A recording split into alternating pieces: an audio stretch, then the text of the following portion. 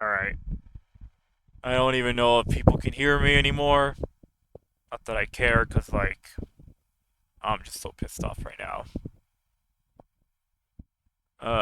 Okay.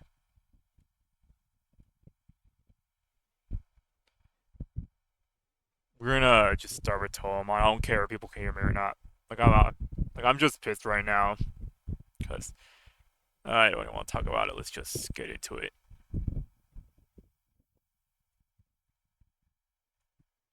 Don't even know if people can hear me at all. Not like it matters.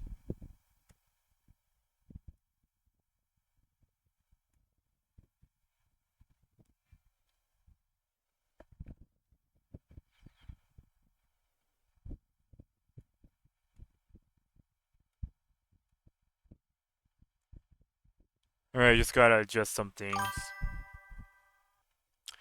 Uh, can you hear me, PK? I don't know if you can hear me because I had to do this multiple times. So let me just send a message if in the off chance. Okay, so I just spent a whole hour and 20 minutes playing Mario Kart World with my mic muted because no one was there to tell me that I was muted the whole time.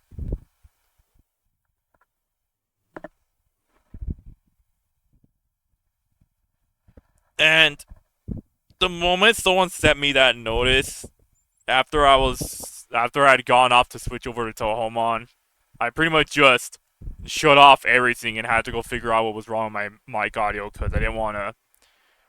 I don't know, like hearing that after spending an hour and a half trying to think about things to say, that sort of thing just kind of. Uh, I would say it pisses me off, but I don't want to let it get to me because then it ruins the whole point of me even streaming this. So I don't want to think about it too much. As long as you can hear me, then that's fine. It's all good. It's not like I really talked about much, anyways, because uh, I think the most I've said from my last stream was how I didn't talk about Mario Kart World as a whole. Not yet. I do plan on wanting to do that eventually. I just gotta try out I have to try out free roam and then a couple of other things, and then I can finally talk about it. But I did talk a bit about what Mario Kart games I played up until that point. One of which was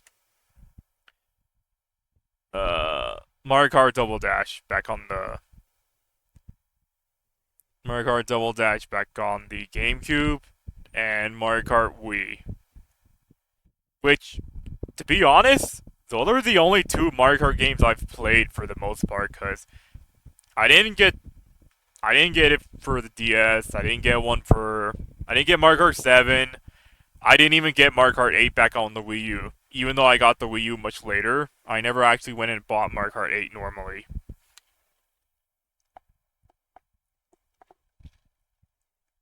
So I did get Mario Kart 8 Deluxe, that much is certain, but I just never played. There's this gap between Double Dash, the Wii, and now where I just never played any other Mario Kart game, and that's kind of interesting on my end to say the least. But all I did back then was I did the rest of Knockout Tour, so that was fun. Um, I was trying to go for the 3 stars on the remaining tracks I didn't complete, and I struggled with one of them in particular because getting first place on all of the checkpoints is a pain when you're starting off because you end up at the very end of all 24 places and you have to work your way back to the top some in some situations a relatively shortish time. So if you don't get good RNG with the items that are given to you, then I don't know, man. I don't know what else. I don't know. What else I could have done at that point. I just ended up getting lucky at it. I will say I'm like the most average of average um, Mario Kart player, so I'm not like I'm not a hyper skilled person or anything. That said, I try my best, and I think half of my wins are off of pure luck. The only other thing I think I said about Mario Kart as a whole was how back then as a kid I was like one of the biggest sore losers when it comes to games like those. Like I make fun of DSP for getting too into a video game for kids, but I was kind of like that back then. So I'm not gonna deny that was like something I did because I really was that type of kid. It took me a long time before I started to mellow out and just start playing things for the sake of playing them. Not so much that I try to prove a point or anything.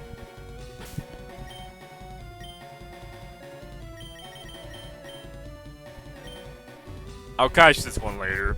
It's gonna take a while with the balls I have.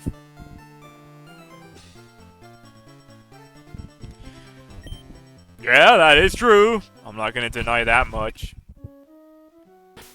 But really quick, I think for now, I'm just gonna go ahead and, I'm just gonna head straight to Cinnabar Island, cause where I am with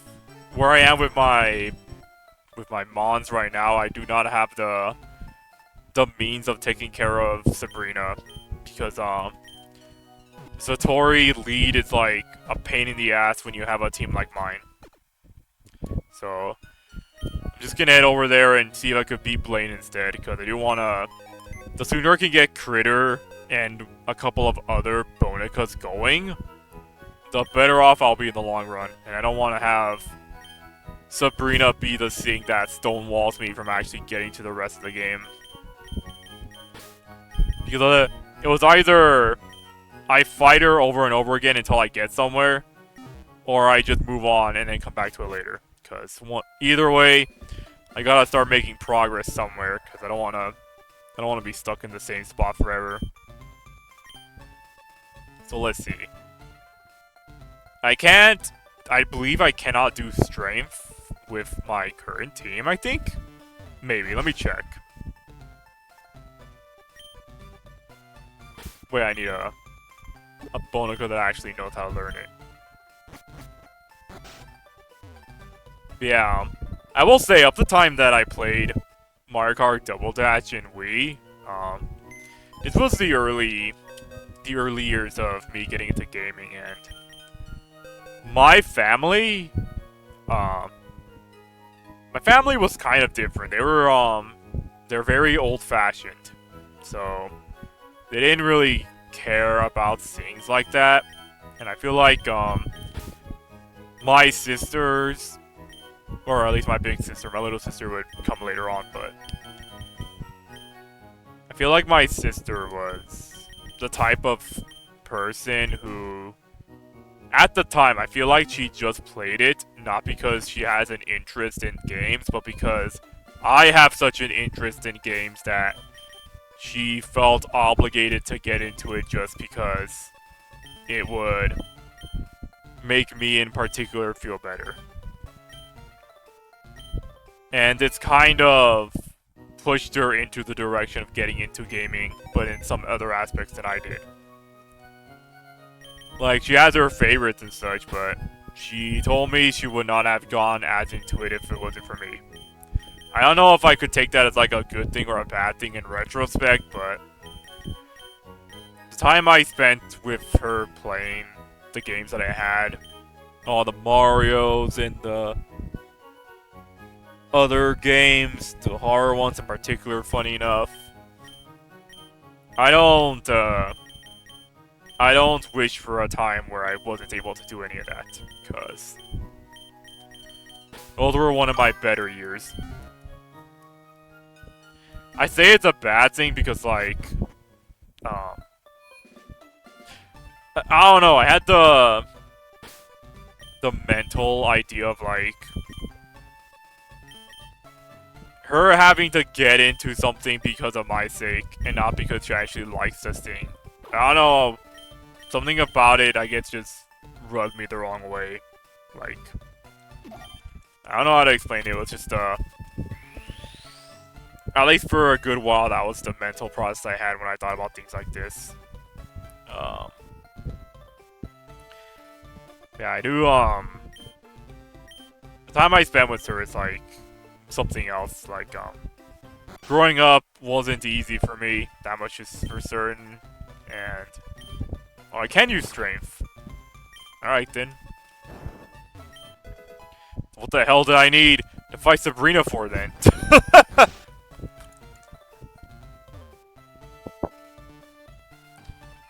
Alright, let's head over to Seafoam Islands, then.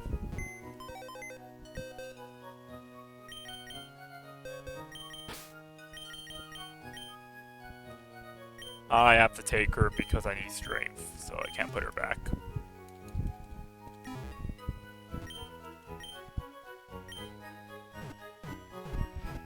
Alright, from Seafoam Islands all the way to Cinnabar.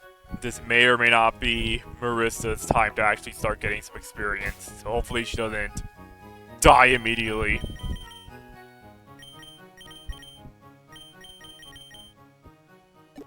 We'll see.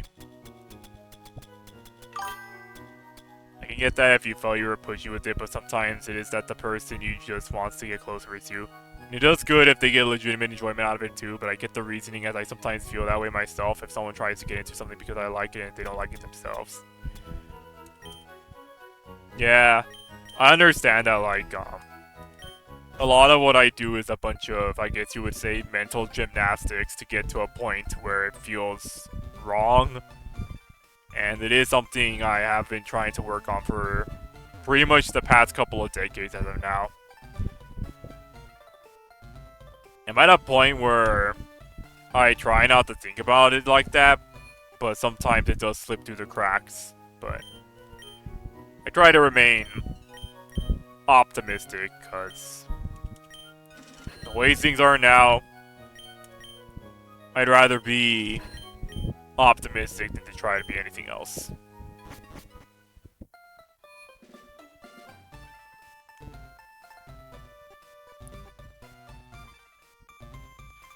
Yeah, it's kind of funny for me to say that though, because like, coming from me of all people, that's like the most unheard of concept if you knew me growing up, because I was always a negative Nancy for a lot of things, and it took me a long time before I got to a point where I just kind of felt comfortable with the way things are.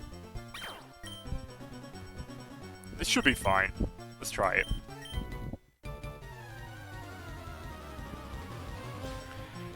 I'm thinking of going for an hour and so before we go to intermission.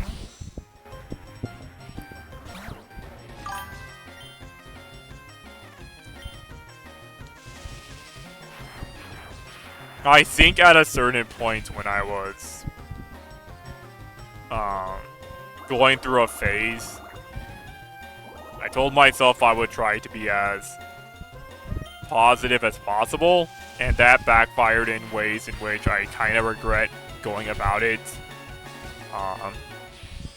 It wasn't even that long. I think it was like half a year or a year after I started being more open on places like Twitter is when I actually started to find a middle ground of where I wanted to be.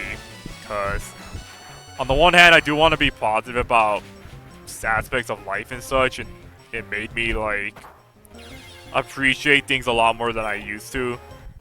But at the same time, I don't want to be too...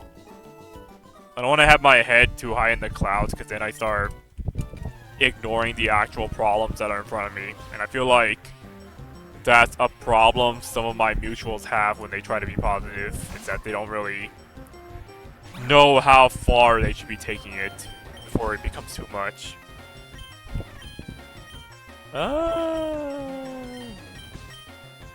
This will probably do.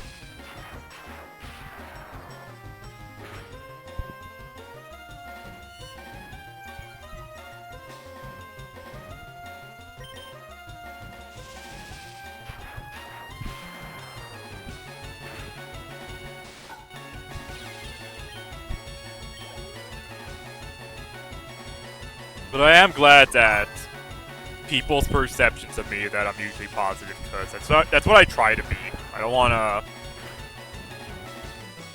try to be the type of person who's very, like, hyper critical or just rude to others. Like,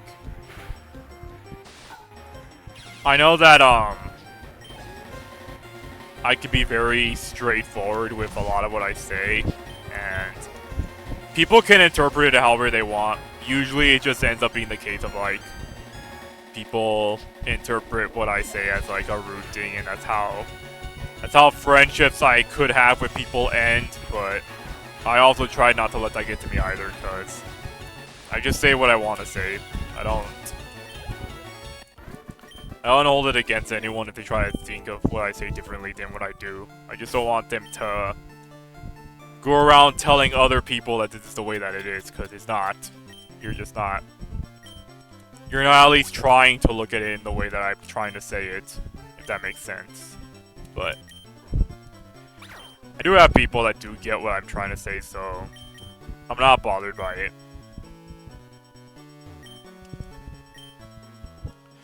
It is true, you need to have a balance, understand the things that are actually worth complaining about and speaking out against. Yeah.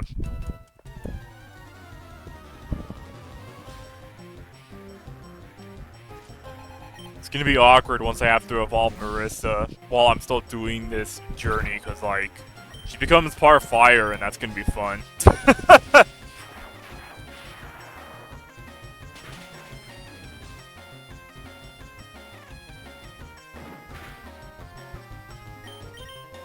Oh, dang. I forgot it doesn't work.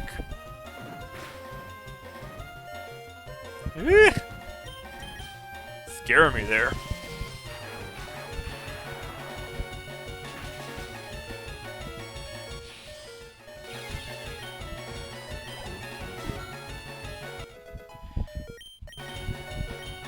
There we go, that's the move I want. This is what I was looking for. So yeah, they actually, in this ROM hack, they actually added Discharge as a move. So it operates the same way as it does in the vanilla Pokemon games, where the attack power is less, but I think it has like a 20 to 30% chance of paralyze. So that's awesome.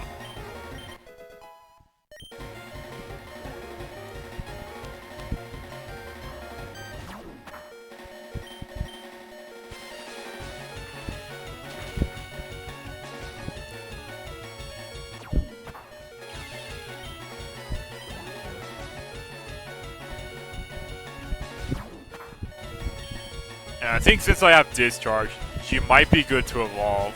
Let me just check my notes.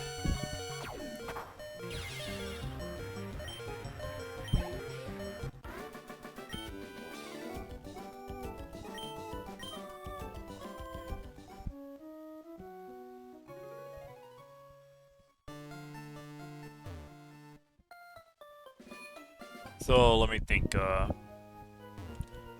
as far as what I have seen so far in the...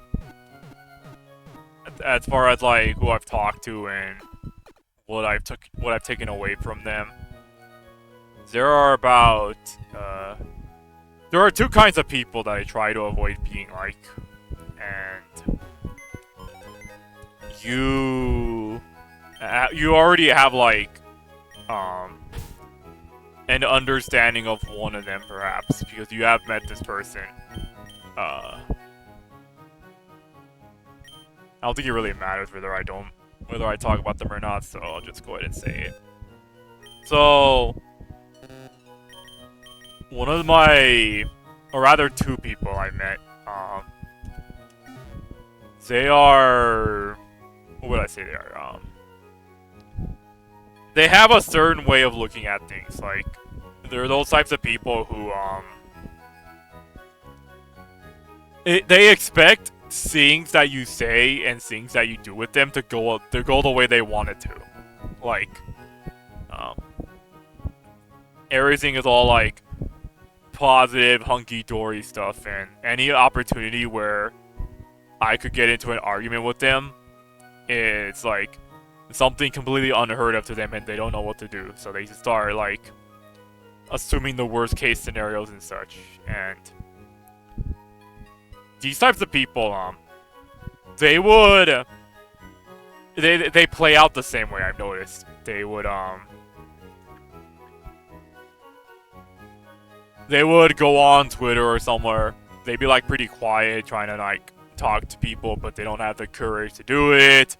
And then I would talk to them, and then it would be like me helping them out and like trying to open up more.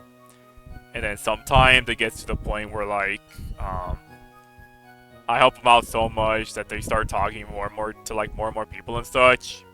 And at certain points, both of them did do this. At a certain point, they do tell me that like they really appreciate me trying to help them out and such, because I talk to them the way that I do. They started opening up and started talking to other people and all that.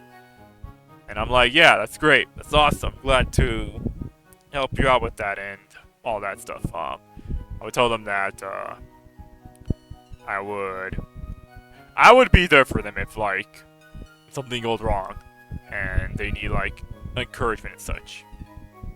So after a certain point, if they start distancing themselves from me, and they would send me less messages, or they would try to be like vague about the stuff they do send me sometimes. And it would get to a point where it starts feeling like I'm putting more effort into talking to them than it's worth, because they're not putting in the effort to talk to me in return. And fast forward to like situations where eventually I would have arguments with them about stuff. They would just kind of, the former just stop talking to me altogether. Like, they don't even bother messaging me anymore. And when my account got hacked and I tried getting people who wanted to talk to me to follow me again on like the Discord account, they were one of the people that never sent me a message back. So that was that. That was like the last time I've seen them. Like, I say that relatively speaking, because I don't block the people I talk to that I have a bad time with, because I just don't see myself doing that. Like, the worst case scenario for me of dealing with a person I don't want to see is just to mute them. Like, I would mute them, and then that's that. If they show up in like a feed or somewhere somehow, then alright then, I guess. But that's all I do. I don't block people. I mute the ones I really don't like, and that's kind of saying something. But I don't block people because I just don't see myself doing that. The latter person did block me though, after a confrontation we had, and it more or less played out exactly the same way as the former person did. So at a certain point, I told myself, alright, it's not worth talking to these types of people anymore. Like, I can't do that. Like, this is the second time it's happened, and I don't want it to be a third time that it happens. Yeah, like, no one actually harasses me, thankfully, but I find that the people they block are usually like people they just don't agree with. That, like, if I had like one argument with them about anything, then they would just block me after a while, because like, I don't know, that's just what they want to do, and fine, could go right ahead, I guess. But like, I don't care if they block me or not, because I feel like that doesn't really do anything for them or for me. Because, like, I don't know. I get the impression that when people block others, I feel like they're gonna hold a particular vendetta against a person that they're not gonna let go of, even after they see them somehow in the far future, and I'm like, alright then. But like, take like my Twitter post for example. I get almost no traction from people at all. Like, the one time I ever got the most hit tweet moment was probably when I posted about getting a Switch 2, but that was it. I would get like the occasional like from the usual people I see sometimes, you in particular as well, but I don't get that type of traction. And I feel like if a person didn't like me that much that they had to block me, it's not like they would see my posts anyways, because like the algorithm is so that it's not like my post ever reaches people anyways. I get like, I think the last time I had made a post commenting about how people can't see my post, a lot of people just say that they don't either see the post or like either people don't keep notifications on for me or they just don't see me on the algorithm. And I kind of take both impressions of like, alright, well, nobody sees my posts. Fair enough, I guess. But like, that, I just assume like, the people who would block me, they wouldn't see my posts anyways. And even if they were to somehow see it, it would be years down the line because of how the algorithm works. Like, the odds of me running into the same person in a normal situation is like non-existent at this point. Like, I don't know. I would mute some people I don't like seeing around, but I would still see them sometimes because the algorithm favors them more than they would favor me. But I don't care because I don't let that get to me. Like, I don't even think about it when I'm reading the initial post. And I feel like more people should just probably be not caring about the people they don't like. Not so much that they instinctively get angry if they like see the person they don't like, because I can't see myself doing that. I can't see myself holding a grudge on people. It's just not me. Even when I was younger and I hated syncs a lot more than a lot more than I do now. Like, I don't see myself holding a grudge. It's just not in me. It's not in my spirit. Like, I just can't. It's I guess just a part of who I am. But so I wouldn't do something like that if I really had something against someone, because like, at a certain point I just stop caring and I move on. That's just how it is. I'm sure like, to those two people who like distance themselves from me, I'm wishing them the best and such, because I always wish everyone the best regardless of whether they like me or not. But I know how they behave from my interactions. I know how they are like. I know how they discuss with people. I don't know if they're like pathological liars or not, because they could very well be lying about a lot of things about what they say to me, but I have a feeling that regardless of where their position is with me, their position as like their character and where they stand, it's gonna be the same no matter what. I don't think they're gonna get out of the problems that they have, because I don't think they're ever gonna acknowledge that they even have a problem. Or rather, they'd sooner surround themselves with people who would... They'll surround themselves with people who will encourage their bad behaviors. Not so much be around someone who would call them out for what they are. Or what they're doing. Because the very idea of getting someone upset is something that breaks their psyche, from what I notice. Like, they freak out the second, like, someone disagrees with them on something. Whether it's me or someone else.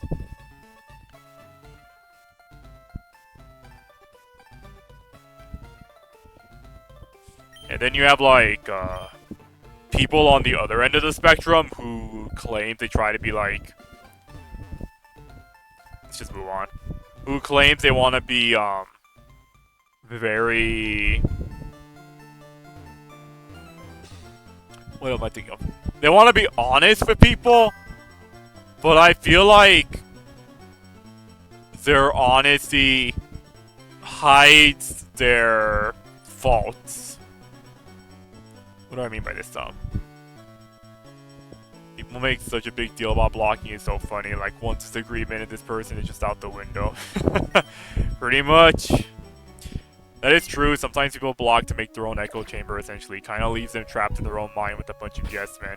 And I feel like that's something I don't want to keep myself trapped in. Like, I do want to branch out more and get more people to interact with me and such, but between the people who are too shy to talk to me consistently and the people who just don't care, I'm kind of just left with like a good 4 to 6 people that do talk to me somewhat, and I do appreciate them for that. You're included, because like I don't really. It's better for me to have like 6 people than to have no people at this point.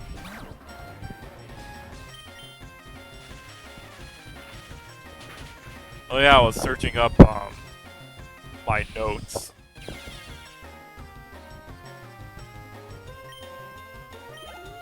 Let me see here while this is going.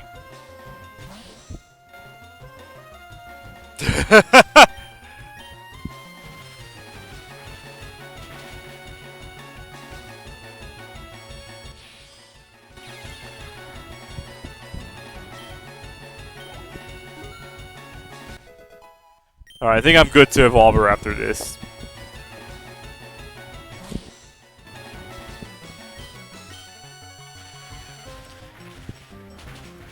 Yeah, I get what you mean. Some people are just not willing to reach out, and it's an uphill battle to keep getting them to talk if they have no interest. Yeah. Like, I get that. Some people vibe better with others, but like, if you're the type of person that would say like how much they want to talk to other people and such and branch out their growth, but don't want to actually commit to the effort to do that for one reason or another, then I feel like there's just a particular problem that you're not addressing.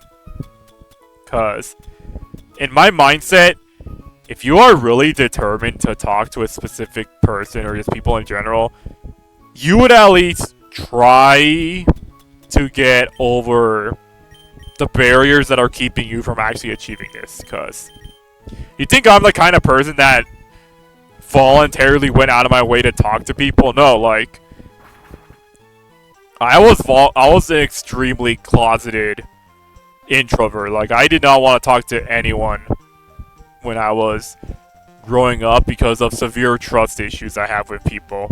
And in some areas, I still have that today. But, like, one aspect of why I managed to get around to talking to more people was because, let me just save right here because I want to get this right. Part of why I got around to talking to more people is because, one, I got a job that put me in a position where I had to talk to people more. So sooner or later I had to get over that barrier anyways. And two, what was my second reasoning?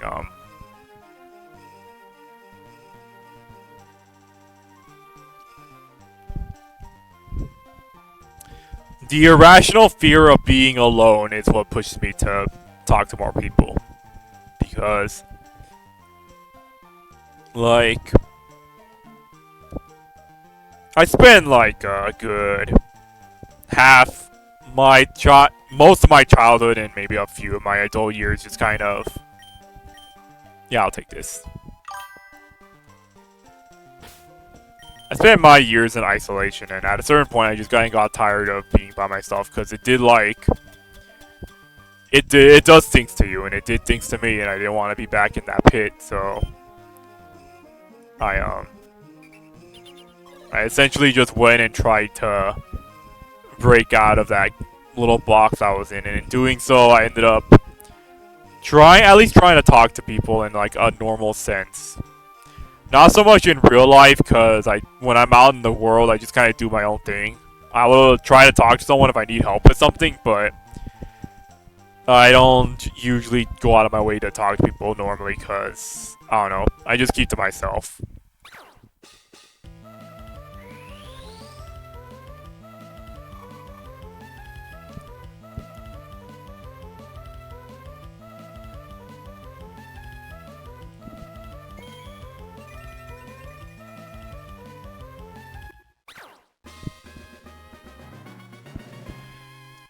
Attack Marissa is not like part of the powerhouse group, but she does fill a gap in my team that I kind of need. So that's why she's here.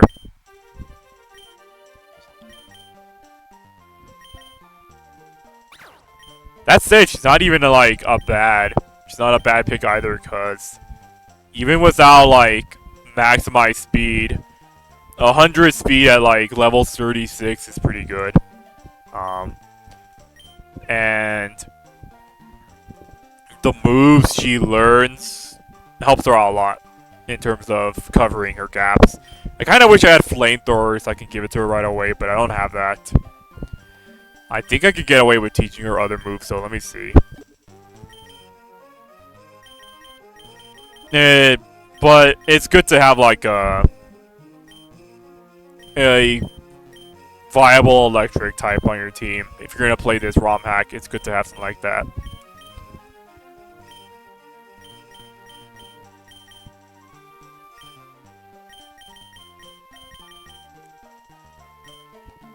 But yeah, at a certain point I wouldn't say I got over my barriers of being more social, but like, I do try to put in the effort to talk to people that I try to talk to. And this is how I found out that like, most people who claim they want to talk to others just don't really do that. And at a certain point I just told myself, alright, I'm not even gonna bother trying to be on the same wavelength as others if they're not even gonna put in the effort to do that after a while. So that's just what ended up happening.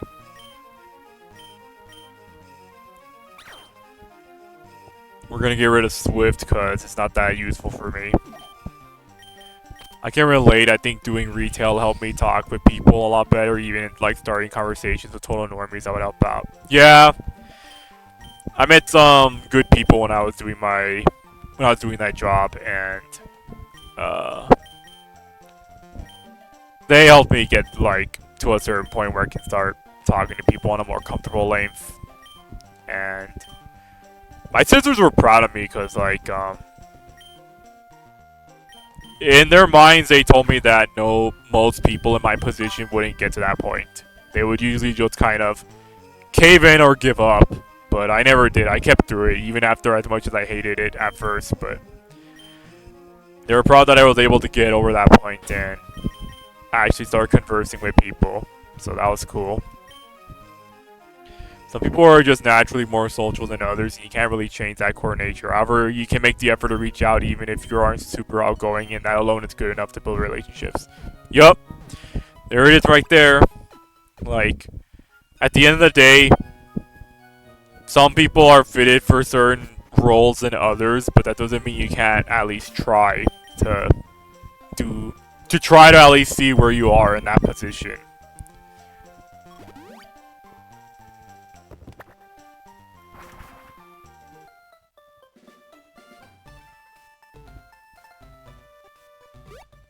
Like, take my friend Spicy, for example. Like, when we started talking to each other in VC, he was extremely quiet about interacting with me directly. And a lot of the discussions we would have mostly happened because of me. Like, I would be the one that would try to break the ice on stuff. And it took a while for him to get to a point, but eventually he started to open up and start talking to me in VC, like, as if I was always his best friend. And he does, like, apologize for not being as fast with discussions as some people could be, and I do tell them it's alright because like everyone has their strengths and weaknesses, and that they shouldn't hold themselves too much on that one, because at the end of the day, he is like communicating with me far more than most other people could, and that kind of says something. And for a good while, I had my assumption that like I'm like a very, I guess you would say, unapproachable person, but maybe that could be the case. But I feel like if people at least try, then who knows, maybe we'd actually get somewhere. And people like you and Spicy and a few others, they at least try to entertain my thoughts, and that alone means a lot, because most people don't do that.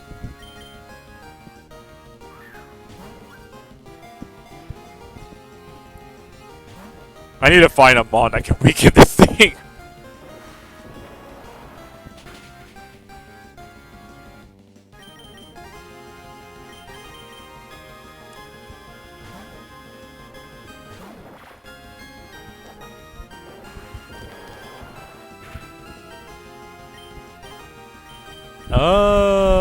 Let's just try this.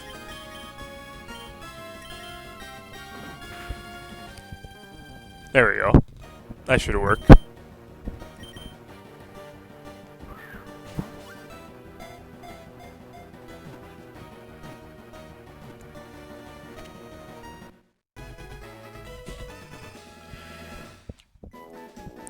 If you're looking for like viable water Bonicas to use in this game, Nitori is not a bad choice.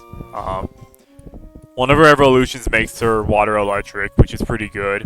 It's a good choice. It's a good option if you don't want to go for something like Star Sapphire, who's water grass, and you need like the extra electric type to cover a gap. She can fill that role pretty well. It's not something I would use directly, but if the option was there and I didn't really have much else to go for, I would go for it.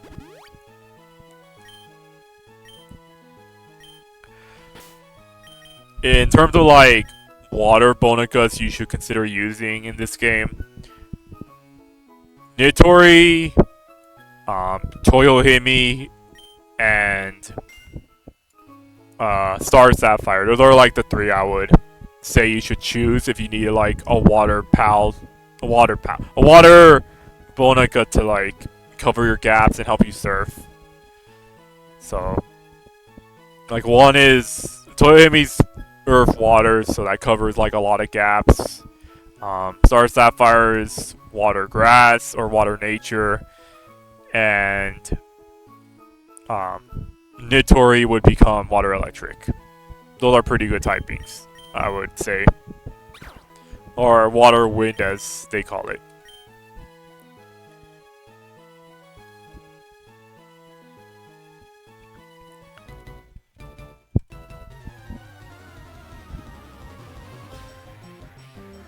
Yeah, the other person on the spectrum of like how far I can take behaving a certain way before it becomes too much is I don't know if you know this, but like I'll just do this once. I don't know if you know this, but I'm not in if you go to like what is it? If you've noticed from Envy's server, you may have noticed I'm not in it anymore. Like, if you go to like the list of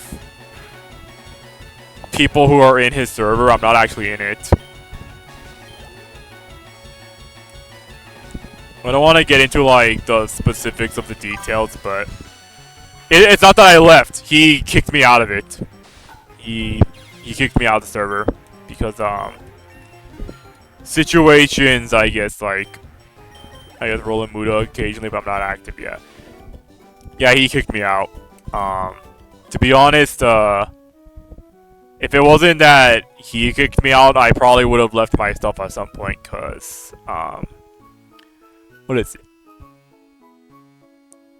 Envy is kind of a good example of a person who's on the other side of what I try to avoid being like, because I've talked to him long enough that I have an idea of who he is as a person, and I even told Spicy this in my own hand time, but like, it's not a sore subject because I don't really care at this point. Like, I don't let things like that hold on to me. Like, if the conversation gets brought up, I'll talk about it freely. Like, I don't hold anything for or against it. So like, I've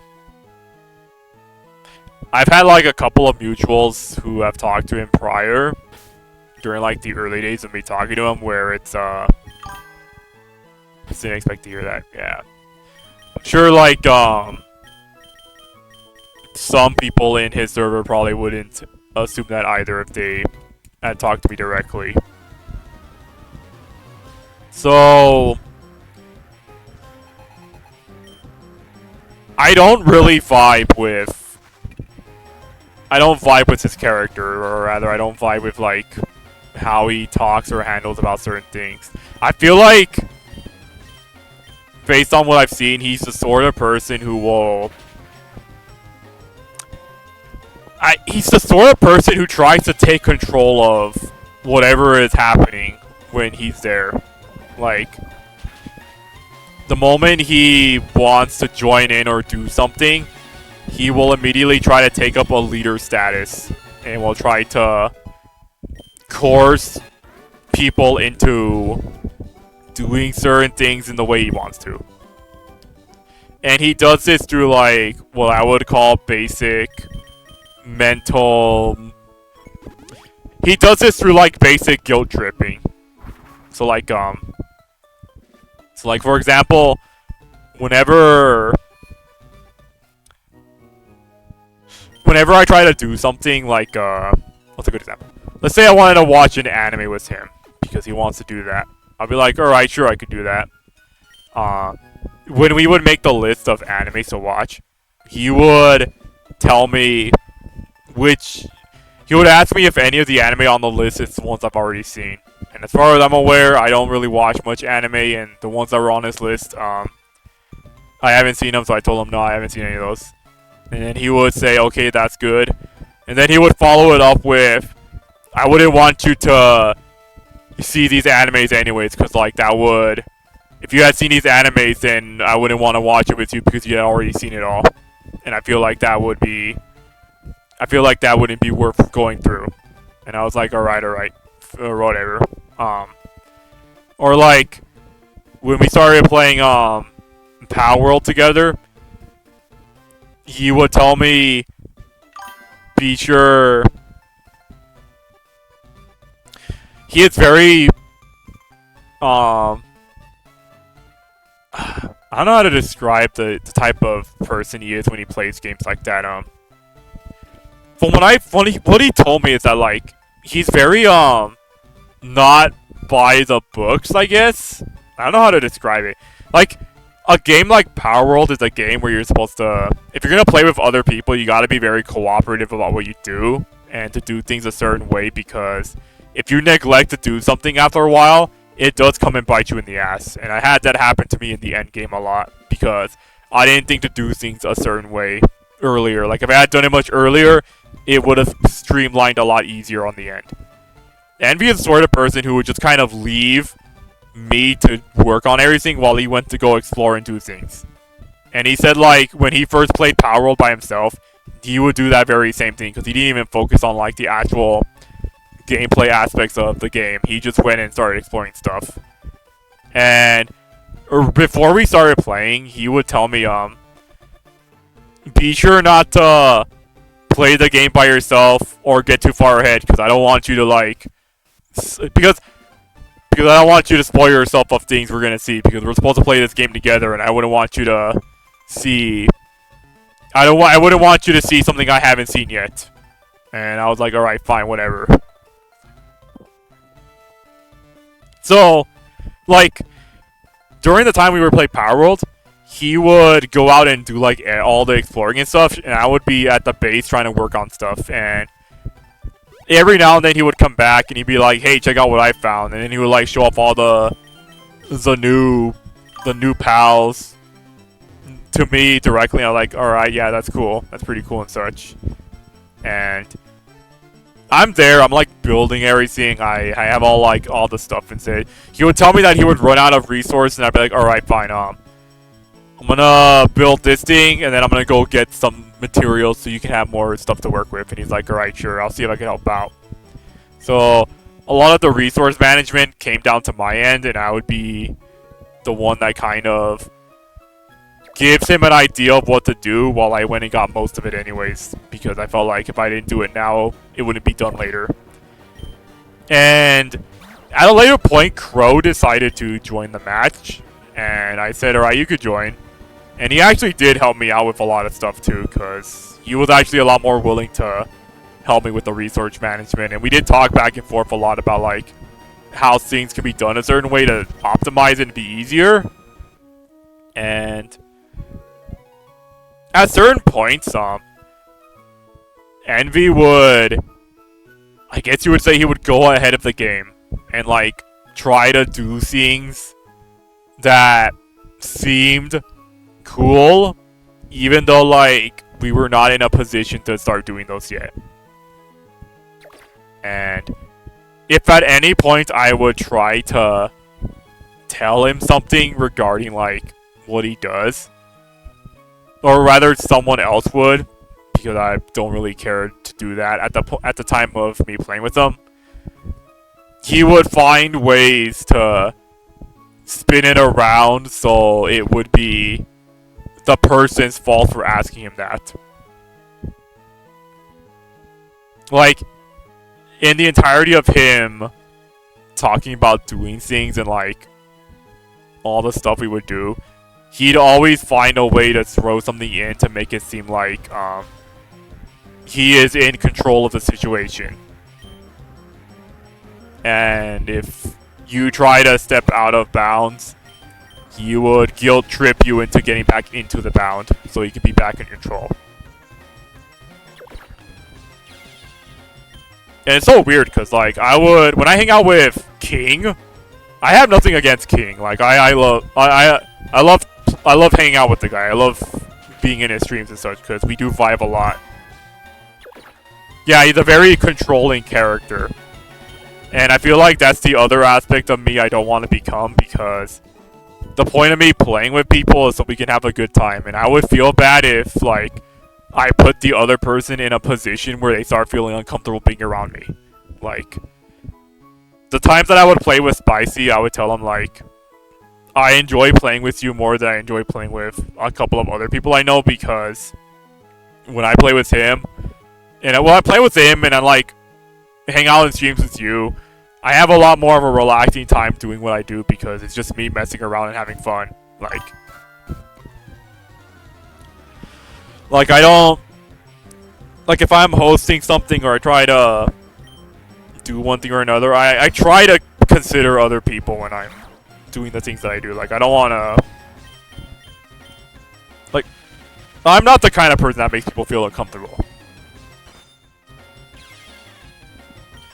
Yeah, that's it's an endless juggle for me whenever I start up a VC stream with someone, but I always do try to keep them in mind, while also making sure things don't deviate too far from what we're trying to do, because otherwise nothing gets done. So, at a certain, so like, Envy will keep doing things that would annoy me a lot because our, what's the word I'm thinking of? Our,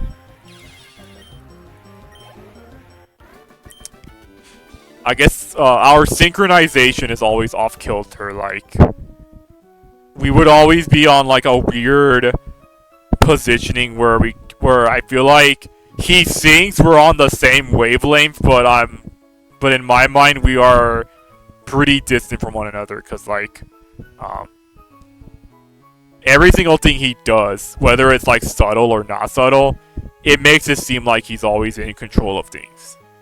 And at a certain point, I just didn't want to keep putting up with it because it started to stress me out a lot. And there was a gap between, like, when I was playing Power World with him and Crow where I just didn't want to play the game anymore. Because at a certain point, it stopped being fun. And it wasn't because, like, we got to the end game and, like, I had to do end game things. Like, I didn't mind doing that. It's just that playing with him made playing Power World less enjoyable after a while. Because it almost seemed like it seemed like I wasn't allowed to just do certain things with him around. Because then he would say something about it.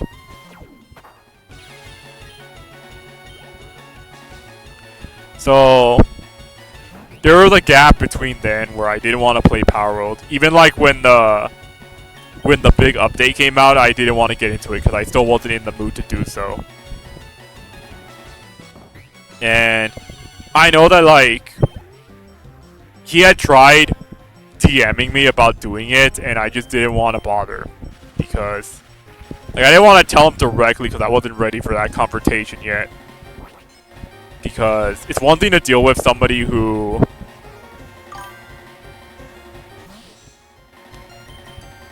Let me think,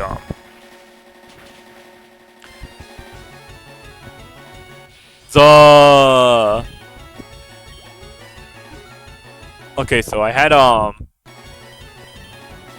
think it was like 1 week after the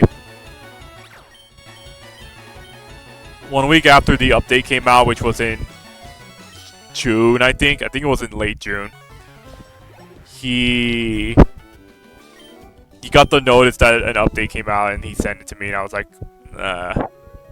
not right now. So, a couple of weeks after that, I got into the mood to play Power World. So, I sent a DM telling him and Crow, alright, it's Power World time, I'm ready to do this.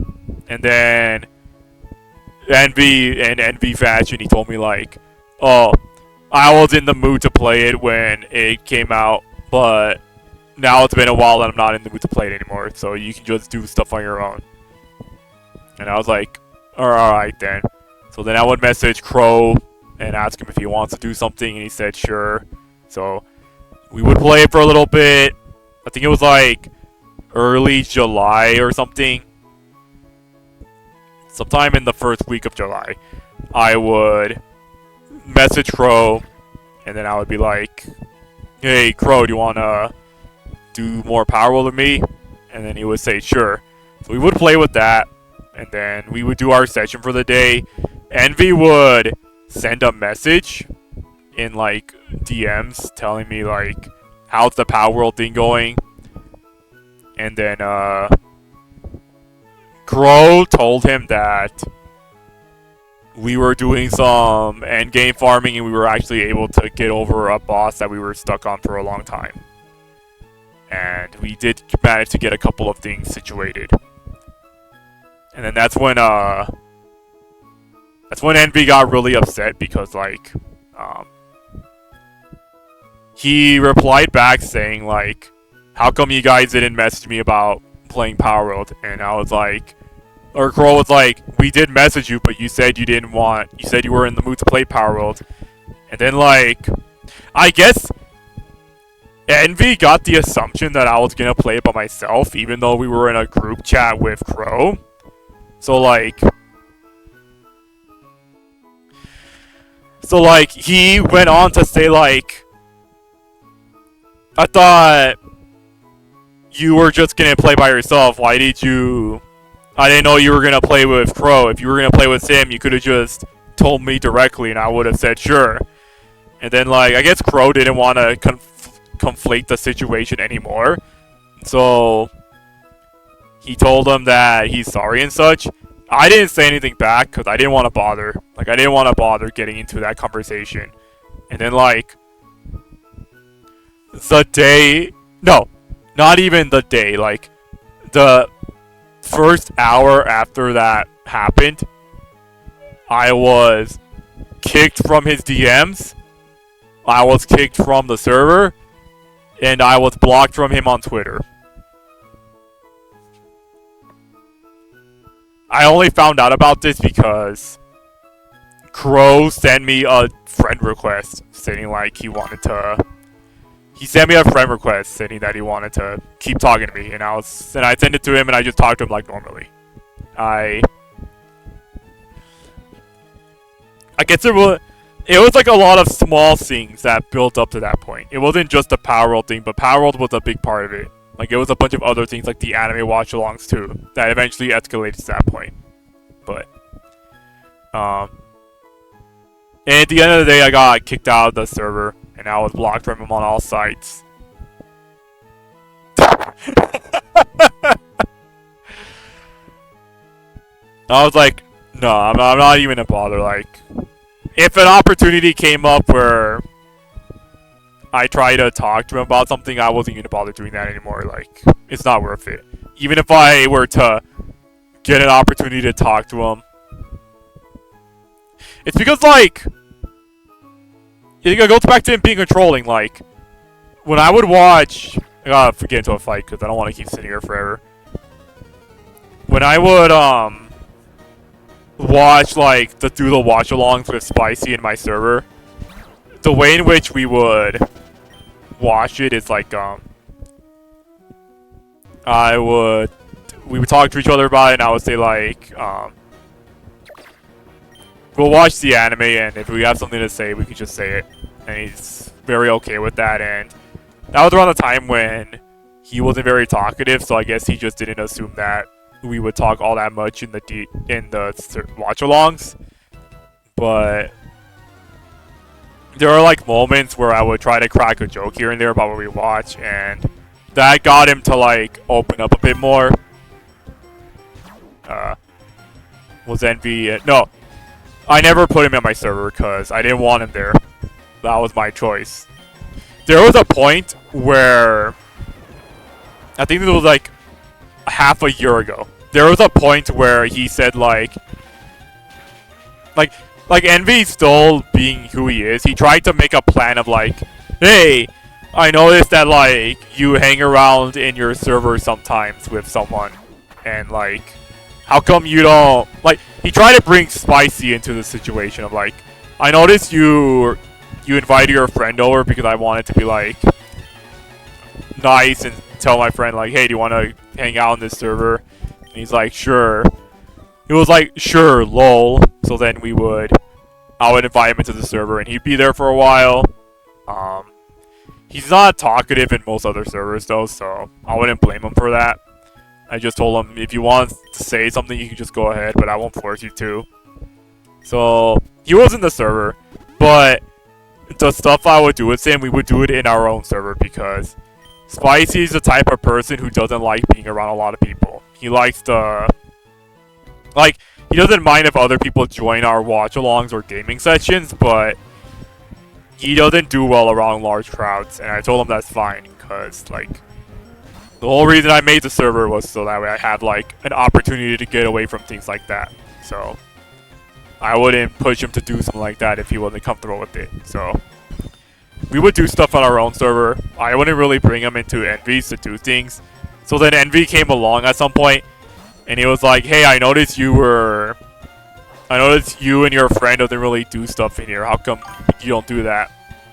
And I was like, oh, it's because, like, I tried to, like, hand wave the situation with something else because I didn't want to talk about, like, his own personal things to other people. And at some point, Envy just said, like, you know, what would be a great idea? We should try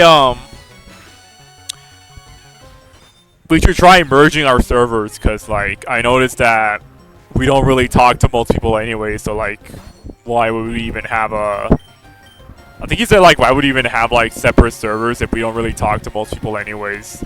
And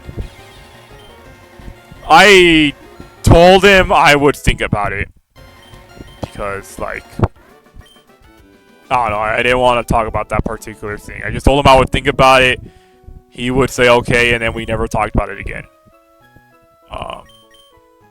Incidentally, I did talk to Spicy about, like, a possibility of that happening, and I told him that, like, when Spicy asked me directly what I was gonna do, and I told him I wasn't gonna do it because, like, I prefer my privacy.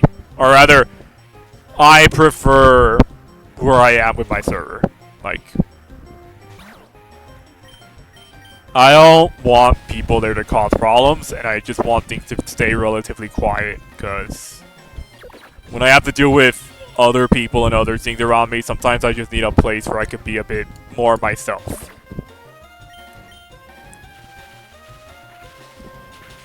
So, I never went back to Envy about that, but like, he did try to push me to... Yeah, he did say he was going to try to do that with my server and yours. And in some ways, I am glad that never went anywhere. Because I just know it would not end well if we ever did try to commit to something like that. So, he kept trying to push me to make my friend talk more in his server, and I was like, if he wants to do it, he'll do it, but we'll see what happens. At a certain point, Envy wanted to clean house and get rid of people in the server who weren't really talking there at all. Like, he only wanted to keep the people he knew he would talk in the server, so...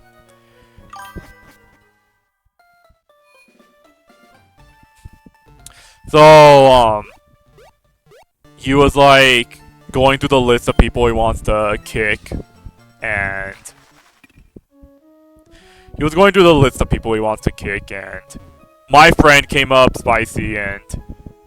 He asked me, like, what I saw, and I said, you can get rid of him if you want. And I said that on the assumption of, like, Spicy wouldn't even notice, because I don't think he really interacts with most of the stuff he's in anyways. I think it only took a week after he was kicked out, when he had asked me what happened. And I told him, like, oh, you weren't really talking in that server, so the server leader kicked you out. And he said, oh, oops. He just said, oops, lol. And then we just talked about other stuff instead. He did say sorry about that, and I said, nah, it's fine. You don't have to worry about it.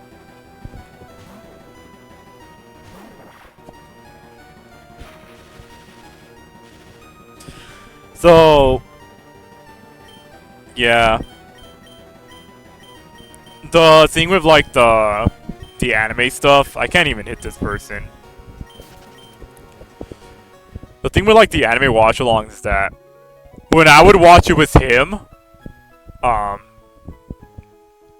the very first thing he tried to establish before we even did it was, you a trainer? No, you're not.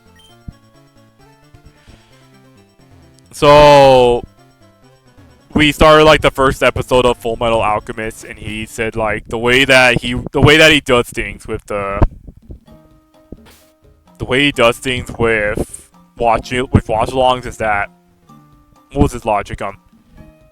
What we're gonna do is, we're gonna watch the episode, and we're gonna stay quiet the whole time, because I want you to, like, pay attention to what's happening in the episode. And when we get to the end of the episode, I'm gonna ask you what your thoughts are on the episode. And he did try to say, like, if you do have something you want to say, you can go ahead and say it, but, like, I do want you to stay quiet throughout the whole thing, because I want us to, like, pay attention to what's happening in the episode. And, he tried to explain this as, like, because, he found that when he would do watch-alongs in his server with other people, he said that those people would be so noisy that he would not be able to pay attention to what's happening in the episode. So, when he's watching it with me, he wanted us to stay quiet so that we could watch the entirety of it. We could watch most of it with, like, little conversations. And the whole time I was like, alright, fine. We can do that. So,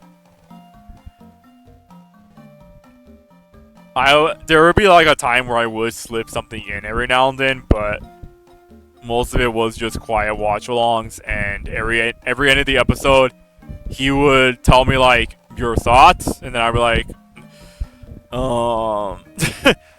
it's hard for me to think of something when you're putting me on the spot like that. And I'll try to like get something very generalized out of the way before we move on to the next episode. Like, I thought it was alright, or I thought like this thing was nice, or I liked how this thing went. I never really went into full conversation mode with him about like the episode I would watch, because it's hard for me to think about stuff like that on the spot. Here, let's solve the Seafoam Islands puzzle. And it's a different case with like something like when I would watch it with when I do watch alongs with Spicy, because what's that one anime we watched? We watched Serial Experiments Lane the other week and a half or so, and that whole time we were watching it, I got into conversations where, like, Serial Experiments Lane is an anime that makes a person kind of just talk about aspects of what's going on with the real world and the internet and such. And maybe like half of all the conversations I've had with Spicy while watching that series was just 30 plus minutes of me just rambling about internet series and like real world consequences and all that stuff with him. And I was in the zone. Like, I was going so far into this kind of thing that we only ended up watching 1 or 2 episodes per. We ended up only watching 1 or 2 episodes per day, or a couple of days, because of how much I would get into the topics of internet theory and such. And although he doesn't really get a lot of what I said, he at least does listen to, like, he does tell me, like, he at least tries to listen to what I have to say, and he does kind of get what I say after a while, because I have a way of, what do you say? He told me I have a way of explaining things that even he would understand, even though it sounds like super complicated outside on the surface of it. And I was there, like, making, like, I guess he had a belief of, like, because we were talking so much, we don't really know what's happening in the episode, but I told him it's fine. I'm actually paying attention to what's happening. I think, like, what's happening is like this and that, and I guess like the way in which I told him that, he told me like he had assumed I either like read a wiki or saw it somewhere else, cause not in the sense of like I saw this before we watched the stream, more like the level of detail that I noticed from watching an episode or two makes it seem like I already know what's gonna happen next, even though I've never seen it. And I told him, like, it's not like I predict what's gonna happen next, more so that I have a good idea of where something could go based on what I've seen. And I could always be wrong, and in some of the cases of watching the later episodes, I was incorrect. But I told him, I will never be fully right about my predictions, but I will always be close to it. Usually, like, it takes, like, something of a twist to get me to think about it differently, but I'm usually on point with my general idea of what's happening. And Spicy did tell me that was pretty impressive, and I thought that was nice for him to say.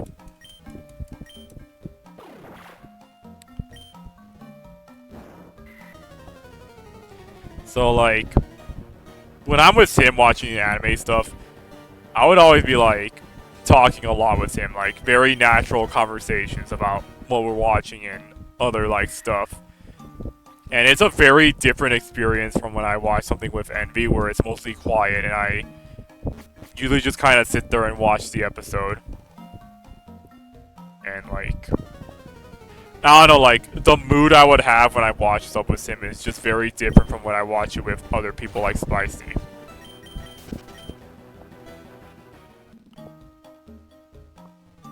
And I won't say that, like, that got me stressed out, but it made watching some things with him.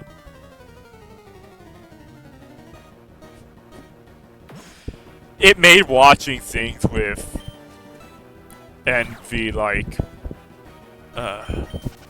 it made it feel boring. Like,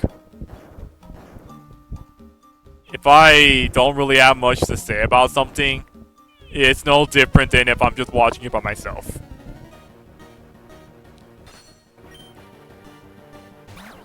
So that was like the mental approach I had. And he had like his list of anime watch-alongs is he had like the big stuff in there too. Like he threw Naruto, One Piece, Bleach on there. And I was like I told him I was the type of person who like doesn't like watching really long stuff cuz I feel like that's a big amount of time and commitment to something I don't know if I'm going to be that interested to watch to the end. Gonna save right here. We're gonna see if we can catch this. What time is it? Or how many? An hour? Yeah. I'm gonna see if we can catch this. If I can't, then I'll restart and then we'll go to intermission and watch some TSP. But so, like I don't know, like a lot of the experience I have hanging out with Envy is less fun over time than I had with other people in his own server. Like, even I have more of a fun time with his brother than I do with him. And I just kind of started to notice that after a while, and that's where things started to drift.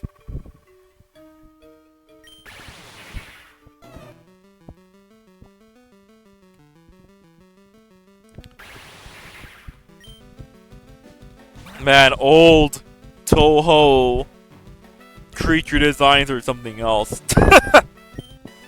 Let's see if I can catch this in a reasonable time frame.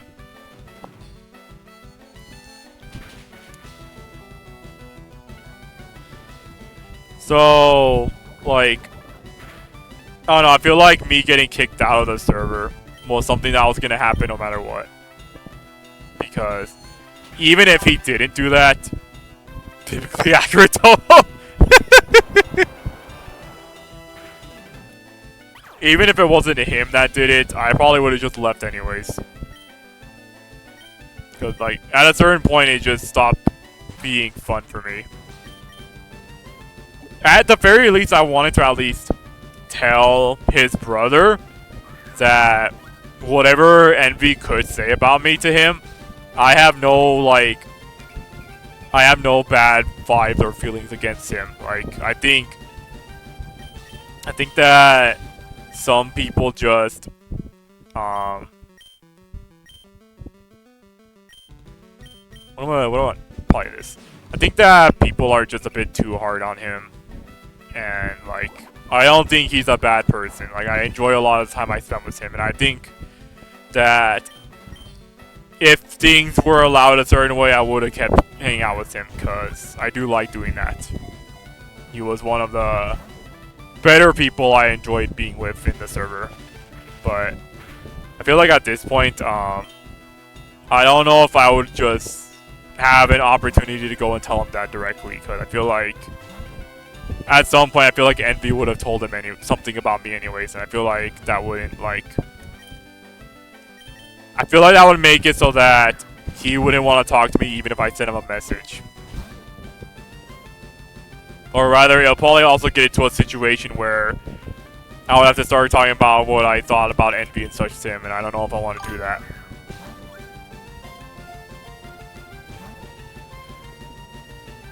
Yeah, like, I told Spicy this too when he was having a problem with someone else. Just because, like, a person doesn't, like, there's a saying, the enemy of my enemy is my friend. And, like, just because the person you have, like, just because the person is friends with someone you don't like, that doesn't mean you should just cut off that person entirely just by mere association of someone else. Like, I get that, yeah, I did see that. Like, I'm not surprised that he would. Like, I had a I had someone in a DM told me like, what was it? He wasn't really talking in that server, in Envy server, as much as like, he wasn't really talking in that server as much as he initially was before. And Envy noticed that that guy had blocked him on all of his accounts. And oh hey, I caught it. That's cool. So I went and talked to him because Envy told me like, hey, you should go and talk to the guy and see why he blocked me and such. But try to do it in a way where it doesn't sound like it was me asking you to do this. And I was like, fine, whatever, I'll do it. So I went and talked to him in a separate DM. I asked him like why he didn't really want to hang around the server as much, or why. I think I said it like, hey, I noticed that you're not in the server anymore. How come you left? Or like, I noticed that you weren't talking around the server. How come? Or why is that? And I try to be very nice about the way in which I said this, because I didn't want to ask personal things unless like he himself wanted to say something about it. So he said like he had left because of Envy, more so than anyone else. And I asked him like what happened, and he pretty much told me essentially a similar thing to what I had told you regarding what I thought of Envy. And this was way early on with my interactions with Envy, and I thought like I had told Envy at the time that like some people will get upset about you because of the way in which you behave, or the way in which you tell people like the truth about some things or other. But I feel like I don't see it as like you being harsh. I see it as you being honest. That's how I interpreted it at the time. I feel like if I had the power to do so, I probably would have said something very different because of the circumstances, but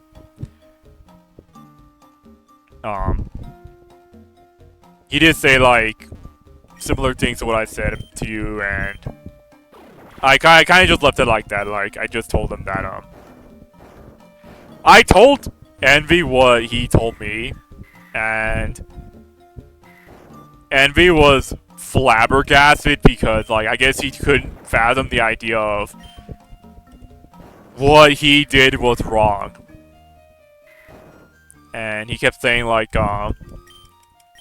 he kept trying to reassure himself that what he was doing was, like, the good thing and such, and that, he doesn't get why the guy was upset about him, about the way in which he... Yeah. Is there even an item here? Probably not. Alright. He couldn't figure out why he blocked him entirely, because Envy did say that he is the type of person who would talk to someone if they noticed they were having issues with them. Yeah, I gotta go heal up, but I'll repeat again that like back then he said like he's the type of person who would talk to someone if he was having an issue with them. Before like anything else, like he adamantly said that he wouldn't go out of his way to block someone if just because of like reasonings that even he didn't get to hear. Like he would have wanted to hear it from them directly before doing something like that.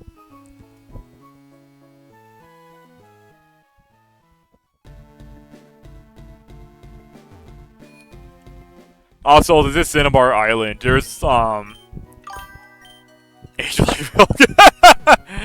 no kidding, man. Nah, but I did say that, like, he has a way of trying to make himself look like he's the top dog of things, and that he's always, like, morally correct about the stuff that he says, and I don't know that. But I just couldn't anymore. So, Cinnabar Island is kind of neat. They changed one aspect about this in the ROM hack. You see this guy right here? This is the actual Cinnabar volcano. So like, isn't it weird how in the original Fire Red Leaf Green, there was never a volcano in sight? It was just something that was implied from like secondhand dialogue and such. The ROM hacker made it so that the volcano actually was here and it's something you could visit in the post-game. And you might be thinking, it's a neat detail, so why would the ROM hacker include this sort of thing? You'll see later on.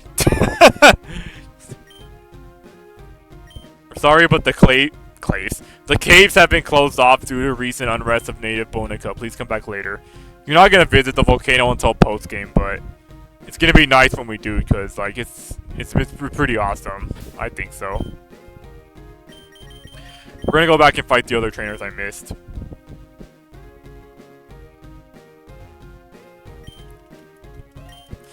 Yeah, Envy did tell me like the Muda thing. Like, what did he say? So apparently, like, he and his brother had a confrontation with someone about the Muda thing where, what was it? So he tried to, I don't know if it was him or if it was like the person he was talking to. Either way, one of them talked to the other person regarding like a character from the Muda thing. And I guess like the way Envy framed it was he tried to offer that person like he tried to offer them like a character in exchange for the character that he wants. And it's supposed to like the character he offered was someone that they liked, and the other person was like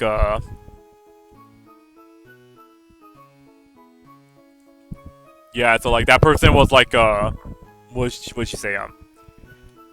No. She said no, I'm not trading for that. Like I think it was Envy wanted like a higher tiered character, like one of the more popular ones from that person, and he tried trading a character that was her favorite, and she said no, I don't want to.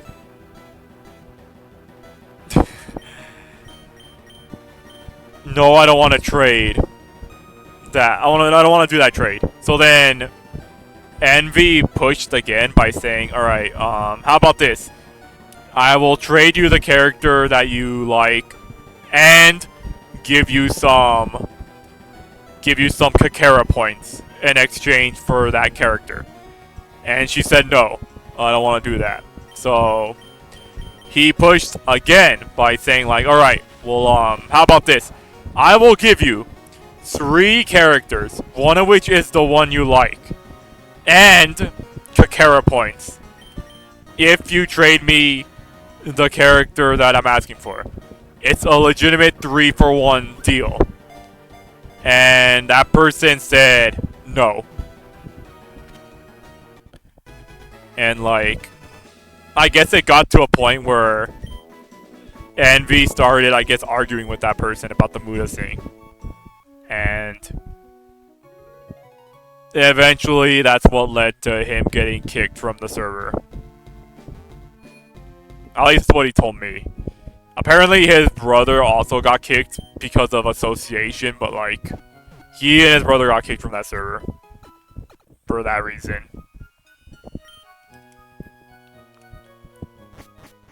He told me that like, the way in which that person handled the Muda thing, she had it designed in such a way where it's like very hyper specific on the rules and such. Yeah, that's essentially his version of how that went down. So like, he told me that that person has a very strict rule set on how the Muda thing works. So like,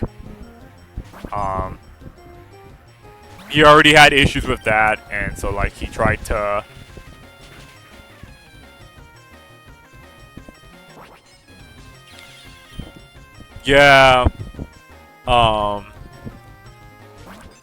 I think I had said this in like way early on with the Muda things and your server at one point, but it is just kind of interesting how some people take something like the Muda system a bit too seriously. Like, this isn't like a... It's not like a gacha multiplayer game where... Yeah, she was very rules for Z, but not for me approach. It was annoying. She would defend herself so hard that people brought her up her pocket. Yeah, those are the type of people I try to avoid when I talk to them, because it's one thing to talk to a brick wall, it's another thing to talk to someone, a brick wall that talks back. Because, like, they're not gonna actually understand the issues at hand. They're just gonna keep buckling down hard enough until people eventually give up or move on or just forget. Almost everyone in that server dropped Muda by now. It's her and like 2 other people playing. I would assume as much, because I probably would have done the same. Heck, I kind of just did that for some of the other Muda stuff I was in from other servers, because I just never got around to it. So, not gonna lie, like, hearing him talk about the Muda things is interesting, because that was another thing I had an issue with him regarding the Muda stuff. So, for a while, every time I dropped it, but I'm still holding all the characters. Oh, man. So, what's a good example of? Okay, so, the way in which we did things in I own Rixie in that server, based. So based. If only you could have her in your server, but it looks like the algorithm in your server does not like you, apparently. It's just not fated to be, man. You'll get every other Trails character, but you won't get her. This is sad. Bro, she's not dropping. Oh, man. So, let's fight this guy. Oh no, I already fought him. She's trolling, playing hard to get.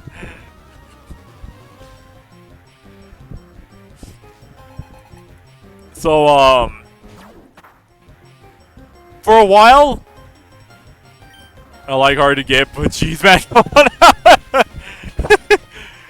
come on, PK needs a win for once. So, we would, the way I would do the Muda things is that, like, if someone gets a wishlisted character that I claimed, I would just give it to them. Like, I wouldn't ask for a trade, because I don't know, I don't see myself doing that. Usually it's like, Thunderbolt? Nah. Maybe if they, like, offer a trade, I'll be like, sure, we can do that, but usually I would just gift it to them, because I don't hold that thing a bit too seriously. Like, if they ask for it, that's cool. I'll give it to them. So, that's something I've always done. And I noticed a couple of other people did that too. In Envy server, at least. So, I would give away the characters I get that were wishlisted from others to them. So, like, one day, Envy would, he would get a wishlisted character that I had on my side. And prior to this, I had told him that, like, I don't really do the Muda things anymore because, like, I noticed that anytime I would anytime someone would get a wishlist character from me, they would always ask me to trade something for them in exchange for it. But whenever I would get a wishlist character for them, they would always tell me, alright, I'm ready, you can give it to me. So I told him that, and then he was like, that sounds rude, like,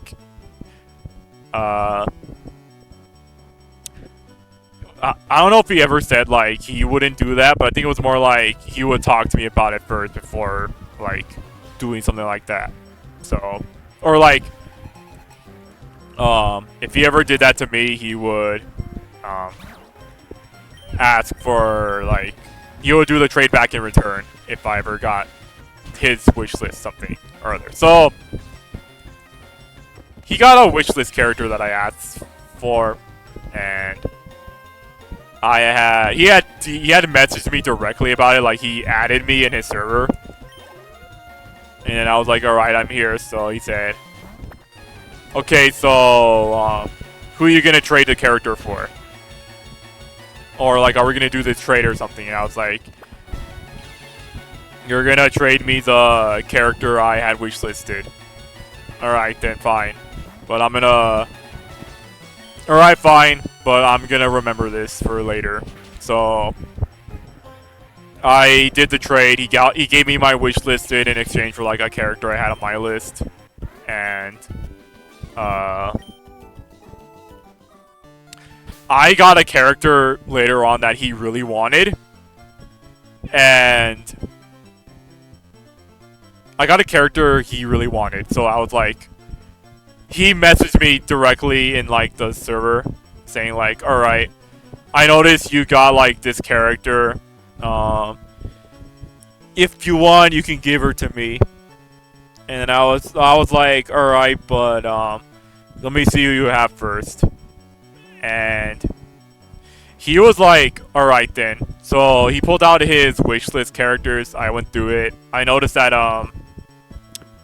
okay, so this part kind of pisses me off. So I noticed that like he had Ryza in his wish list because like I guess he just wanted to pick her up.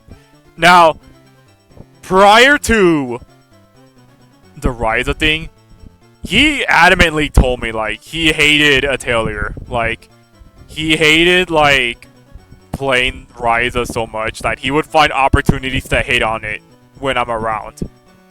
And he would say this consistently throughout the entirety of me, like, talking about certain things or other. And, like, it would be an opportunity where I would even bring up the game. Like, I would talk about Atelier as a side thing, but then he would bring up, like, he would always find opportunities to dunk hard on Atelier Ryza as a whole. And I was like, alright then, fine.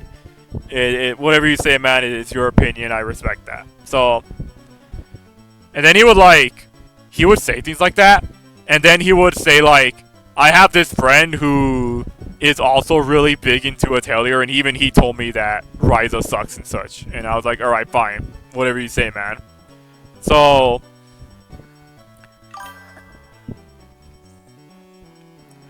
like, he had the character. And I was like, alright, well, I'll trade you the character you want in exchange for Ryza.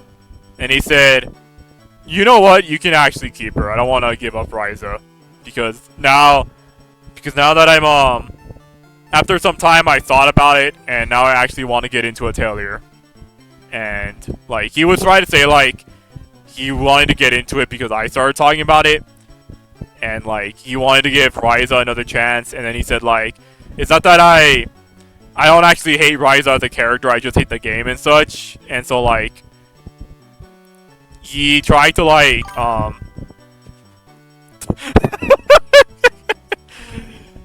he kept saying a bunch of things that, like, at the end of the day, it was just him not wanting to give up Ryza. And I was like, alright, fine, whatever. You know what, fine. You could keep her. So then I tried to ask for someone else, and he was like, no, I don't want to give up this character instead. Because, like, this and that, and, like, I was like, alright, fine. You know what? I'll keep the character then. If you think I can keep the character, fine, I'll keep it. Like, I don't care. So, so then he would do that. And then, like, I would get another character he really wanted later on. And then he would at me again, telling me, like, I am open to trade with you because, like, you got another character I wanted. And I was like,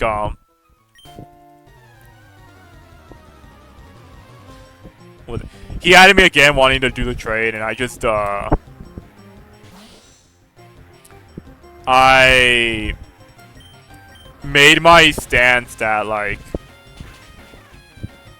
wait, no. What was it? Like, the character I got before, like, I guess it wasn't good enough to give up Ryza, but the character I got this time was popular enough for him that he is willing to give up Ryza for.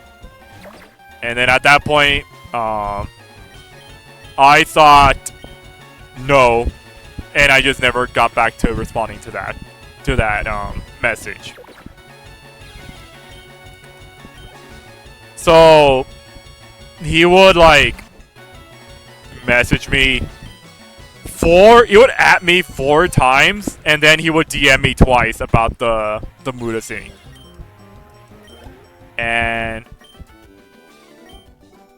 at that point, I didn't even want to bother addressing it, because around that time, I just told myself, you know what, I don't want to do the Muda thing anymore. I'm done with it. And I don't know. I muted the Muda stuff, and I just never went back to it. And like, every now and then he would keep like, I think like at one point I got a wish listed character from someone that Mia wanted, and I claimed the character, and I was like, hey Mia, you want this character? I think at one point she actually did answer back after all, and she said sure, so I gave her the character. Envy tried to come in and started asking like for the characters that I had that he wanted, and I just didn't want to bother with that because I didn't want to go through that whole like mental gymnastics again, so I just never bothered to reply to that again.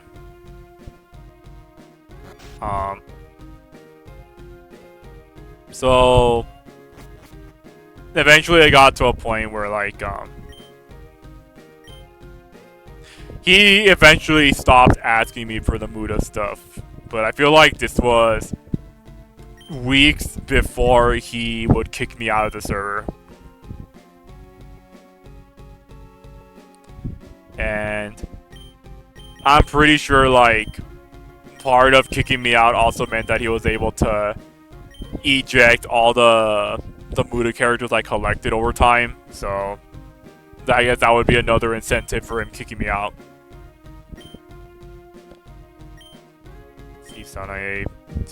Oh yeah, so about the Cinnabar Island thing,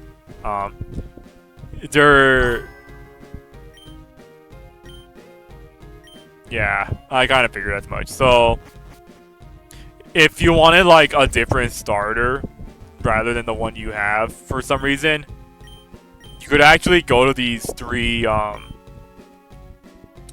the 3 trade partners that are in this building, and they'll actually trade you the respective starter type that you missed, in the off chance that you like have an extra of the one you already have. So like that would be one way of how to get the Bonacas that you wanted to complete the decks for. Here, I got some fossils for you. Yeah, go ahead and take it.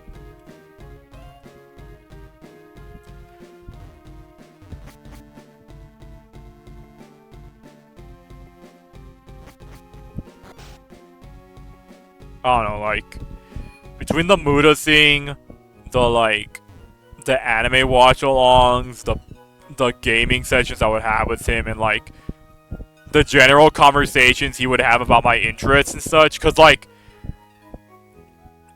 early on, Envy would make it very abundantly clear that, like, he would say something that would be along the lines of, oh, the people in this server don't care about, like, the people in this server, we don't care about Atelier at all, because, like, Atelier is such a niche series, and, like, no one here plays it, so no one would bother talking about it. But you know what they would talk about? They talk about trails, so you should get... whoa, calm down there, game. Wait. That was weird. I think my controller started drifting again, but... He told me, like, the interests I have, no one would care about them. But you should hop on like these other interests instead because these are the ones we're talking about.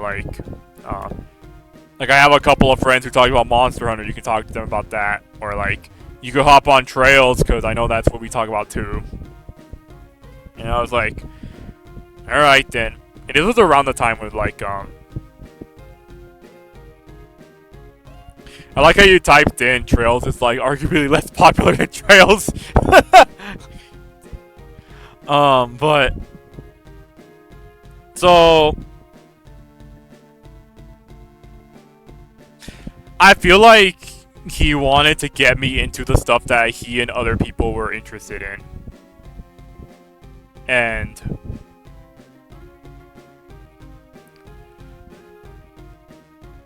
I don't know. At some point, it just stopped feeling like I could be more like myself and started feeling like I had to be like someone else. And that just wasn't going to be the case. I couldn't do it. Atelier at least got someone known due to Ryza ties. I feel like Atelier Ryza was like a big factor in how... I'm going to create a save right here because we're going to go into intermission. Because I need to take a break from all the talking. Even though I'm pretty sure I'm going to talk even more after this. Alright, let's go to good old DSP, see what he's up to. I'm sure everything's going well with Sam. I might put on Donkey Kong Bonanza depending on whether I want to see that or not. Because I do want to at least try to get a bit into the game without knowing about it.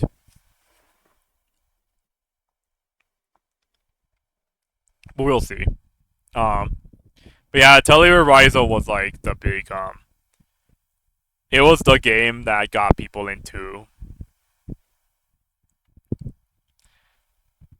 It got people into the series, and I am kind of proud for that because like to get a game like that to reach out to even the mainstream in like maybe a handful of situations, that's kind of an impressive feat for a series that niche. But at the same time, like I have my own issues with that idea. Not like issues with the game itself because I have to play it before I can make an opinion on it, but I have issues with the idea of like making a game that caters more to like generalized audiences rather than the games that are meant to be designed for. But I feel like that's a topic that I will have when I'm ready to have that discussion because I'm not at a point where I can criticize modern Atelier games until I play them. And I am kind of working towards that point. But I do have things I can say about Ryza, and I do have things I can say about the other games that came out after it. So it's gonna be the topic of all time when I actually get to that point. And I feel like almost no one is gonna care about it, but I don't care because I feel like if I can get it said or written down somewhere, then that's good enough for me because then I can actually keep that in hold in the off chance I ever need to go back to it. But based on some consensus I have with someone like Spicy, it feels like my thoughts on it might not be entirely out of the norm.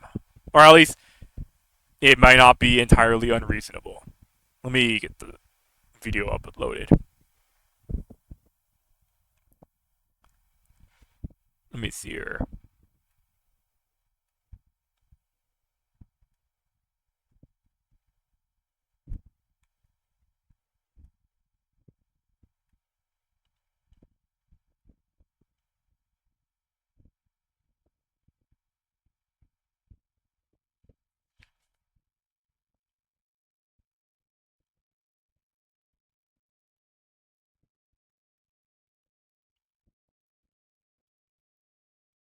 Dude, I need to get like if I'm gonna be playing Mario Kart World, I have to get into DSP's server if he ever starts streaming the game, because like, I need to have an opportunity where I can show up in one of his clips of me just dunking on him somehow, because that'd be the most legendary thing I can pull off if I could even get that to happen.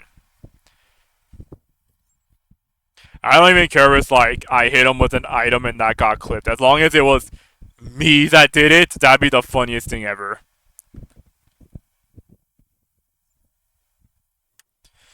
Here, let's get this going. And ATSP reaction speak. Oh man. But speaking of Mario Kart, he's still at it. Like I have a feeling he said at one point he was done with Mario Kart, but I don't know, man. I keep seeing like clips of him playing it, and I don't know if he actually got over it or not. We'll have to see at some point.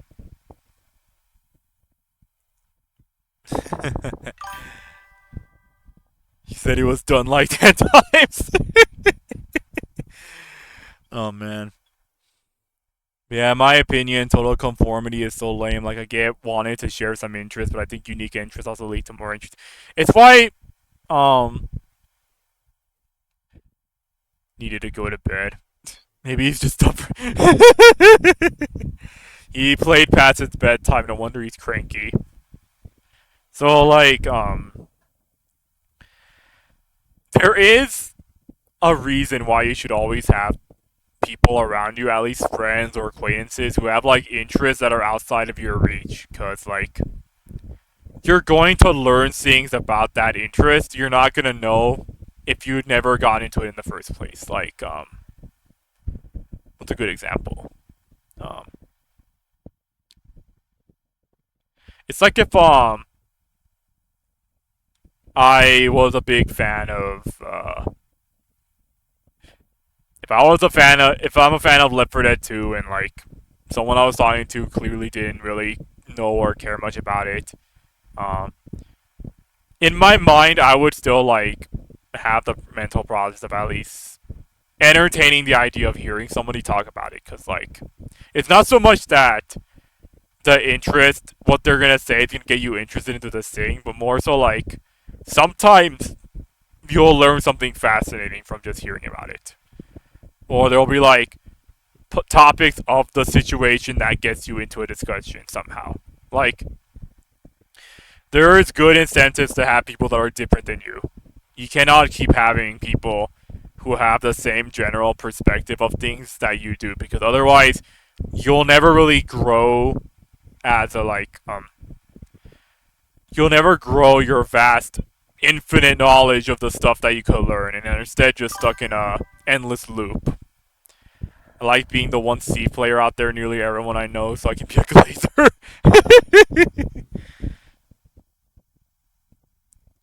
um you do want like people who have like different interests and such, because you learn things about stuff that you wouldn't have figured out otherwise. I think that's nice. Same with a lot of stuff you play wise that I like reading about. Um, and who knows? There may be a possibility that like the thing that they talk about could get you interested in it at some point. Like maybe it'll be the way in which they talk about it, or maybe it'll just be some detail about it you didn't know about. But it gets people into like it's a cool what the fuck is this that you don't get if you stick to like only popular. Yeah, exactly. Like some of the stuff I would post on Twitter are things like people don't really know about, and I do get like a couple of comments from other mutuals telling me like they didn't even know about the game I was talking about until they saw my post, and I was like, yeah, that's kind of the point. I want you to at least look at what I post about it, because who knows? Who knows? Maybe you might like it. I don't know. Even if I don't like the thing, I think you would like it, and I would want you to experience it for yourself. See what it's like. It's that simple. Um, I really am glad that I was able to break out of the norm of like sticking to super popular stuff that my parents bought me, because I would not have been able to discover so many of the interesting games that I would have on my 25 favorites list if I didn't actually break out of that barrier. In the same way that my cousin did when he came over to America, because he was like stuck playing Mario or Pokemon his whole life, but the moment he got a job over here and he bought himself the moment he got himself Xenoblade 1, that was what changed him. That was what no, Persona 5 is what changed him, but Xenoblade 1 is what made him determined to actually start playing other games. because he started to notice there were a lot of games out there that he actually ended up liking a lot. That he would never have been able to discover if he never actually committed to going out of his way to try them out. I would still be exclusively playing Nintendo first party stuff if I didn't try to experience different things. Funny you say that because Xenoblade 2 got me to branch out into other JRPGs and stuff. And that's a great thing. Like, it's good for you to try to branch out and try to experience other things because you never know. You could end up liking that and such. Like, life has a way of surprising you if only you're willing to take that risk. But if you keep yourself in the same bubble you've been for the entire time, you'll never really grow. You'll just stagnate. But let's get started. I need to take a drink. Nothing I can do, dude. What the f*** do you want me to f***ing do? You f***ing idiots at Nintendo. Okay, it's good. Just endless hits with Audio's items actually playing. people behind me. There's no driving involved. You're so f***ing dumb. They have lost their way so much. The game is so un-f***ing fun to play. Because when you play well, you get f***ed for it. Because these idiots get the good items. It's so unfun.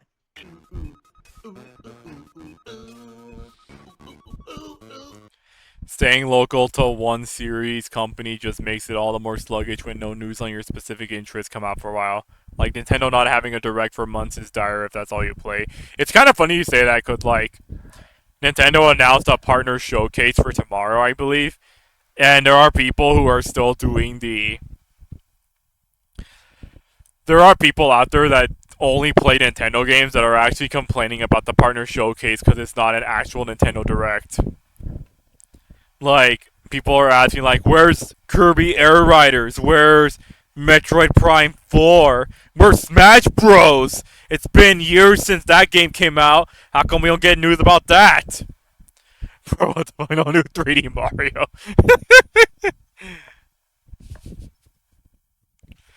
I'm kind of... part of me is looking forward to, like, the partner showcase because I do want to see if there's games I want to get on my Switch too. But I also kind of keep my expectations tame because, like, I don't think they was going to announce too many things that I'd be that interested in. But it would be still nice to at least see what they show. New Zelda not coming out, are you shitting me? Oh, man. Here's Phil to tell you more.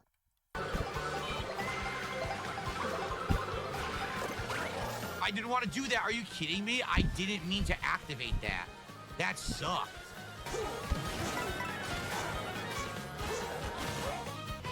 Come on, this is bullshit. This sucks. I'm not going to catch up.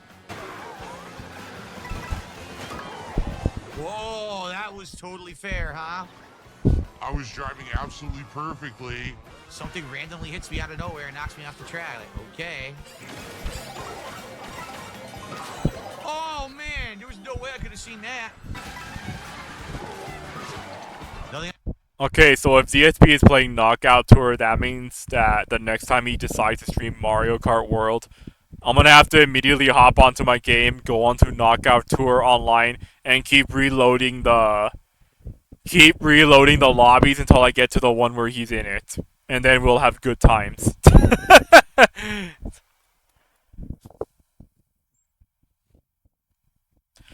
Like, it'd be so funny if I was the reason that DSP couldn't get to the checkpoint in time.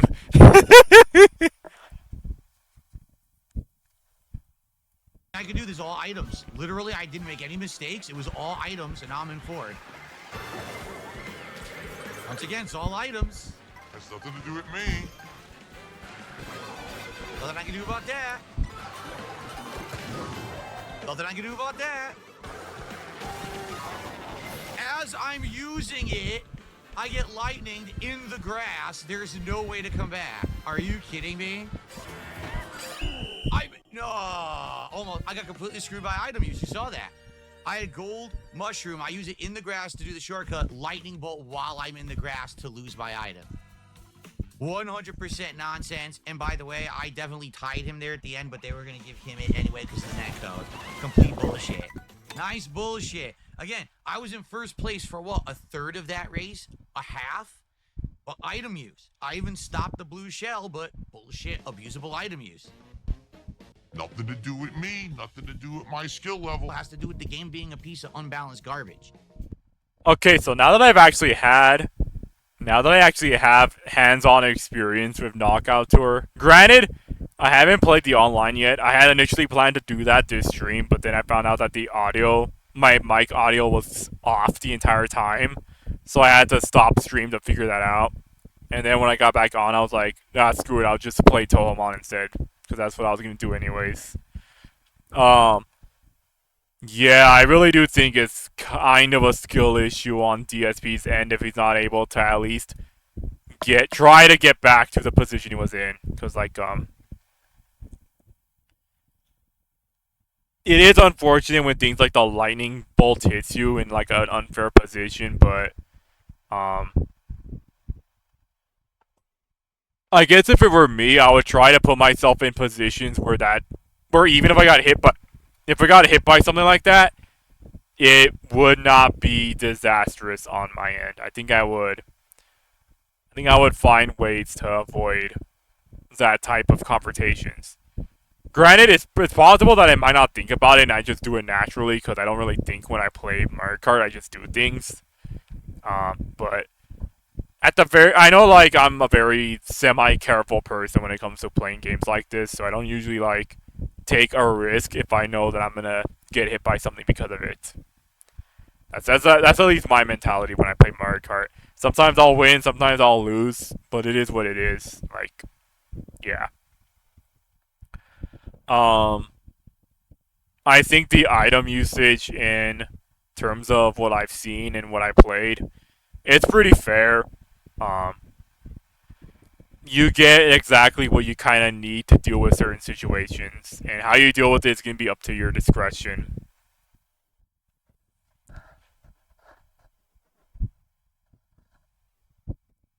I don't think, like, you kind of have to put yourself in a position where you fail immediately because of, like, your actions. It's like, the game kind of just gives you what you need, not what you want. If that makes sense.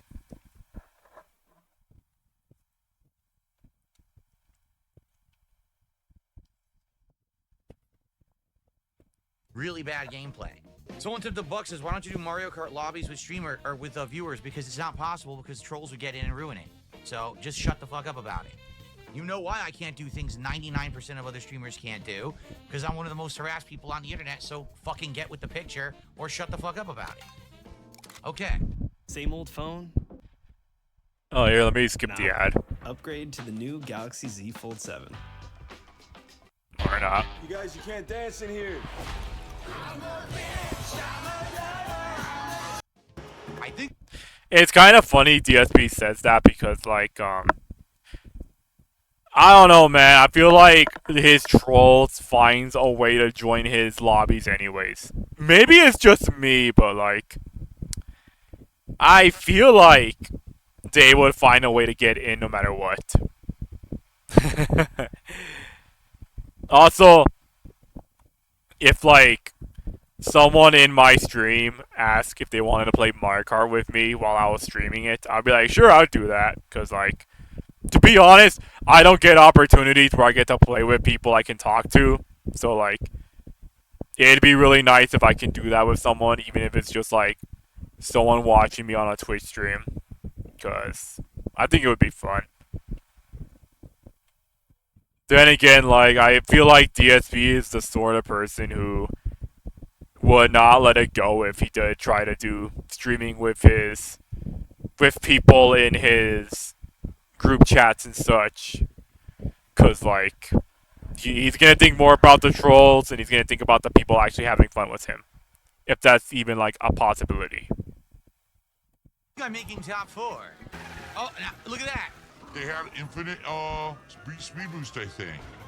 Well, I'm fucked. I couldn't power slide. There was no way.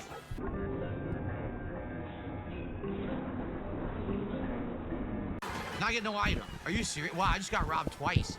So there was a position where I couldn't power slide at all, and then I didn't get an item even though I drove over.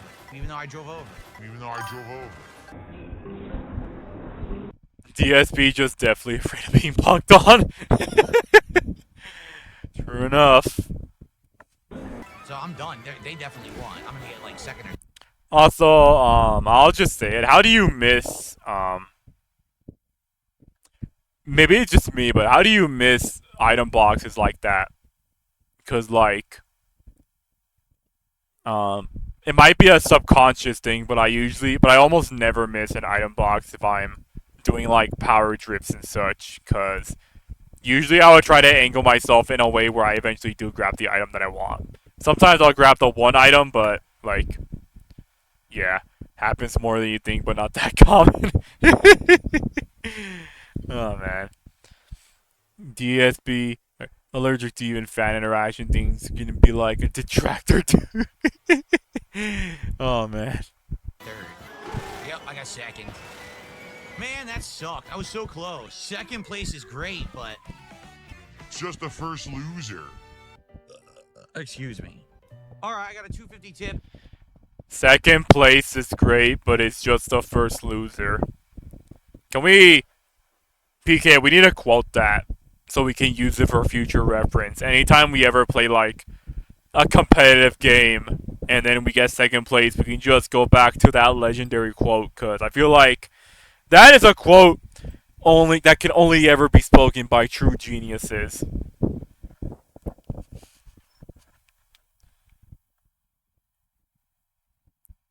It reminds me of, like, a TV quote I saw ages ago where a character said, like, remember, all the losers are the real winners. So then, like, the person he was talking to asked him, well, what does that make the winners? And he replied with, oh, well, they're still winners. You can't take that away from them because they won it.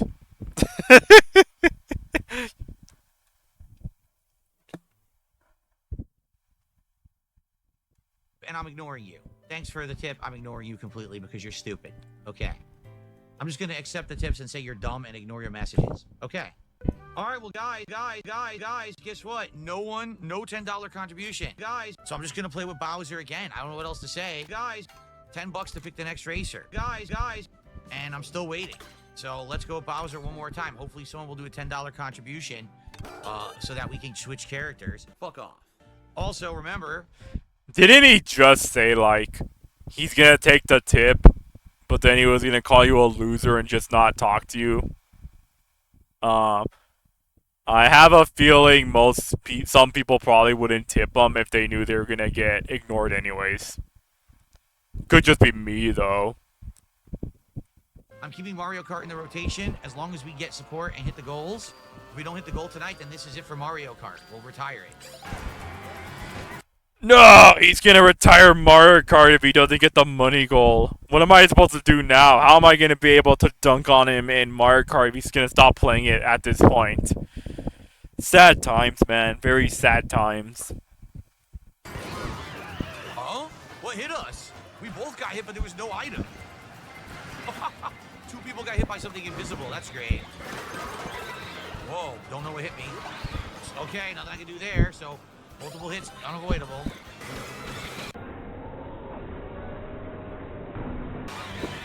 What hit me? I have no clue what just hit me. Couldn't see it. Nothing I could do, and I'm about to be eliminated. There's nothing I could do. No. There was absolutely nothing I could do. I got flattened by an item. Unstoppable. Yep. That's it. It's over. Nothing could be done. Item use. I was playing perfectly well. And then get hit by a random item I can't avoid. Ugh, sucks. So now I went down. Yeah, I lost points for that bullshit. Nonsense. Complete nonsense. Oh, I didn't mean to do that. I thought I still had the boomerang. I literally don't know what happened there. I was using the boomerang. It didn't expire. But then all of a sudden I had the speaker selected. I don't even know how that happened. Oh. Okay, so, like, I might have to rewind this a bit because I just saw, like, one of the most epic usernames you could have ever given yourself for this. Let me see if I can get a good frame of it.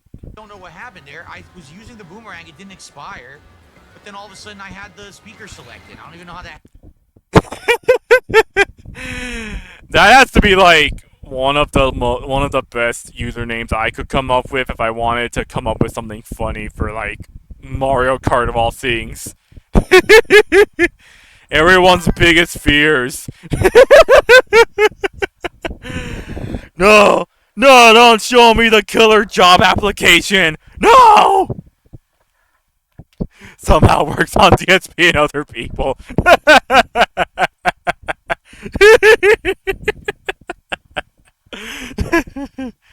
Happened. Well, it showed me drafting, and then all of a sudden I got hit by a speaker, but I wasn't near anyone. So I don't know who hit me with the speaker. Maybe they were behind me and I just couldn't see them. Yeah, I don't know what they want me to do here. I just keep getting hit nonstop by items. I can't stop this. I like how let me go back a bit.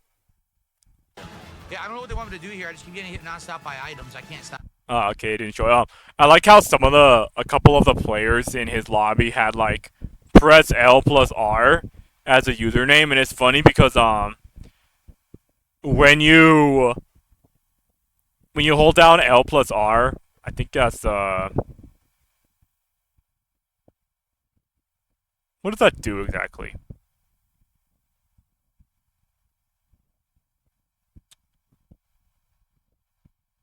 Ah, damn! I forgot what it did. I know it did something. I just think it's funny though because in his context, I think that's like you know what it is? It might be the rewind feature. I think that if you press L and R, it uses the rewind feature, so you go back. And I feel like that's funny because like you're effectively telling DSP to use the rewind feature if he sucks that much. I know like the rewind feature, it doesn't actually get used on yeah, I know if you use it in like multiplayer, the game still plays even though you're going back a bit, but it does save you from taking a hit, so like rewind those bad skills. Exactly. Stop this. Seriously, it's fucking stupid. Oh man, that was it. It's done. Item use. 100% item use. Nothing I can do to catch up. And I had it. I was there. I was top 4. Item use at the last minute. Nothing I can do again. Again. Well, at least I made top 8, but still, again, lose again. Why? Item abuse. Not driving skill. Item abuse. Every single time. Every single freaking time.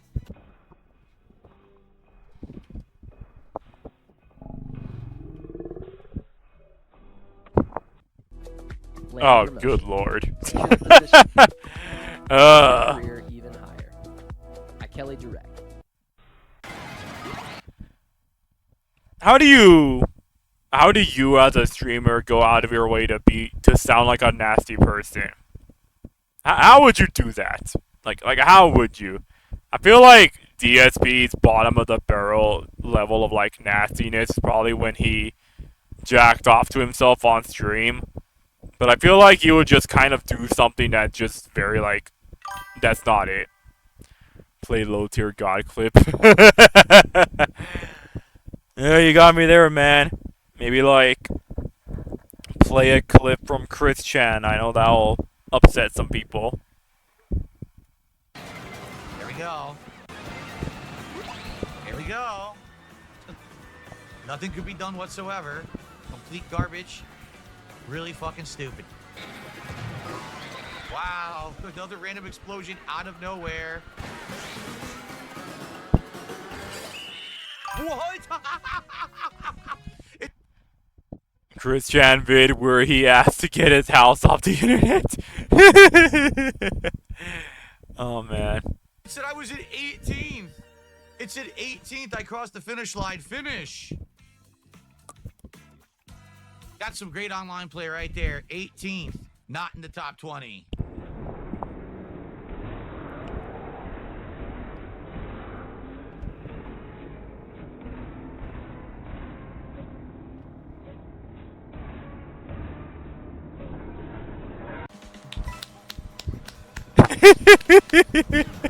All right. Dude, it's so early and there's a million godlike items already. Okay, I won't lie. This particular map kind of sucks for me, cause you know how I said that there's a specific type of map or like a series of maps where I had a hard time getting through it in Knockout Tour to get like 3 stars because you had to be first for like every checkpoint. This was one of those maps.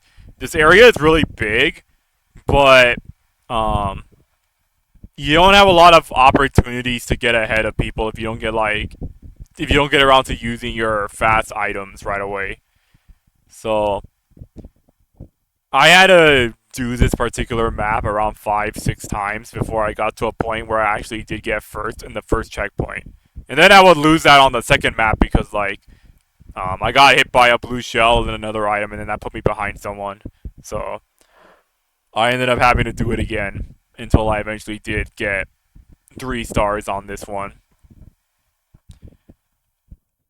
So I can kind of understand if someone doesn't make it to like top 20 or so. But in my case, it was just more frustrating because I didn't get first, which is a thing I wanted to do because that was the achievement I was trying to go for. Just started. I have no clue how they just passed me. What? Oh, the hammer actually didn't hit me. You can see it was to my right. And then all of a sudden I got hit and then a hammer appeared on my body. So nice lag there.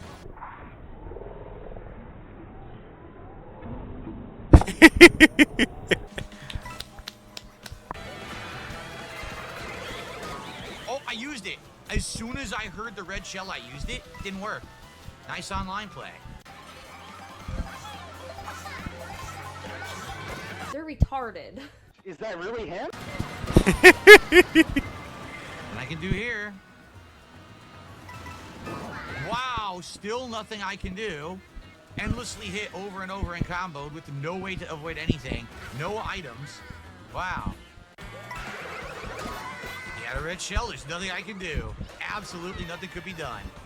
Oh man, get hit by a million items now. Complete nonsense. You stole my freaking golden mushroom! My sandwich! My sandwich!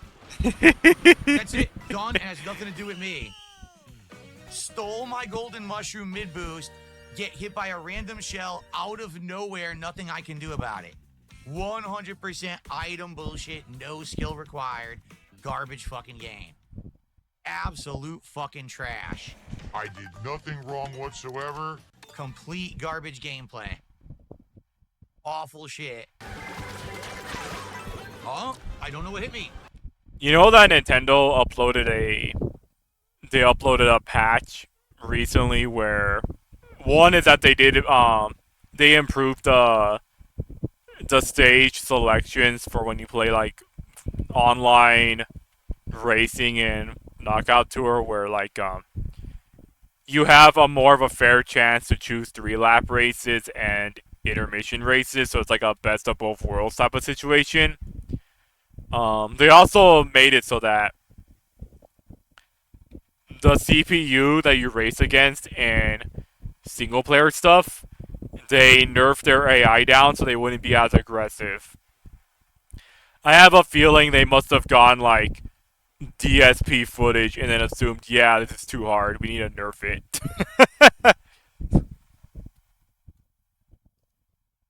Reminds me of like the PlayStation moment where the God of War devs were using someone's footage to illustrate like, these are the type of players that we need to... God of War dev moment, exactly. These are the players we need to cater to. And everyone immediately knew it was DSP. They try to blur him out in everything, too.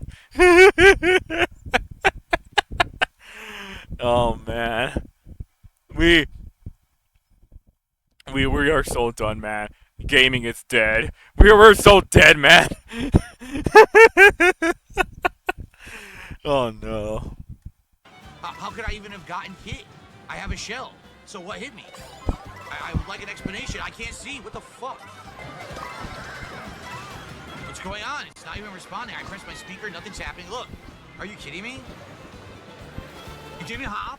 I couldn't power slide. It didn't hop. What is going on? Figure that out. That's it. It's over. It's absolutely over. Even when I get a godlike item, I can't get. DSP lolcow. I'm telling you, man, I have to find a way to get into that server of his. I need to get into his lobby. It'd be just so funny if I could see myself in his clip at one point. It's just so good.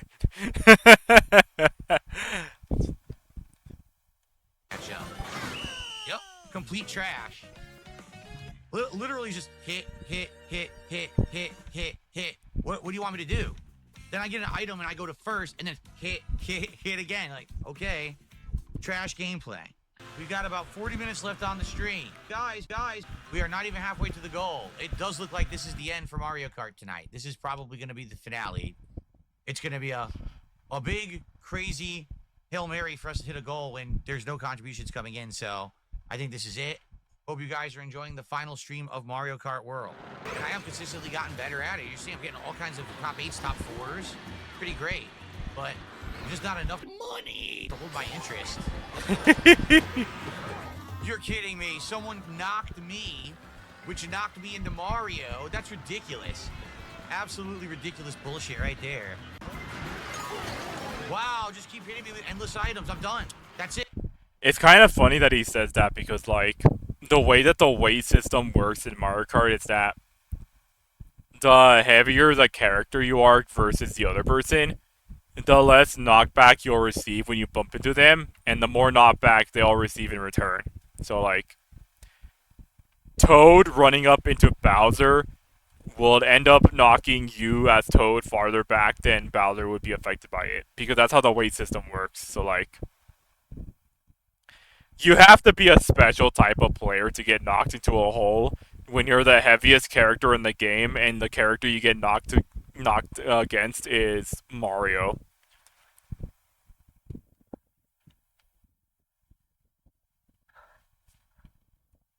There's no items available. I can't get speed because I'm Bowser. They hit me with endless items. Done. That's the end of the race. I didn't do anything wrong. Just pummeled me from behind with like 17 items. Garbage. More garbage gameplay from a garbage game. This is why I don't want to play it anymore. I'm so bored of it. I'm seriously so bored of this game. It's just either you drive incredibly well and you get lucky so you make like top 4, or you just get completely boned by bad luck over and over, and there's nothing you can do about it. It's that you didn't do anything wrong. The game just handed everyone else the world, and you got jack diddly shit. Boring shit. It really is a boring fucking game. It's sad because I do feel like it should be a much better game, but they didn't put any effort into it. They didn't try at all. They put zero effort into a game that should have been their system seller. How pathetic. It really is sad. Nintendo used to know, oh man, I bought that first party Nintendo game. I'm getting a genuinely original, amazing. Don't tell me in the comments if he's right or wrong about Nintendo. I don't care. He's a dipshit regardless. Let me go back a bit so I can hear his full conversation. How pathetic. It really is sad. Nintendo used to know, oh man, I bought that first party Nintendo game.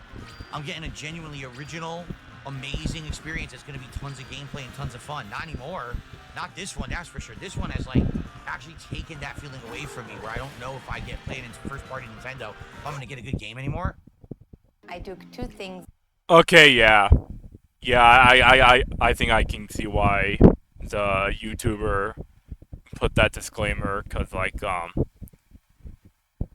regardless of what you feel about Nintendo games nowadays, and, like, what your stance on it is, you should not be, like,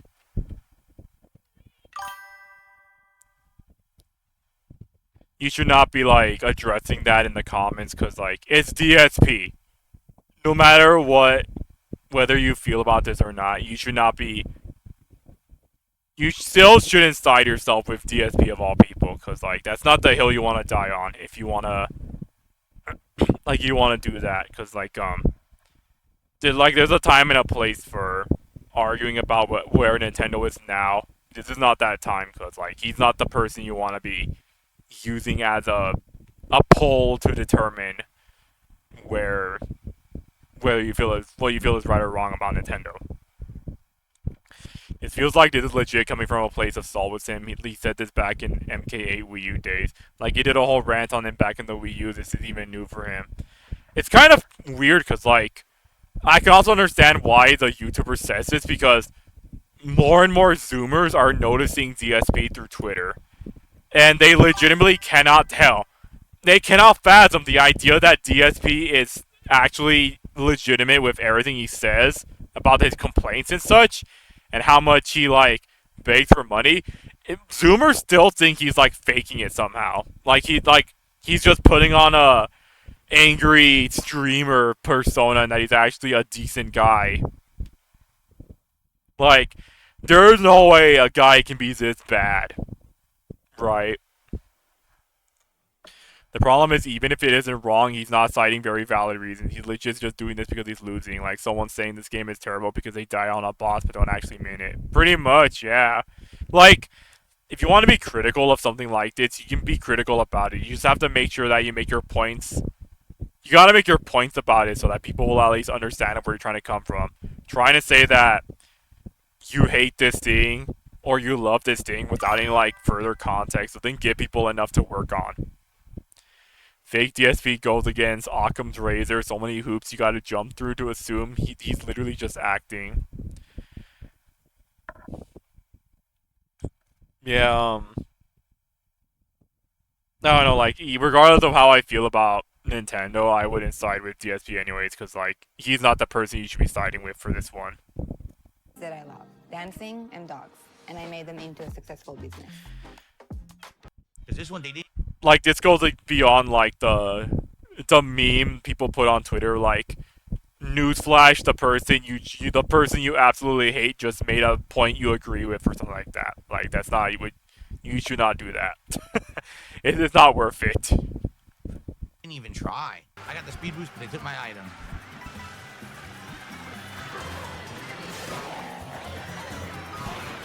Get hit, combo. Great gameplay. Well, shit. Now, so I rolled backwards, right? The game's fucked up. Okay, nothing I can do about that. Here we go again.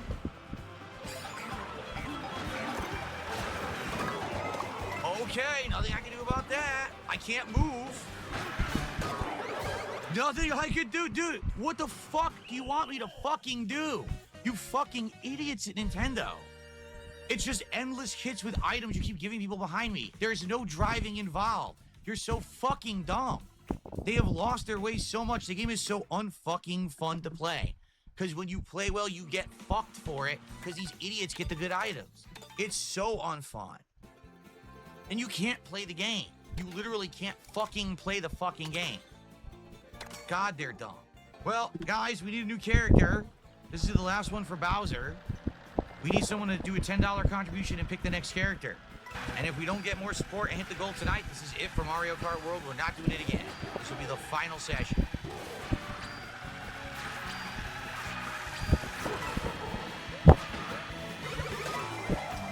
Shell, 0 time to react to anything. Red shell, there we go. Okay. Amazing gameplay. Fucking amazing. Made by fucking geniuses. Of course! I'm done. I can't get out of the grass now. I'm using my boost to get ahead. Cheated. I'm fucked. Now I can't get out of the grass. Unfucking believable. Fucking ass game. Sucks my dick. What the world's most perfect green shell bounce. And now a random explosion that didn't fucking exist comes out of nowhere. You notice how, like, he threw that red shell after he got hit immediately? A smarter Mario Kart gamer would have, like, at least held on to it, because he still had it. Like, he didn't lose it from getting blown up. He could have hit that person who got into first, and while he probably wouldn't have gotten to first himself, it would at least make getting there a bit easier. It's just me, though. Like, I could be wrong. This game is fucking garbage. Dude, 3 fucking red shells. 3 red shells. How am I supposed to avoid 3 fucking red shells, you dumb fucks? Alright, guys. last 20 minutes or so of Mario Kart. Unless someone supports the stream and extends Mario Kart's life. Till next week. Great, no item, and the part where I really needed items right here. Of course there was a banana peel there. Of course not, I'm getting hit by nothing. Literally nothing has connected with me, but I'm already in last. I got hit mid-jump. I got hit mid-fucking jump. Wow. Great game. Of course, there's no way I get an item and I get bullied off the track. Yeah, fuck this fucking game. I hate it. I really do. Like, it's you can play as much as you want. You'll never get good. It's all about luck. It's trash. It's a trash fucking game. It's not made for competitive play at all. And that's it. Done. All because of Blue Shell. It's over. All because of Blue Shell. Nothing I did wrong. I was in first, then I'm in eighth. Amazing gameplay, huh, guys? This is a piece of fucking garbage. Piece of garbage game. I'm in first, then I'm in eighth.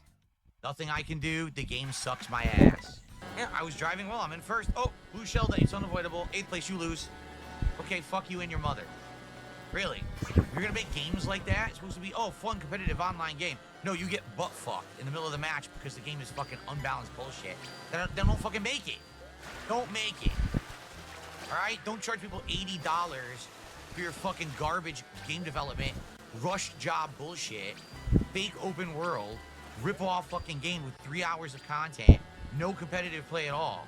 Just don't make it. Stop making games. Make amiibos. Just amiibos. You don't want to be butt fucked. Trust me.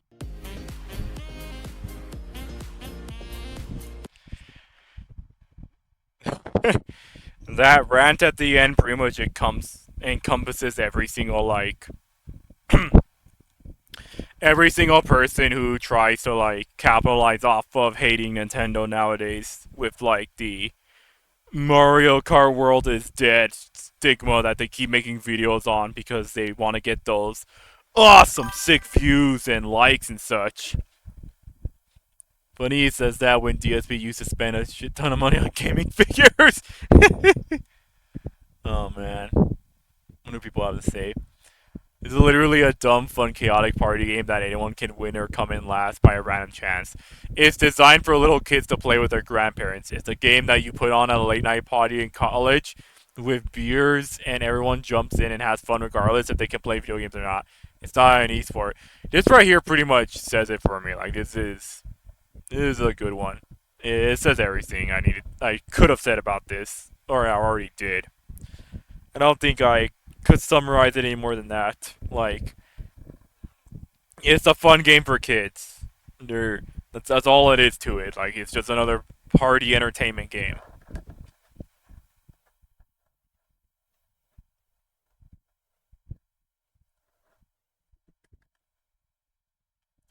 Alright, so before his WWE mobile game addiction.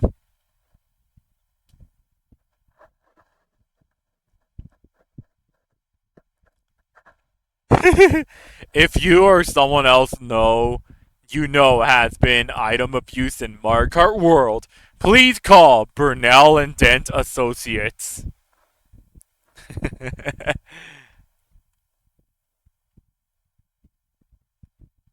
It happens more often than you think. Any member of your family could be suffering from it. Every Mario Kart game ever since 1992. I'm suing my older brother and his friends for red shelling me back in 7th grade on Mario Kart 64 and laughing. Don't get me started on when they used Odd Job and GoldenEye. I did nothing wrong. Actually, now that I think about it, Odd Job was cheap garbage.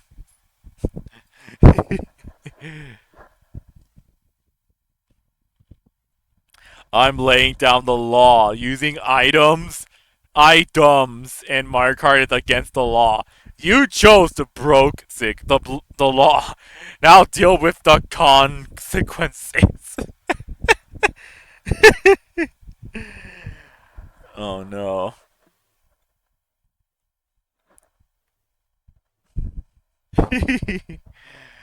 Oh man, alright. What time is it? Let's go ahead and let's get back to Tohomon. we're gonna see if we could complete the mansion, and then maybe I'll be able to fight Blaine, and then I'll call it there.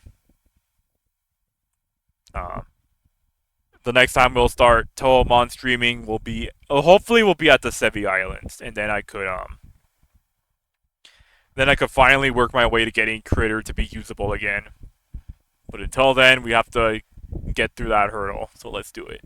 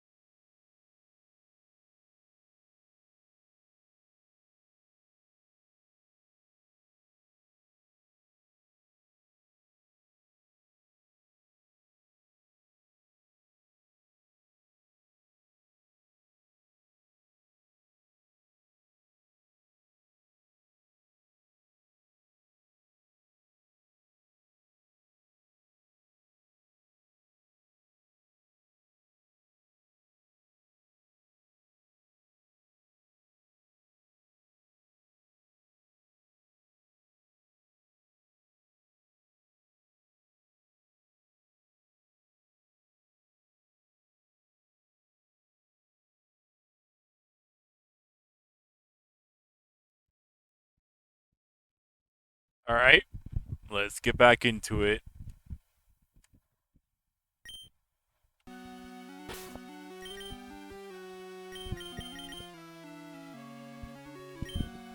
Alright, so in the off chance that you didn't want to pick up a... If you didn't want to pick up... I forget her name. That one specific fire-type Bonica all the way back in the route before Stelladon, this would be your other opportunity to get one. There's a couple here. That fire-type one returns in this one, and then there's like another fire-type that I used in my first playthrough. I wouldn't advise using that one because it's strong, but half the battles I use it in, it would get KO'd partway through because it wasn't fast enough and its defenses weren't good enough to sustain being super affected, smacked by something. Also, fire flying is it's a typing of all time. It's not the greatest thing in the world, but it can work in the right circumstances.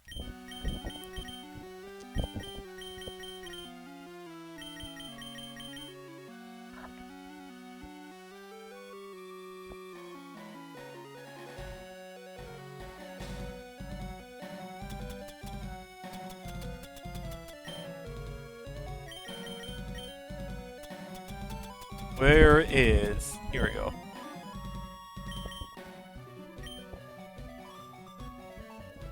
Let me see if I remember how to go about this place. Shouldn't be that hard. What's up?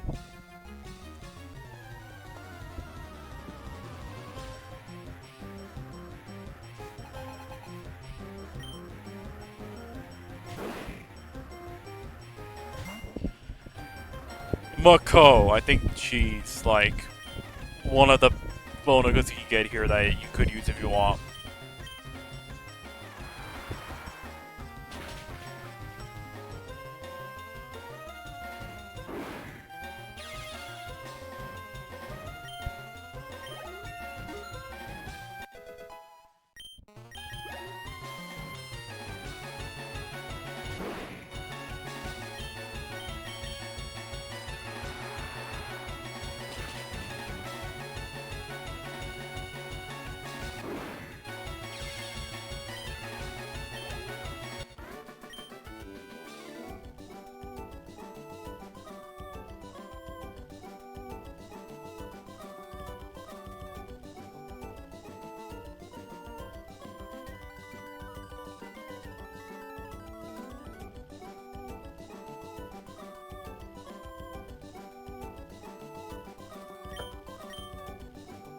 The nice thing about these, the looters is that, if you have the amulet coin on, they tend to give you some good money. You get like 6,000 versus the 3,000 you normally get, so While you can't grind, you can't grind them for money because they're in a building, but the money you could get is still nice nonetheless.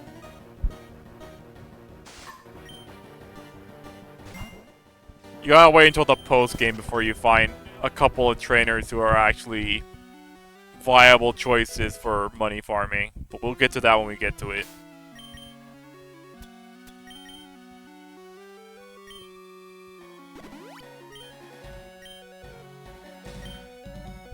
Oh, I should talk about this. The festive shard is it's one of the exclusive evolution shards you can get in the main game. It turns specific Bonacas into Christmas-themed versions of themselves, so they will have like Christmas decor and such. It will also slap the ice type on them if they didn't already have the ice typing.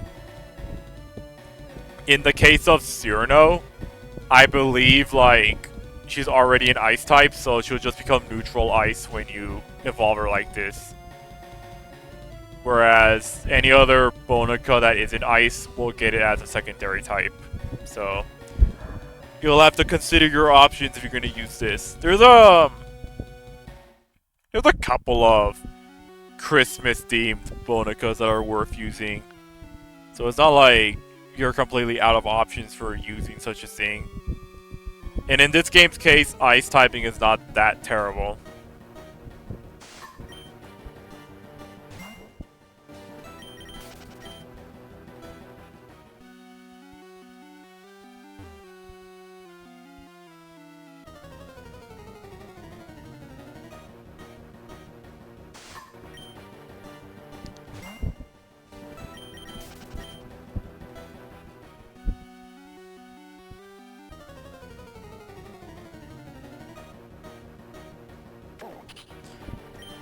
Okay, Utsuo, this is the other...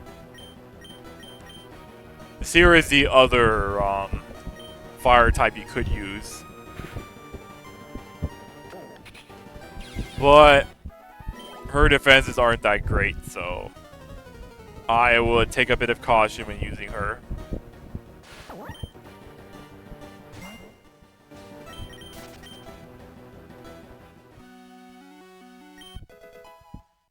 Calciums.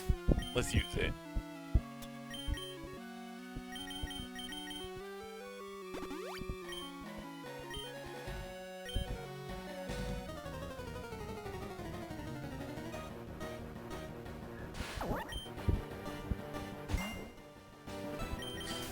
Okay, let me use the repels. Hang on. Where is it?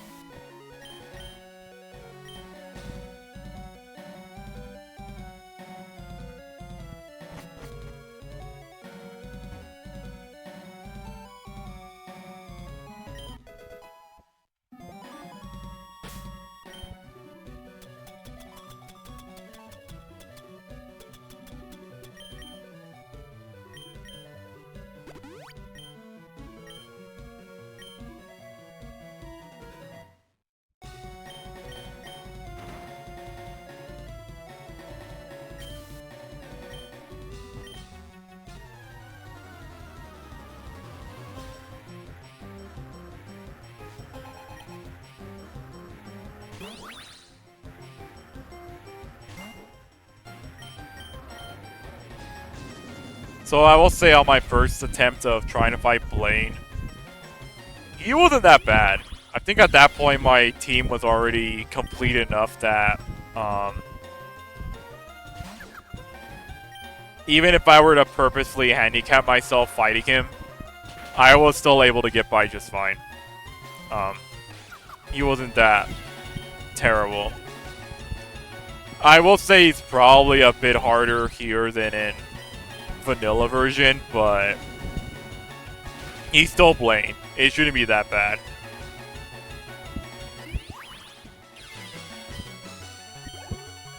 But I guess we'll see how that plays out when we get there.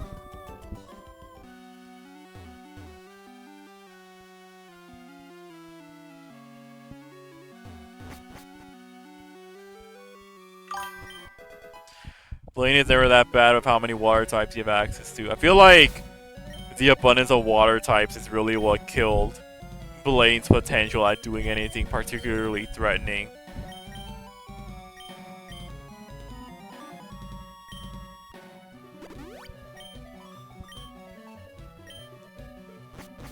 Well, then again, if we're gonna talk about like the kings of wasted potentials, Bruno's right there. Also, I think I went down the wrong spot.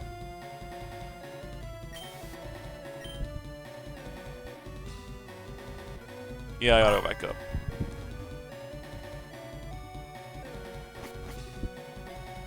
So.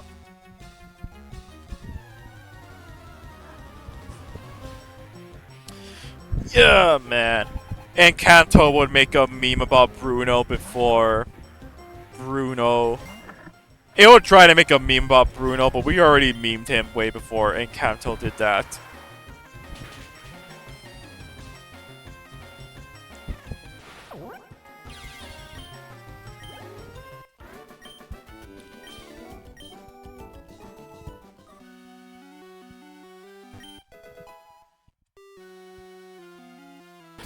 How much money do I have anyways?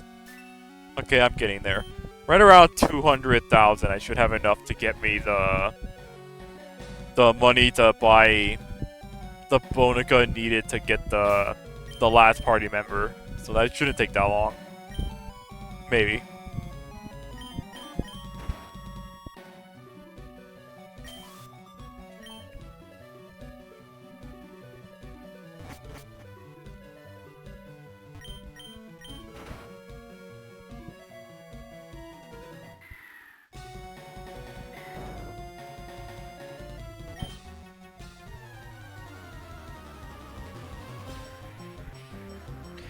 So as a kid, when I first did the Blaine pop quizzes,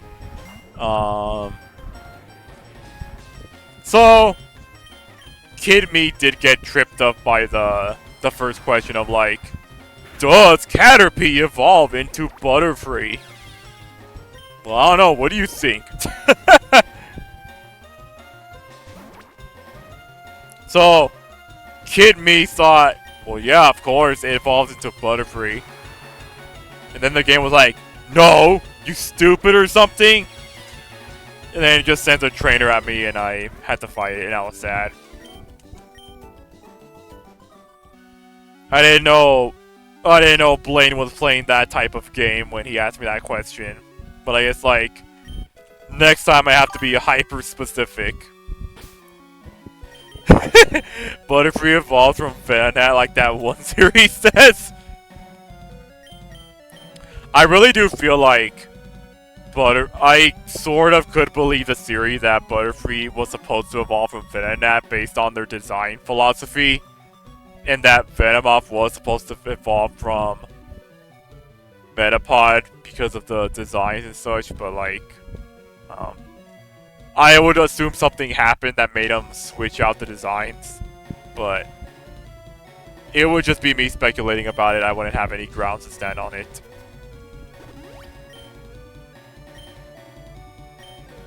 It's kind of like the theory of like, oh, did you know that Psyduck and Golduck's name were supposed to be swapped because of the way they look and such, but the Game Freak made a mistake and actually kept the names as is? Yeah, bet you didn't know that one.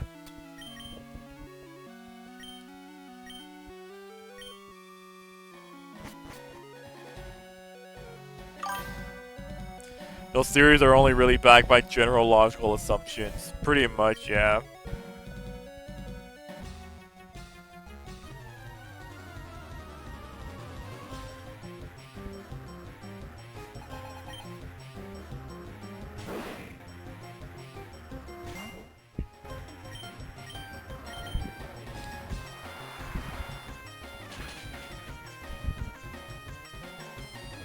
I'm trying to think of, like, what's the scariest thing Blaine could have in this ROM hack, and, well, I would also not be surprised if there were swaps, because Gen 1 was definitely not the most polished gen, so it makes sense some things were last-minute changed. Yeah! I wouldn't be that surprised either.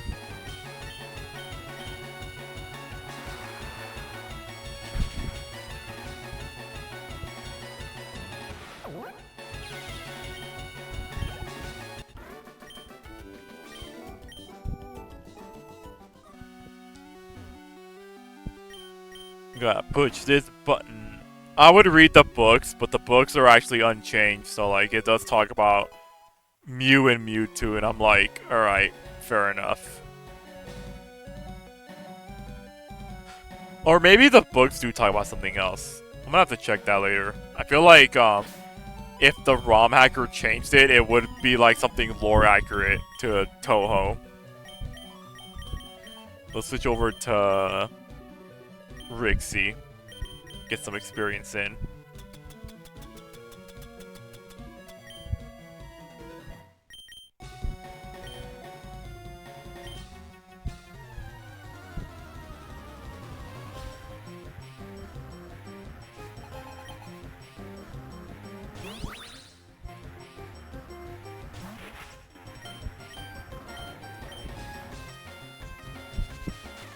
Oh yeah, at some point Rixie learned Shadow Ball, so she can actually do something with her stab.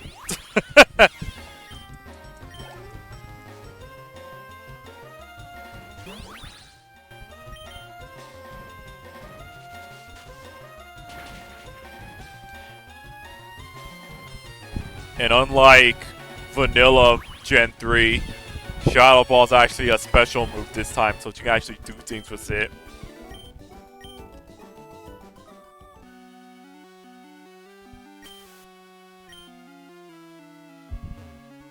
No, I need to grab the items. Blizzard! Can I teach that to anyone?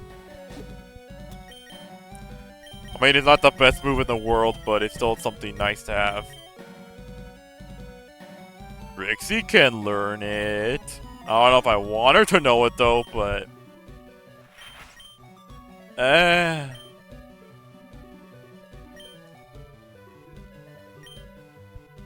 Let me just search up what I was supposed to give her initially, but Fuse Ray could be useful, because I'll be in like... I'll always have that situation of sometimes it just helps out when it needs to.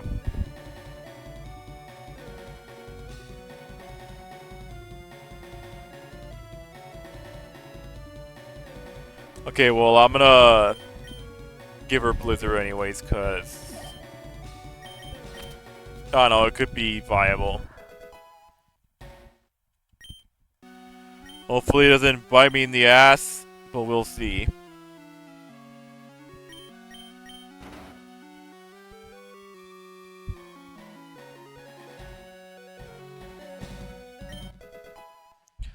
I got the key. Okay, so like the secret key puzzle never made sense to me even as a kid, cause like if Blaine locked his door and you had to open it with a secret key, how was he and everyone else inside? Were they just trapped the whole time, or did he have like a secret entrance he went in through? I'm confused about that. I'll teach Marissa it, because she needs like difference in moves. It's not a good move on Marissa, but it's something.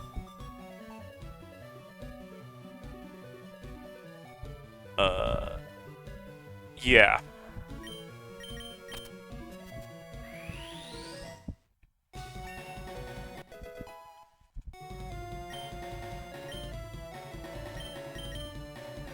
Let's get on out of here. Where's my ropes? Here we go.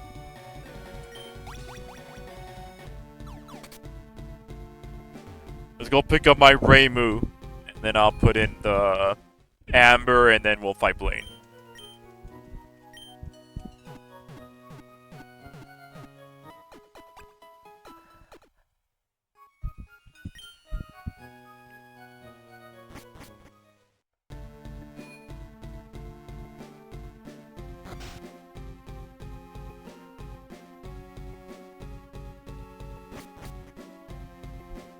Sup? Tanks. No.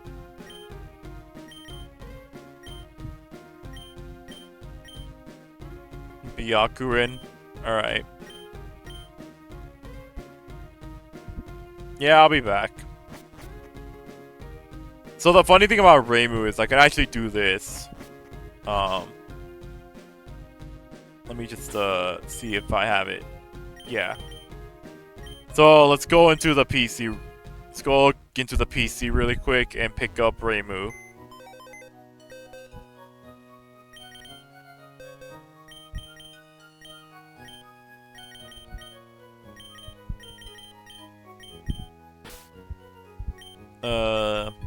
Move her here. And then we're actually gonna grab you, because I need a person who can cut. So there are two specific Bonicas you can only get if you trade up Reimu or Marissa for them.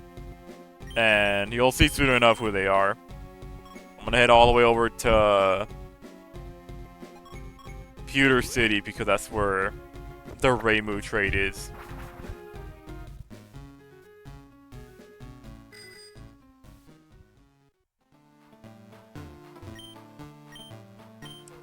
Cut it down! I think this is the house. Yeah, okay. I'm looking for a Reimu, want to trade for a Hakure. Yeah, let's do that.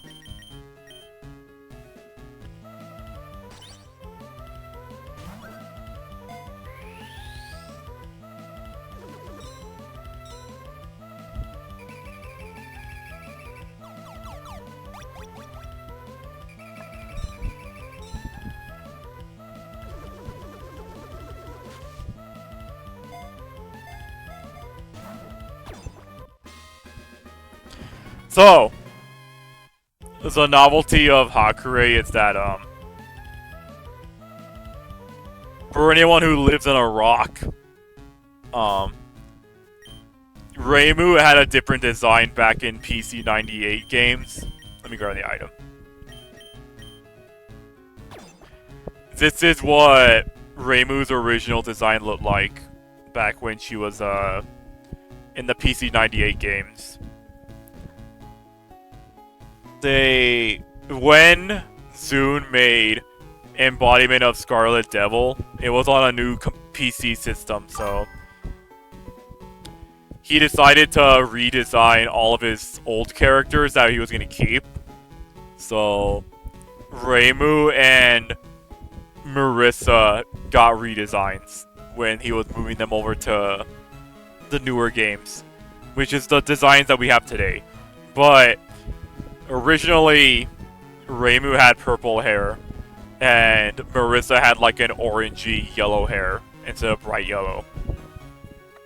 Or I think it was like, it wasn't like orange yellow. It was like pink or something pink orangey type. I'll have to trade for her when I get the chance, but like, that's the other version you could get in this game too. The notable thing about Hakure is that this is a Bonica that is already in her evolved state, so you cannot evolve her into anything else, and her stat total is around the same as Reimu's when she evolves normally, so like, she's a choice you can have if you want. And she's not a bad thing to have either, because Hakure Miko is a really nice ability to have for an offensive unit like her. And she does learn some powerful moves, some of which she already has right now, like superpower and such.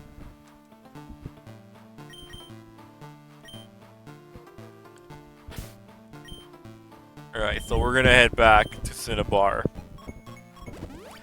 I have an idea where the Marissa trade is, but I can't do that just yet because I don't actually have another Marissa to give away until much later, unfortunate.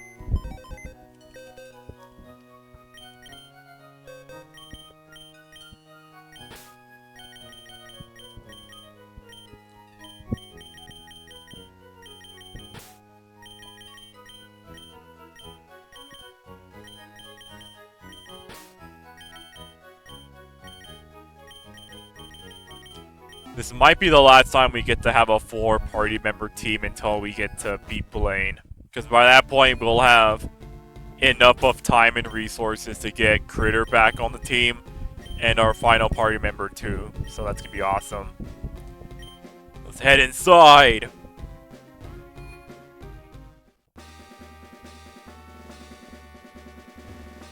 Who's out in front? That'll work. Building a good quiz. Get it right and the door opens. Get it wrong and you face a trainer. C. Alice evolves into Alice B. Yes!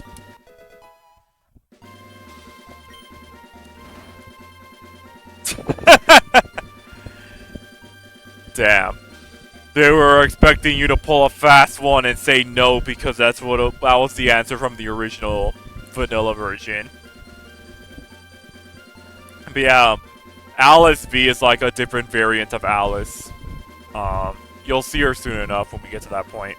But I'm gonna fight the guy anyways because I want the money.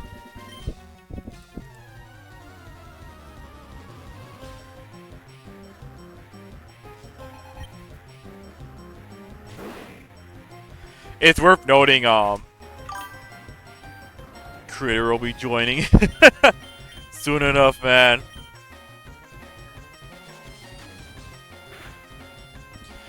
It's worth noting that normal Alice cannot evolve into Alice B. It has to be like a different variation of Alice.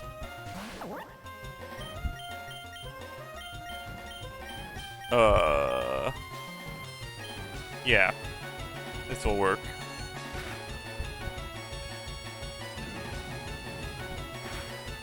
Ow.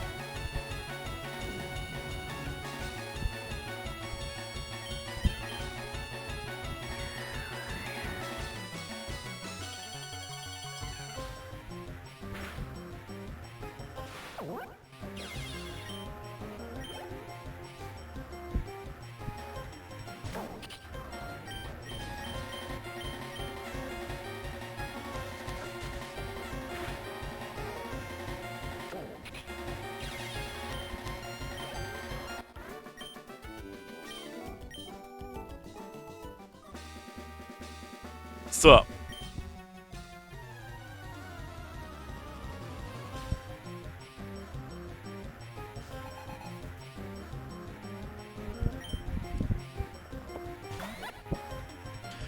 Oh yeah, I forgot Sunny Milk could be like a choice here. The nice thing about fire types is that they are not resistant to ice types in this ROM hack, so I could do this!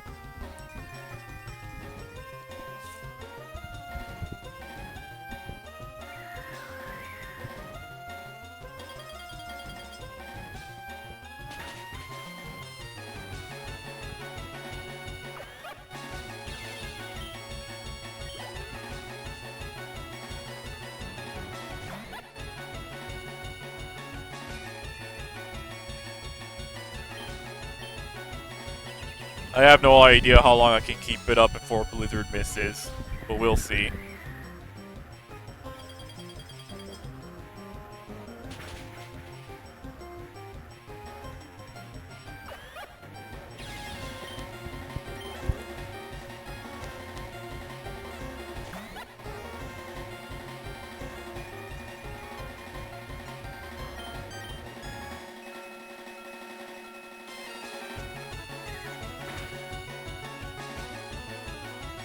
There we go, there's the miss.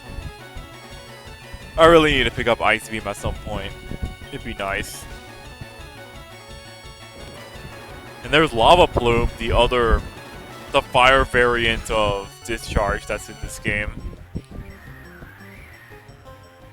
I won't lie, I always end up choosing Discharge and Lava Plume over like Thunderbolt and Flamethrower if the option was there, because sometimes it's nice to get the status ailment off a lot easier than like just doing raw damage.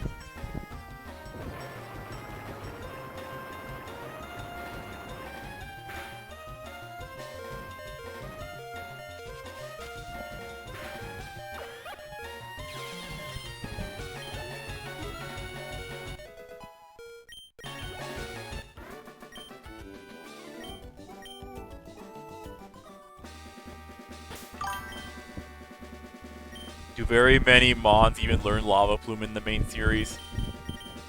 Probably not. I know like a lot of the fire types might be able to, but not that many. I know that it's not a TM you can teach people, so like it really does come down to whether they were given the opportunity to learn it naturally. I know that Mons like Macargo and Camerupt can, so that's a novelty they have. Let's send Lucky out.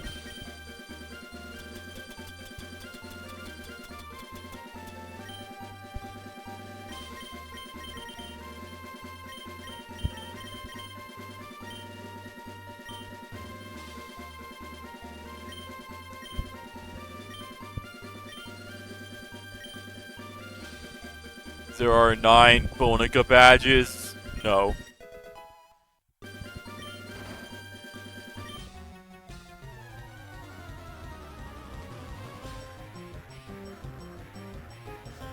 I mean, I guess it depends on who you ask, because, like, technically speaking, if you're playing the Dialola games, then there technically would be more than 8 badges.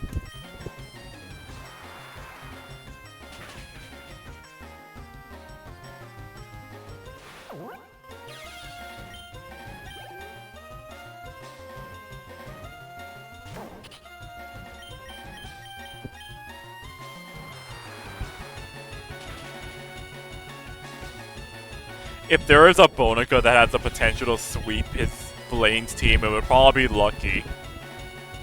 Because of reasons that you're going to see soon enough, if I understand what his team composition is like.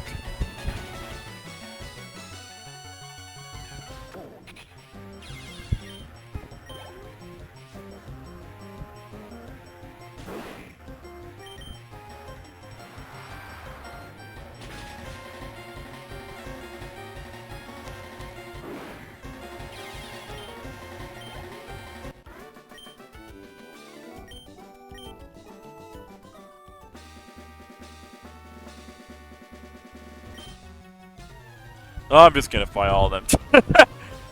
Screw answering the questions.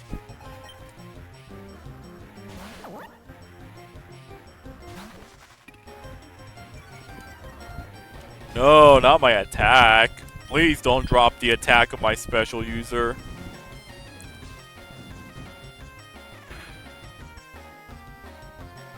That indeed hurts a lot. Thanks for that.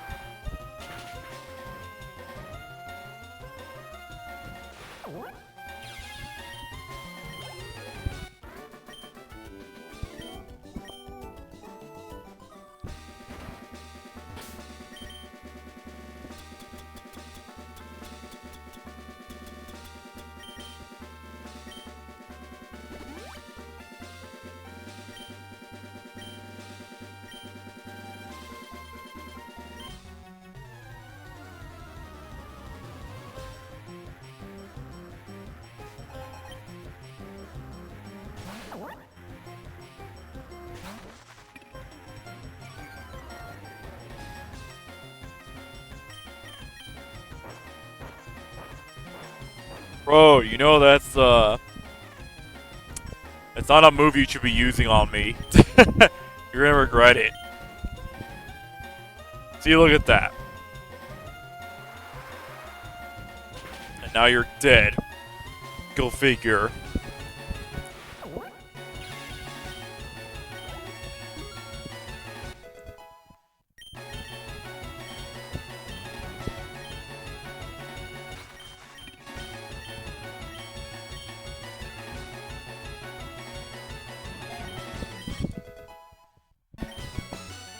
Oh yeah, they made extra sensory, they made it a faith move instead of a reason move, so there's that change. Otherwise, it's the same move.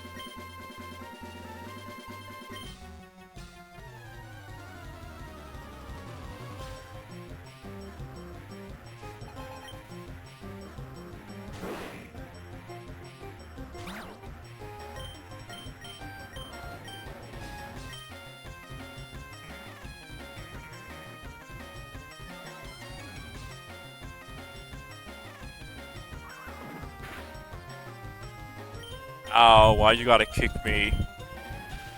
Having nasty plot on, like, any of your Bonicas in this game is like a godsend. Because you already know how powerful Swords Dance is. Nasty plot is just the same thing, but arguably better.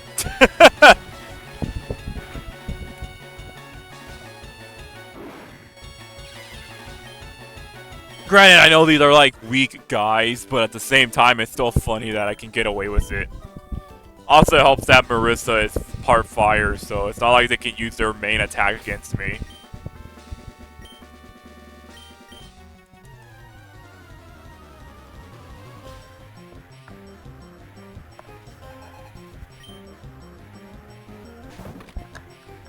Okay, here's something that could potentially be threatening.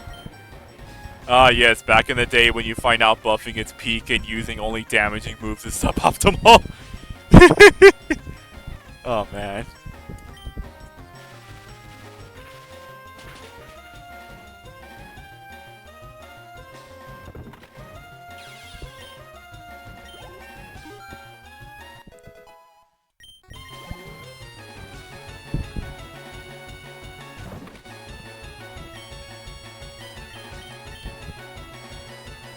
Okay, this Christmas, Kisume is Ice Fire, I believe. Which is why my... I think that's why my discharge isn't working. But it can still learn water moves. So that's the advantage it has.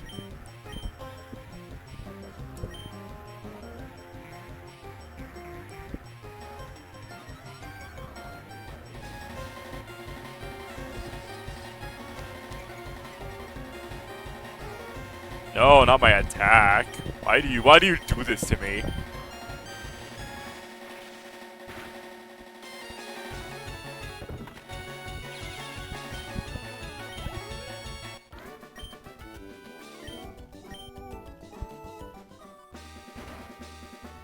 Alright, there's Blaine. I'm gonna go back to heal, and then we're gonna see how fast I can sweep this team. More or less. How much money do I have? Or actually, I'm gonna go ahead and take care of something really quick before I do this. Just to see how well it goes.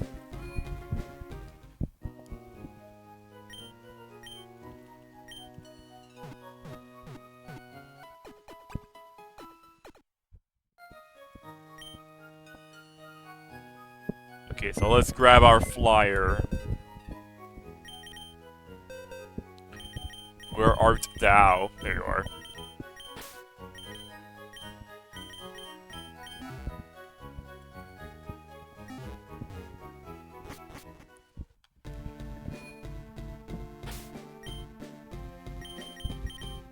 This is gonna be semi-annoying, but we'll see how fast I can do this.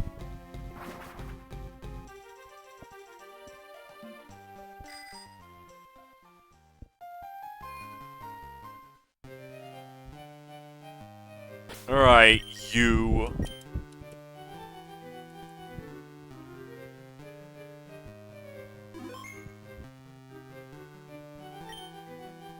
Yeah, what's up? Give unto me all of your coins.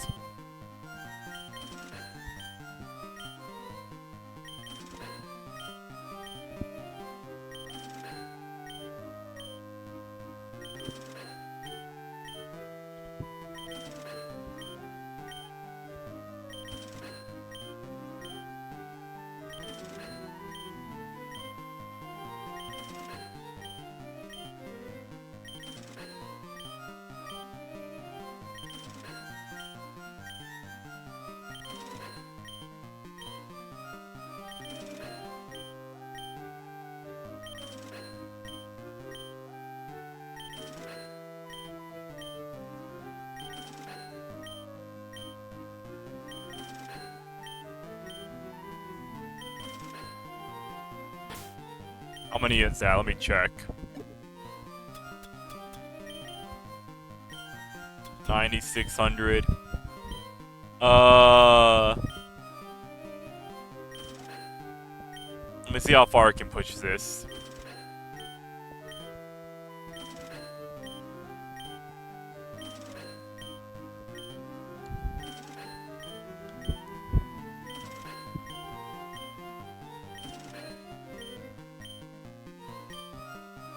So unfortunately, the way that Gen 3 Pokemon works is that if you get like 9,150, you kind of have to play the slot machine yourself to get the rest, which sucks because that means I actually have to do this.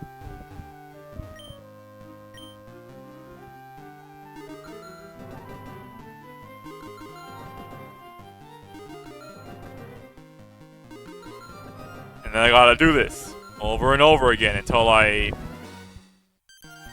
get max amount.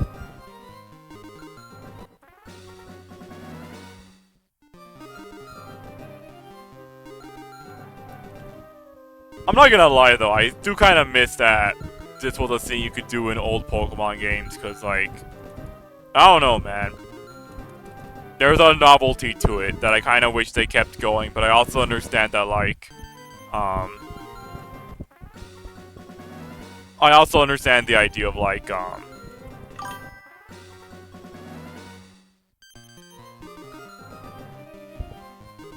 am I trying to say? I understand that the rating systems are going to be what holds you back from having things like this. Like, funny enough, my grandma spends a bit of time playing this slot machine game just because she likes playing it. I think she has like an addiction, but we don't talk about it. Or we don't bring it up to her.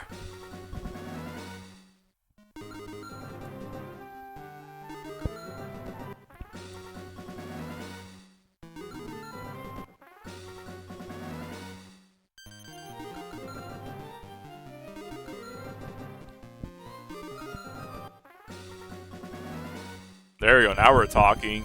Getting somewhere, kind of.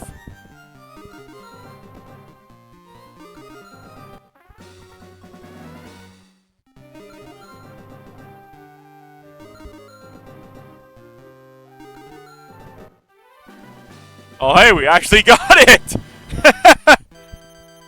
Damn. Quick!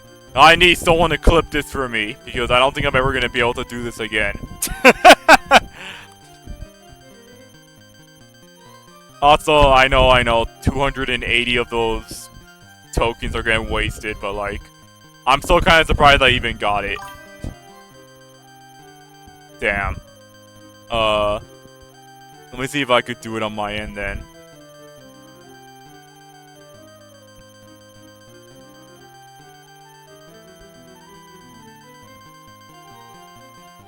But yeah, I'm kind of surprised I even got that. Usually it takes me a while for me to actually achieve something like that. Let me see here. Shut up, other me. Where is it? Wait, no. This right here.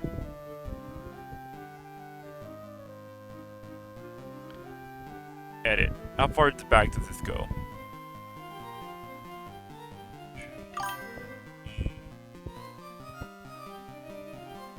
Yeah, I get it.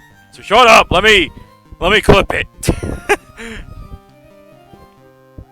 Wait, you think you got it? Alright.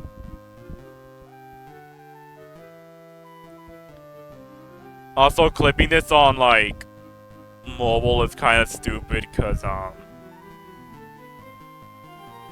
it's like TikTok,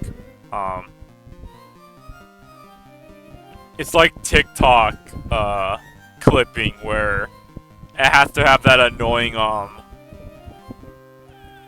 top screen clip rather than, like, widescreen clip, so it can be shown on TikTok a lot easier.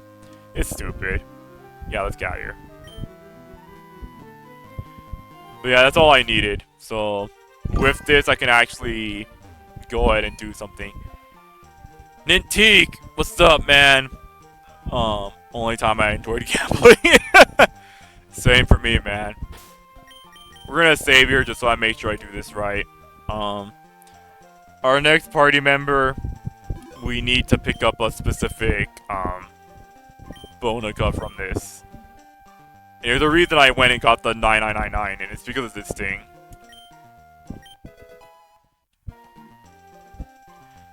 In a technical sense, this is the only place where you can get this thing, even in, like, post-game scenarios, so it kind of sucks that you do have to farm money for it, but at the same time, by the time you get to post-game, you're gonna have so much money that getting a lot of these guys is not that hard. No.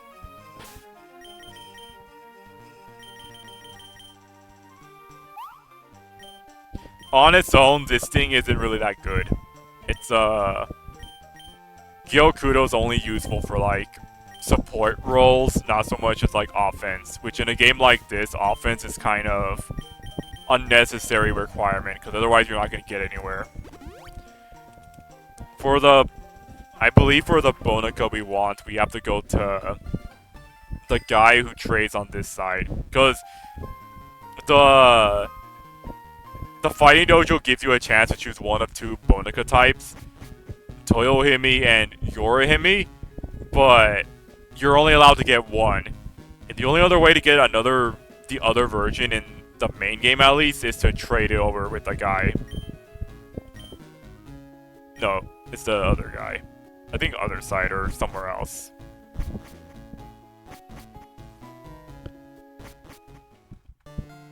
So that's how you would get the other guy, and that's kind of what I've been doing. Grinding, saving up the money for.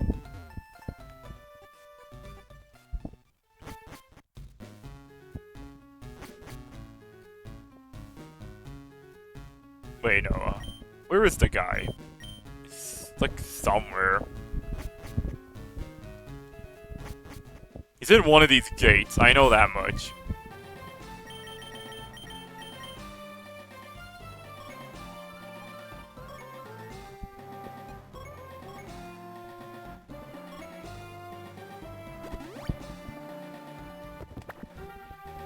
If somehow I don't end up finding the guy, I'm gonna be disappointed in myself.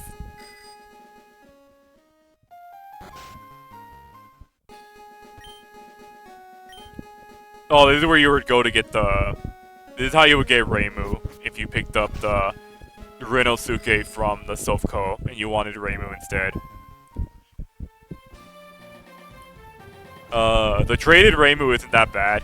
She's got good stats and a good nature. I actually used that Reimu for IV breeding purposes because her IVs are so well balanced that you could pretty much breed her with other Bonicas and get good IVs off of that.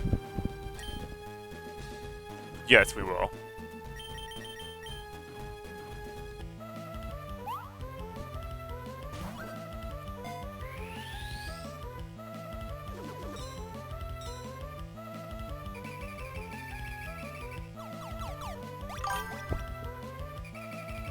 Yes, Nintik, you heard it right.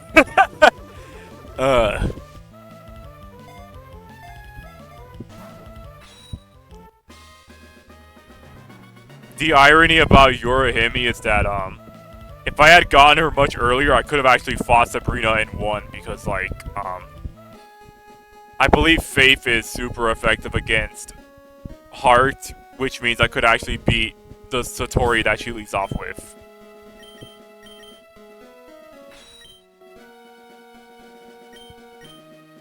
In terms of, like, stat balancing, Yorihime is she's the Bonica of all time. Like, her balanced stats are so balanced that it's kind of boring that she has, like, nothing specific going on with her, but regardless, she's gonna be a nice addition because she fulfills the criteria that I kind of want out of her. Let me just check on my notes and see, let me check my notes and see what exactly I would need to do with her. How old? Nobody knows how old Reimu is. As far as some people say, she could be like a teenager versus a young adult because of how aging in Gensokyo works. Not even Soon wants to come out and talk about the age discrepancies of Reimu and Marissa, so use your own headcanon, I guess.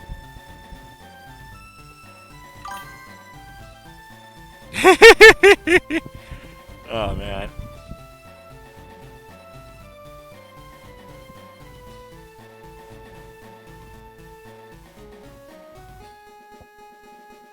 Ah, here we go.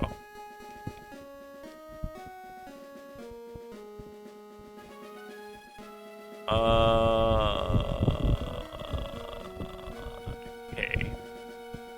And what moves would I need for you in particular? You are...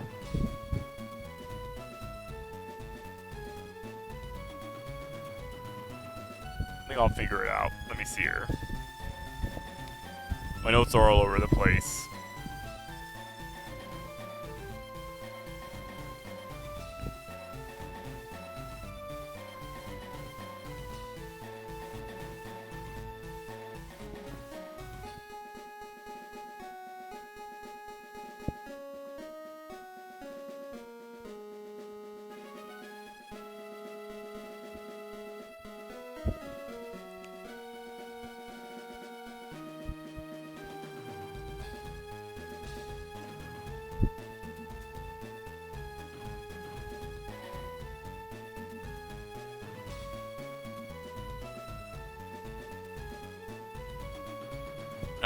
Why did I make this so complicated? Why is my notes just like this cryptic mess that I have to go through every time?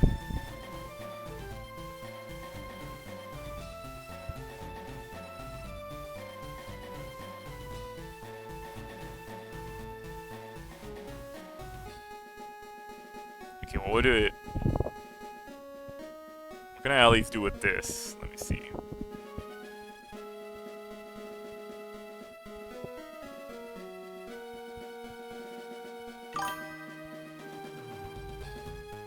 I feel that whenever I have to write fast to note take in class. Yeah, it was like that for me too when I had to take notes for class. Like, I would write things in such a way where it sounds like I'm trying to decipher the grand Egyptian hieroglyphs with my notes. Now I use the computer to just try to remember stuff. Yeah.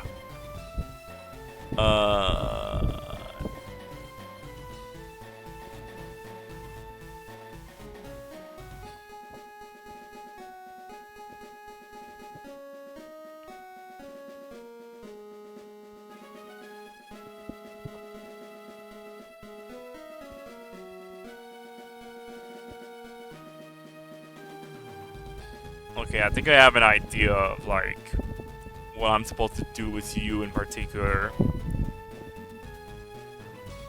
Maybe.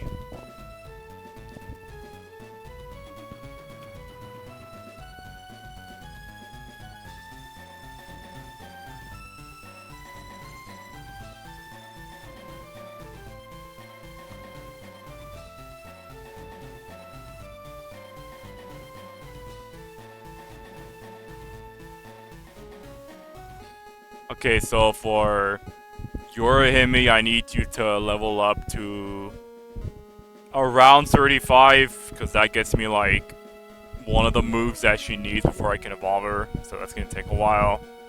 Not as long as you think because of, the circumstances we're in right now, but it's still gonna take a while nonetheless. So let's go ahead and just give you the experience share, then we'll get to places. Alright, we're gonna fly back, and we're gonna fight Blaine. And it's gonna be awesome, because unlike Sabrina, I can pretty much powerhouse Blaine with the team members I have. It probably won't go horribly. Maybe.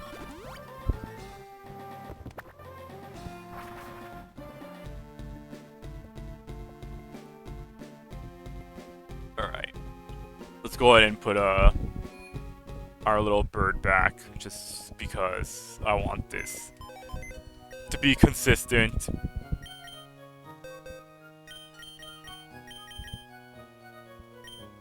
There we go.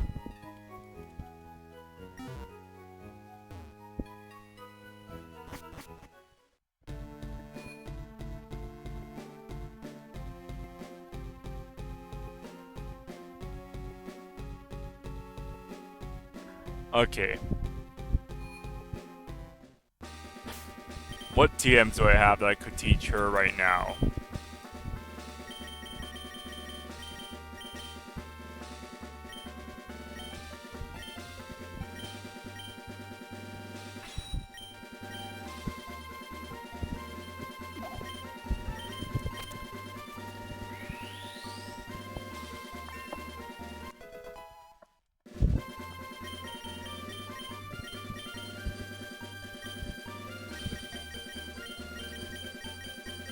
The novelty of Yorahime is that she learns like a surprisingly good variety of moves that she can get away with.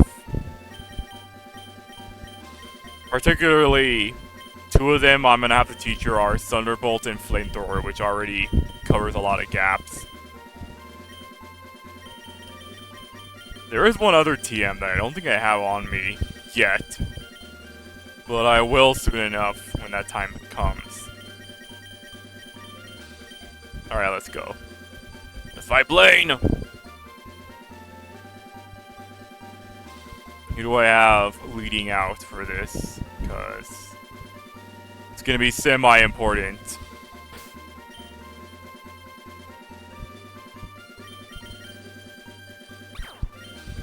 Okay, yeah, we'll do Marissa and then we'll see where we go from there.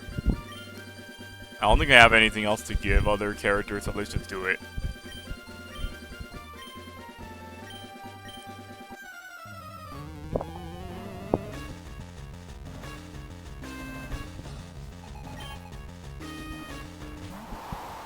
Oh, that's the... Oh. That's gonna be a sing and a half.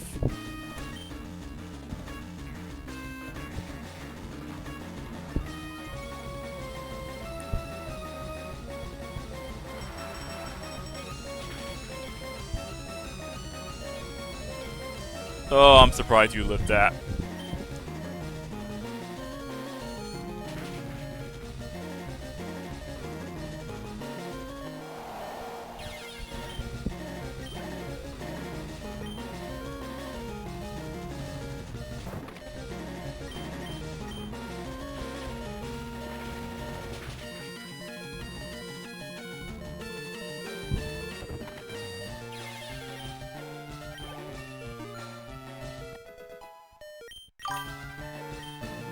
Have you ever played the Toho games? I played some fan games, but I never actually played the mainline ones. I know I could download them right now, but I just haven't gotten around to it yet. No, I don't want to teach her a trick. I do want to, though, like, that is my goal. I do want to play the mainline games.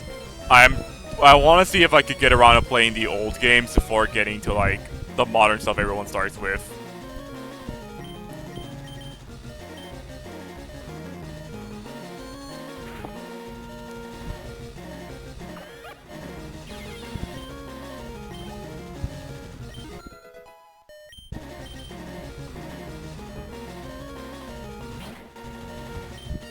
You could be faster than me, but not fast enough.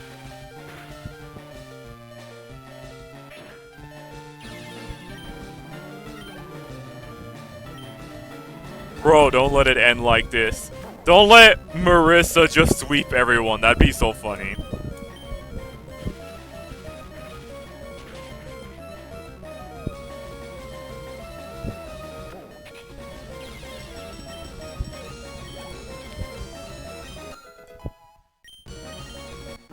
For the record, Marissa wasn't even, like, the one I was banking on. That was just someone I sent out because I just wanted to see who I would need to switch into.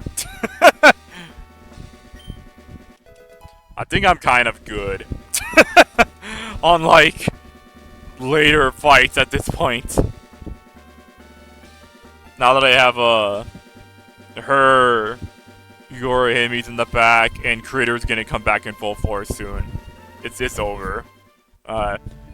Unless I get unlucky in some areas, I think I more or less won the game. Yeah, let's go to the Sevi Islands. I want to get Critter going as soon as possible.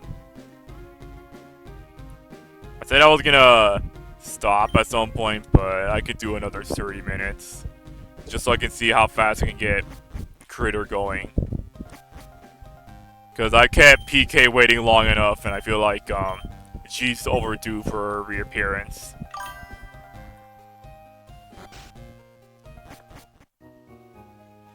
So anyways, the Sevi Islands. I remember when I got to this point as a kid. Not as like a young kid when I played Red, but I think I was 10 or 12 when I got my copy of Fire Red on my Game Boy Advance SP, and I never played the original Game Boy Advance. I got the SP version before that one, so that was what I ended up with.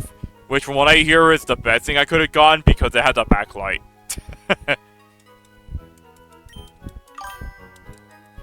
So, I got to the Sevi Islands and I thought it was pretty cool because I never saw this from the original Pokemon Yellow, so it was just something I wanted to get through, and I thought it was like neat going around the islands and doing stuff. I never got to like the post-game stuff with the Sevi Islands because I didn't know there were other post-game areas that I could have gone to. I think it just kind of never went past that point. SP is the best one because it folds, has a rechargeable battery backlight to play in the dark. Yeah, I would argue the SP was in preparation of the DS since it would also do the same thing, but I feel like it really was just the best case scenario. It answered a lot of people's problems that they had with the Game Boy and the Game Boy Advance.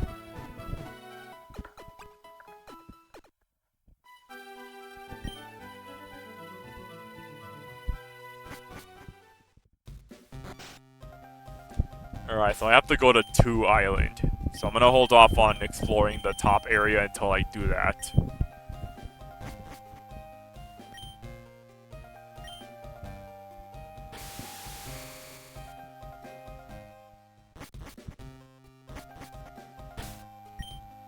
We're gonna switch items around, and we're gonna send Lucky out to deal with stuff.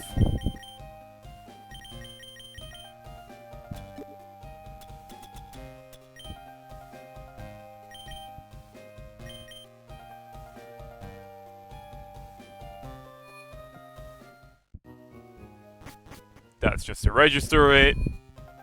Let's see what everyone says. What do you have?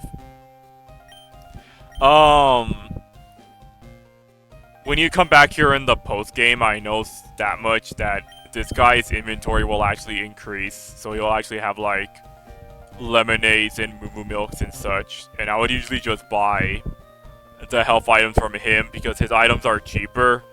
And at this state in the game, having moo milks is a bit more cost conservative than just buying a bunch of max potions and such. So that's what I would do. Let's talk to the guy.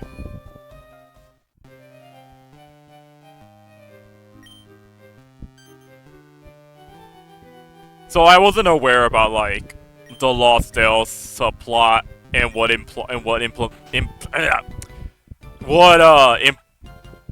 implications came from it.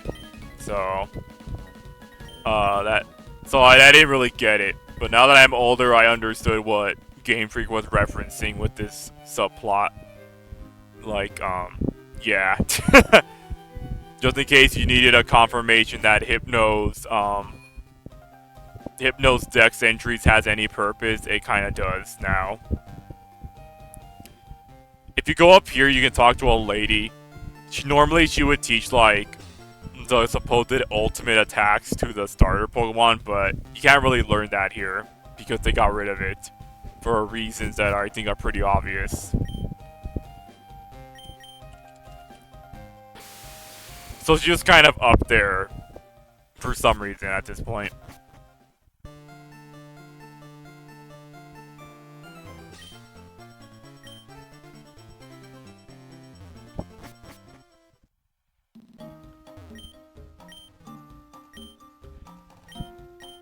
This path this guy is carving is from the original game.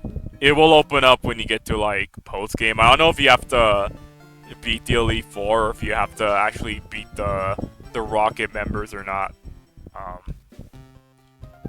We'll see soon enough when that time comes. Alright, let's do these fights. So.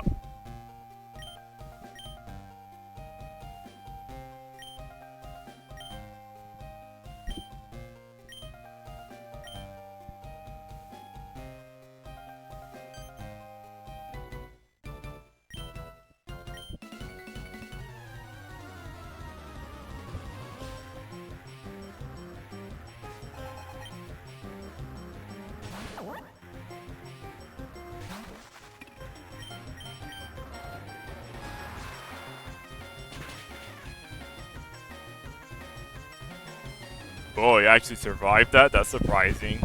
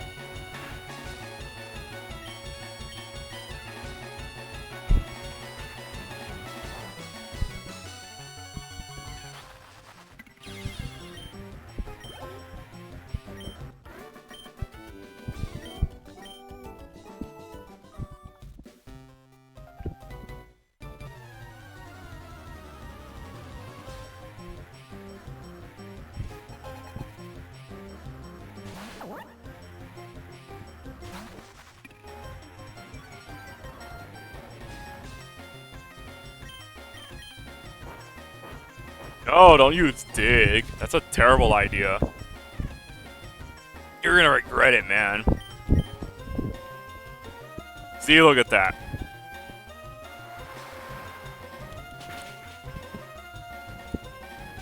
And now you're done.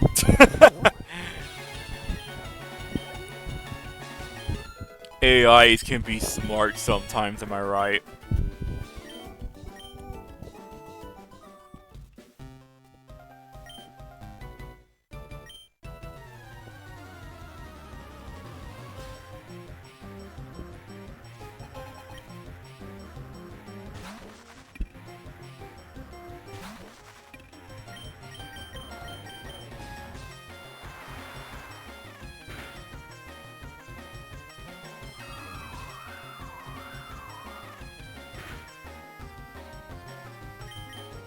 Every time I would use Ominous Wind or Silver Wind, I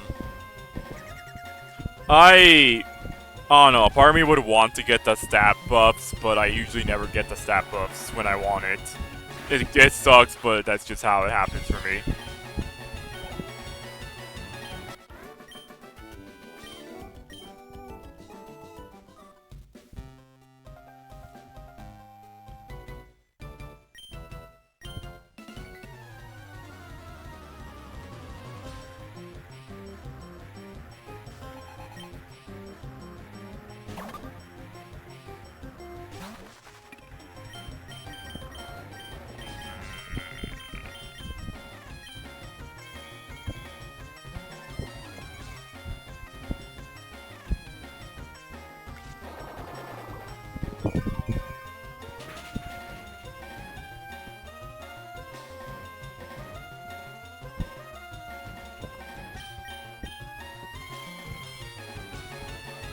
Imagine being a ground type Pokemon and your opponent has Levitate. What do you even do at that point?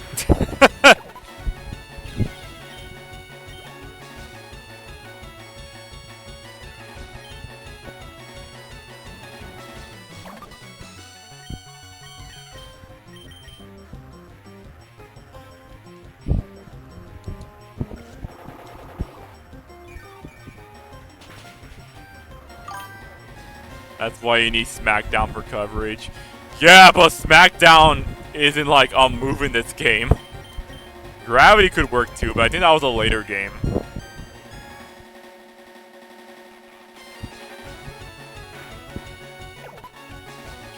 Literally just come in with any other move at that point.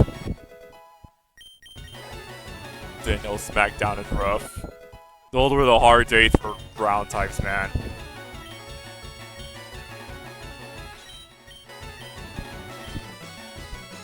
Anything coverage, basically, yeah.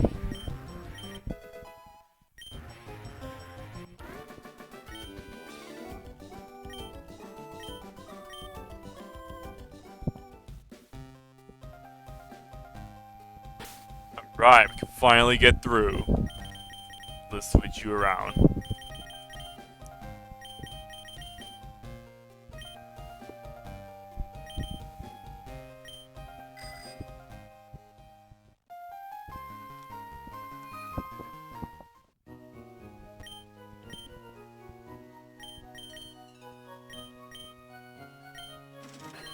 Where are the... Here we go. Gonna need these. Do I have anything to sell? Let me check.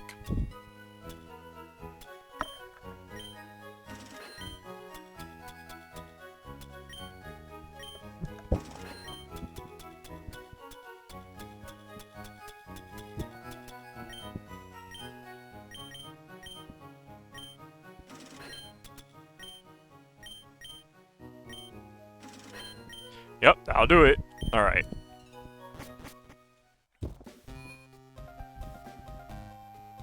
If we hug... Oh wait, no, I could, let's go ahead and bring out a... Wait, what am I saying? I could just, teach Yorahemi the move. Let's get a cutter out here.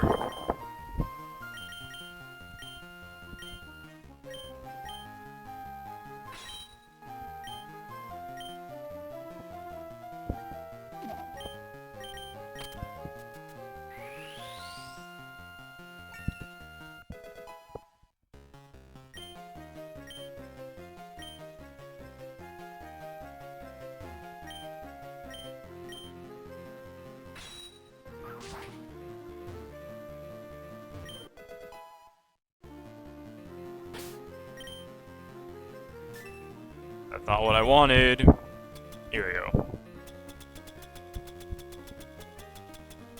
Oh yeah, that ninja suit. Let's give it to Marissa, because why not?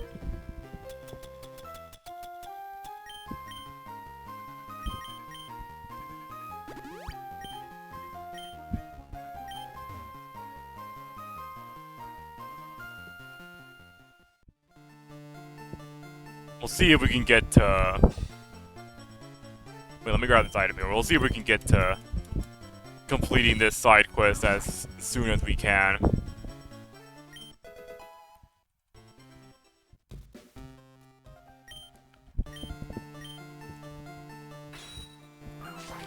There is an area around here that's exclusive to the post-game stuff.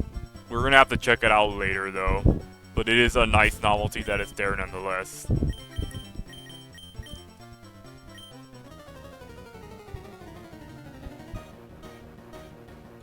So, back when I was showing off the Safari Zone, I had said that a lot of the Bonacas there, you can actually catch later on. It's just that they just kind of show up later than usual.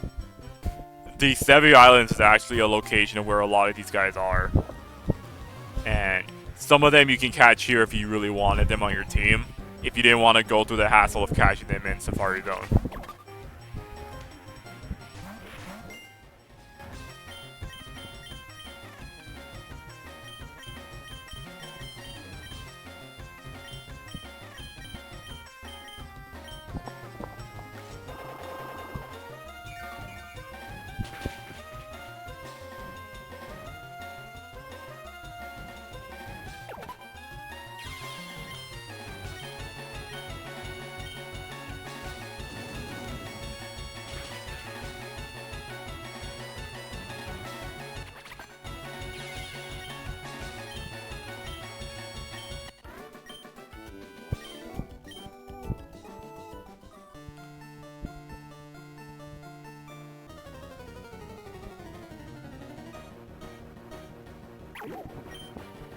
Of course, I say that, but like, that's gonna be dependent on whether that depends on whether I even run into these guys or not, which is gonna be up to chance at this point.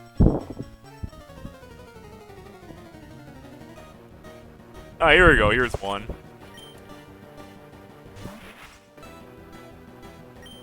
I know Aiki because she's like she's the final boss of that one other Toho game. I forget which one. She's got nice music though, so that's that much I know. She's alright in this game though, like she doesn't do anything that other Reason types can't do.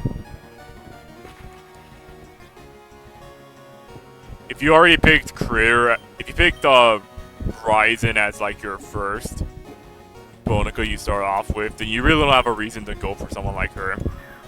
Even if you didn't though, you have a few other options before you get to this point. Not that she can't be used, it's just that she's alright. That's pretty much it.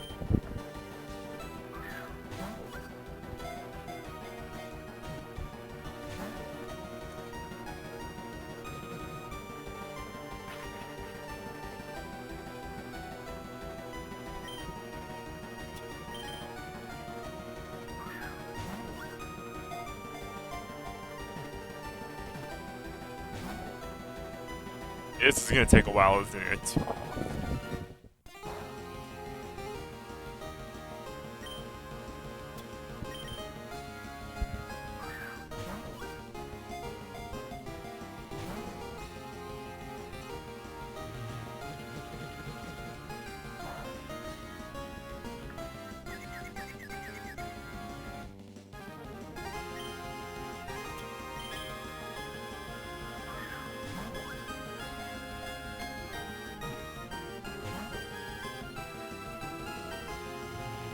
Alright, screw it. Where's my, where's that one button I can do?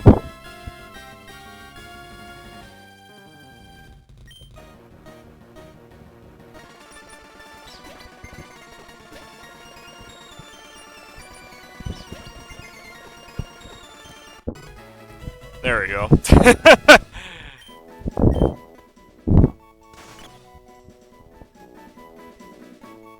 No. You said it in the party.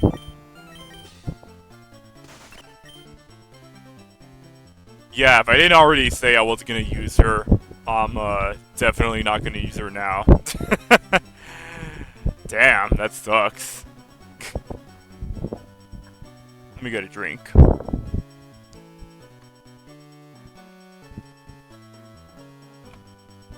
Alright.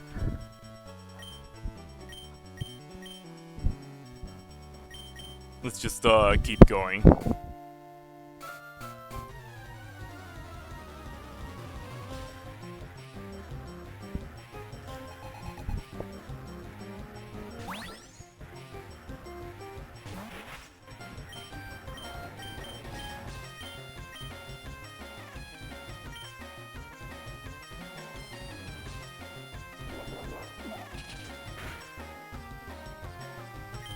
Alright, I can't really hit you, so let's switch over to someone else. Hey, what level are you? 37, yeah.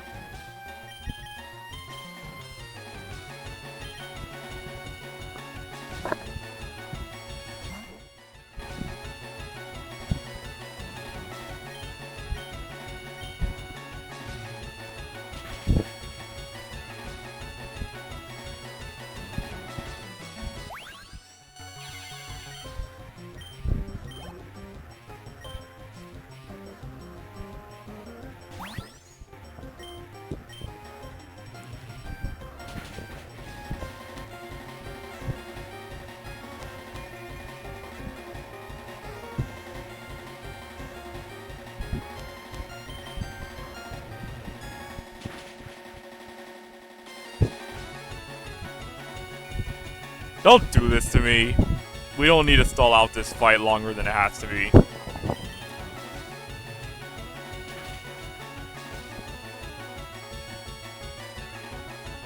There we go.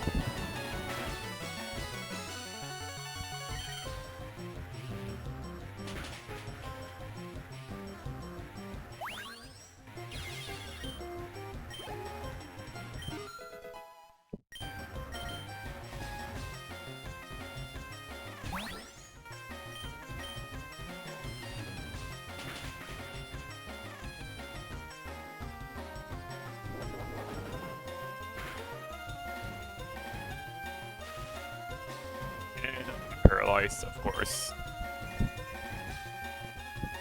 Okay, I see where this is going.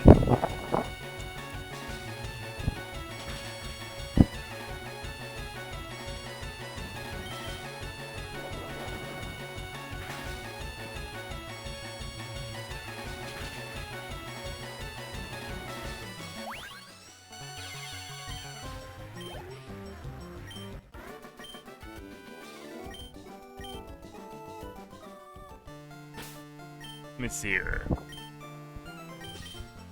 Let's go ahead and heal you up. Where is my... here we go.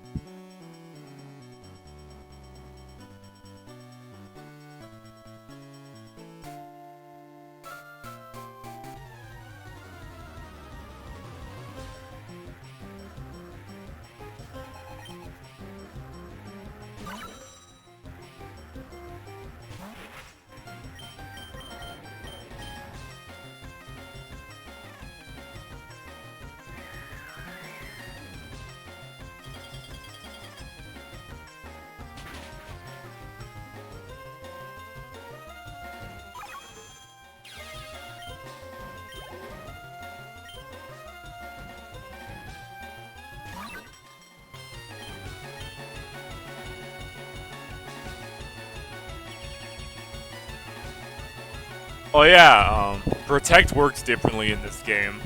It no longer behaves like a... It no longer behaves like a counter system to protect your Mon every turn. Or every couple of turns you use it, it just raises your stats now. Which can be debatable in terms of whether that's a good thing or a bad thing. If you want a move that still behaves like Protect, the fighting move Detect is still there, so that still works.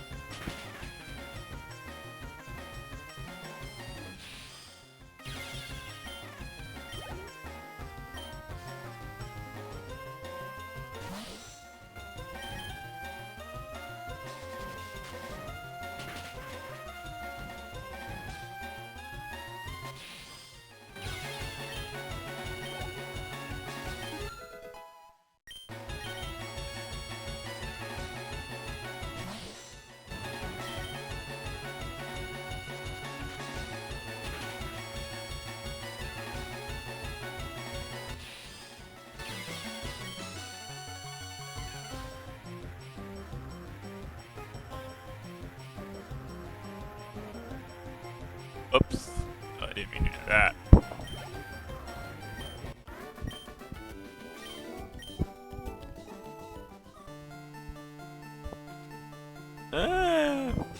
Yeah, we'll fight you too. Why not?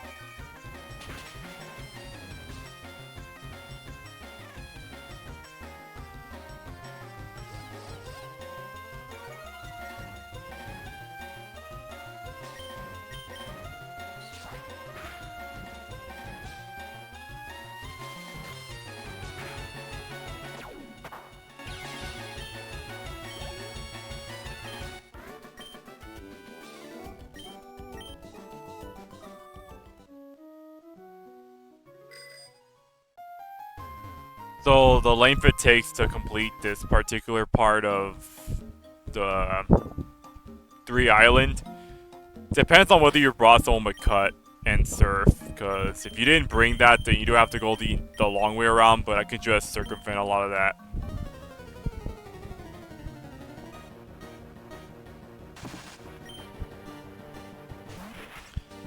Here's one from the Safari Zone.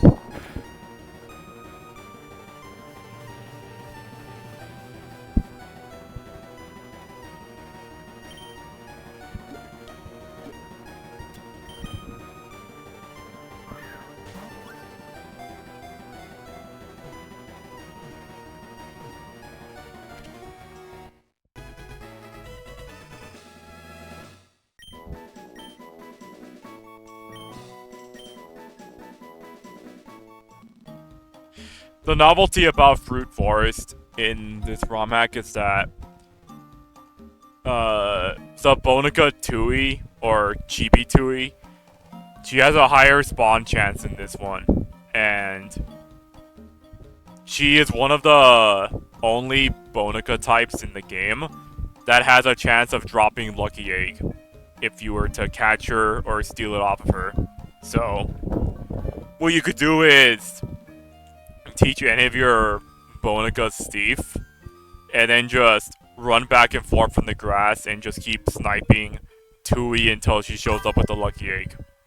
So, this is the earliest. It's not the earliest you can get the Lucky Egg, but it is the most consistent way of getting it because of her higher spawn rate than the other location you could do it with.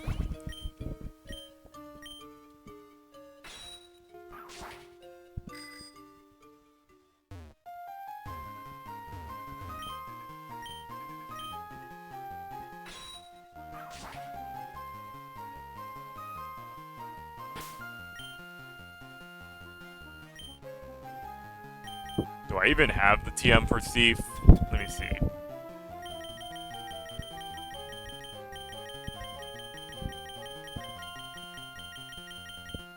Yeah, I do.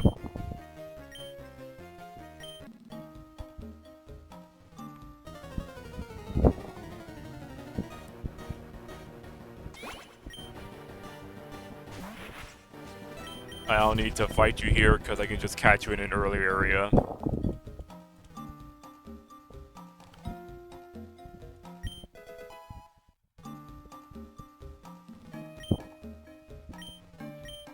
I want that item over there, so let's go ahead and grab it.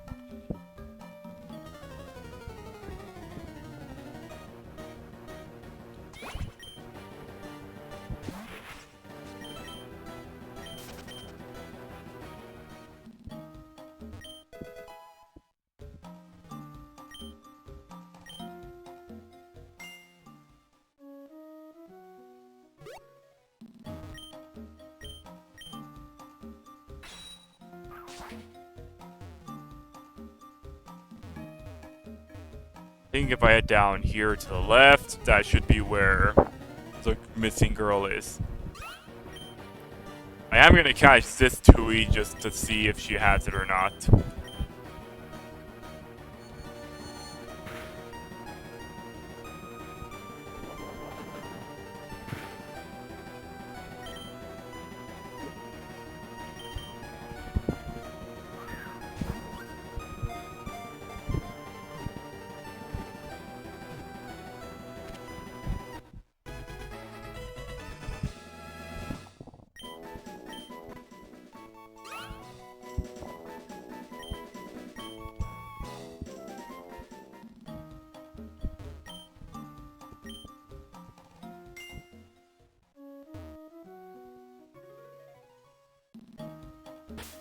Where are we right now? Yeah, we're doing well. Sup, little girl?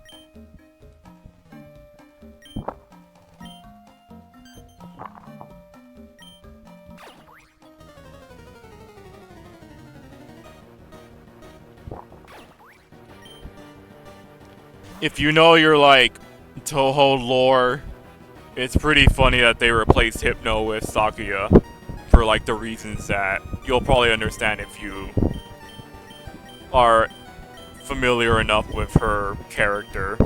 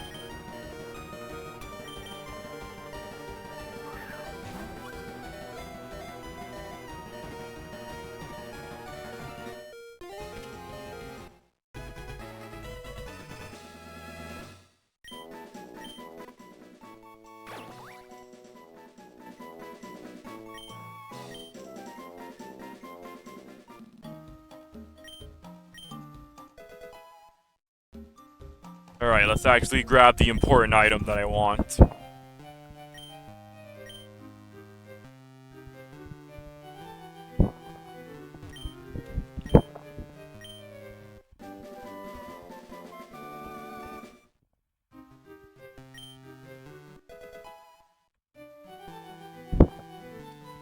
There it is. That's exactly what I need. Let's do what we have to do here. So, put you away. Where are you? Where are you hiding? There you are. So the thing about the Rainbow Shard item is that it's the only shard of its kind you're gonna get for a good while, because this is the only one that's in the main game. The others are in post-game. And when I say post-game, I don't mean like the other islands and such. I mean like further into post-game. But we'll get to that when we get to it. Right now, this is the only one you can get in the game, and there's a select few Bonicas you could give it to. One of them happens to be Ryzen, or Critter in this case. And the reason I held off for this long is because, like, Ad Ryzen is not, she's not part of the Powerhouse group, but she is one of the very, very, very few Bonicas in the game to not have a weakness in her type matchups. Like, she does not have a weakness at all because she's basically the Spiritomb of this game, if Spiritomb was actually good.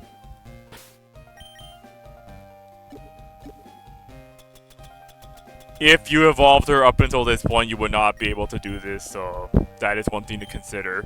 But it also means you were not allowed to use Critter up until this point, which kind of sucks, because, like, she's kind of behind in levels. Spiritomb doesn't have a weakness. Okay, so before fairy types were introduced, Spiritomb's typing made it so that it had no weakness when facing off against any Pokemon, because Ghost Dark was such a perfect type matchup that it covered every single weakness it could have had against each other and against other types. So Sableye and Spiritomb did not have a weakness because they were Ghost Dark. So no Pokemon was able to get stab on them unless you had to do like hyper-specific circumstances. Fairy types are indeed super effective against Dark types. They can go through Ghosts normally, but they are super effective against Dark types, and that's why they were able to that's why they were actually able to hit Spiritomb for super effective damage, which means that the novelty of Sableye and Spiritomb were dead because of that circumstance. Also, I've just been raided. Sup, Nada, sup, everyone. I was gonna end soon-ish, but I guess I could do one last thing before I call it, so I'm gonna have to hate to do the raid and bounce thing, but I got a ton of shit to do tonight. Thanks for showing up, man. Thanks for the raid, man. I appreciate it. I hope you have a great time doing what you need to do, and I'll talk to you later.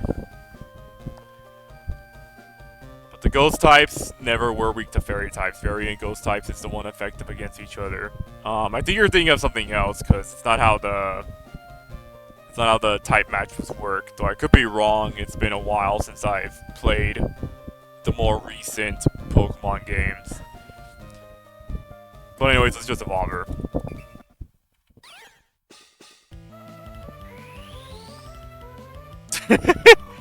Look, man, I'm not gaslighting you. This is generally how I think how the type matchups work.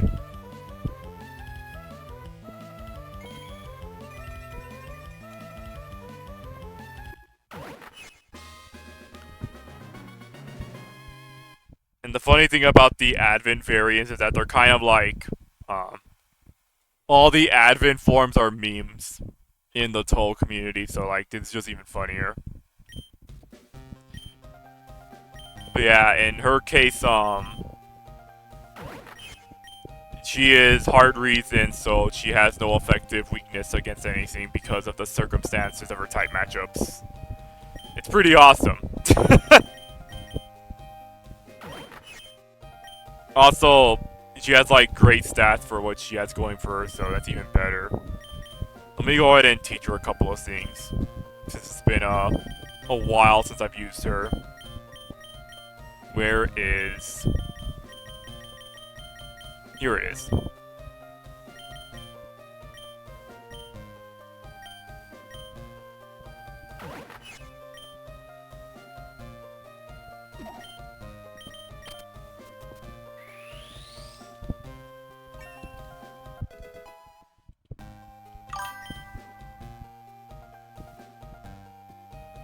Yeah, I know, it's not that, I'm gonna have to look at it later then. Could be wrong. So what else do I want to give her? I could give her, Giga Drain, that'd be funny.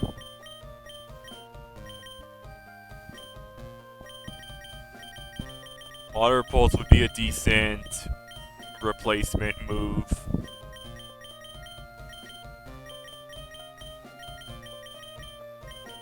I'll give her Giga Drain just for another move to have, and then I'll, think about what to give her later on.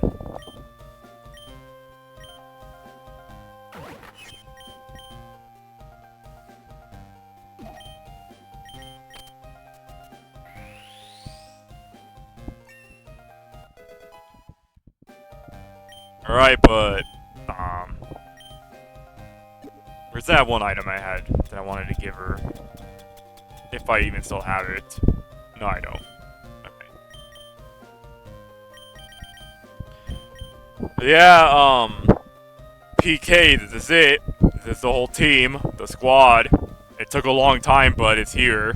So, the rest of this point, it's gonna be smooth sailing, theoretically speaking. Let's go ahead and, get out of this place, because it's not that much of a use to me anymore.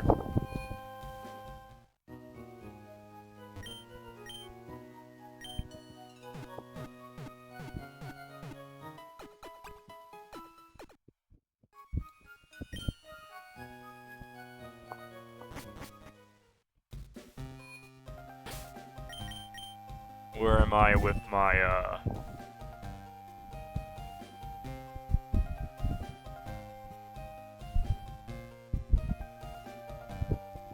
Alright. We're gonna do one last thing I missed, and then we'll call it for today, because I've been ignoring, like, my massive goof with my prior stream. I've been going at this for 4 hours now, so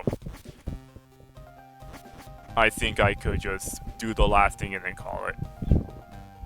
So, I actually, had to pass up fighting a gym leader because at the time of my attempts at fighting her, I did not have the right team matchups to actually do what I wanted to do, so I'm gonna give it another shot now and see how well it goes for me. If I don't get it this time, then I think I will just call it anyways. Because otherwise, I'm probably just gonna keep going? Yeah, I'm probably just gonna keep going. Maybe go around and fight trainers to get experience, but other than that, that's gonna be a bit of a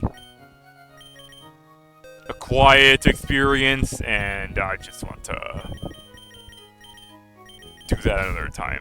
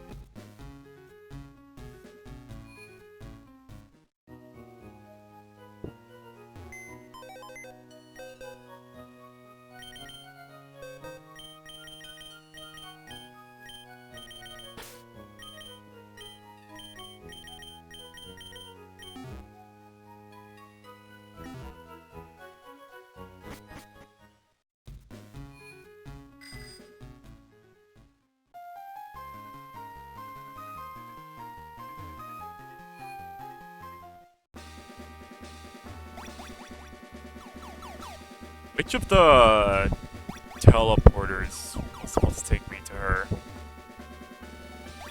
I think it was,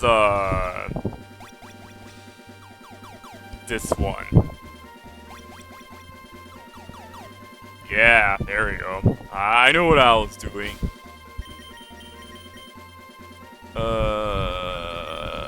Wanna switch over to... We'll switch to Marissa, then we'll see how far we get with her. Hopefully everything goes well. If not, I'm gonna be sad, because that means, like, the rest of this isn't gonna be as fun. Alright, Sabrina, let's do this. Let me end off on a high note, please.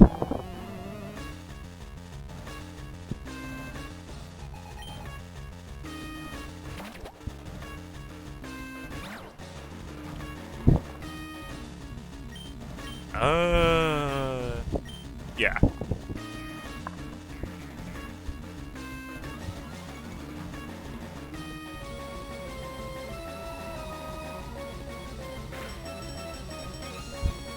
I think that might do it.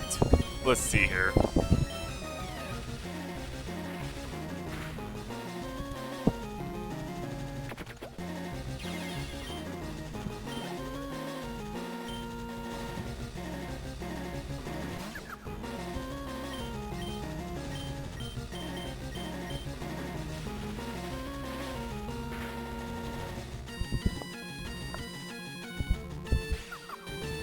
Oh yeah, I think that's it.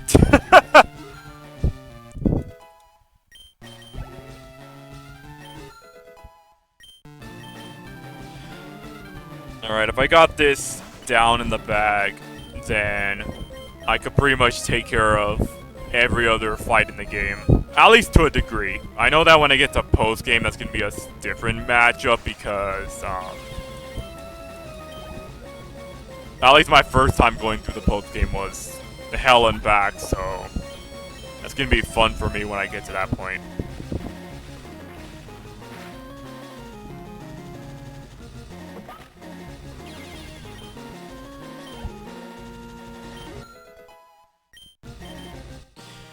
Yorihimi's almost at the point where she can evolve, so that's going to be good.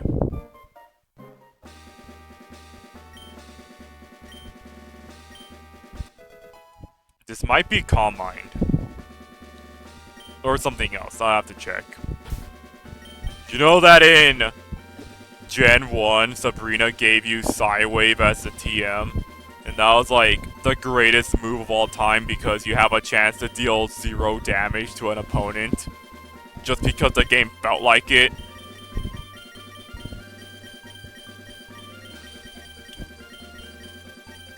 I mean, I get that you wanted to, like, give,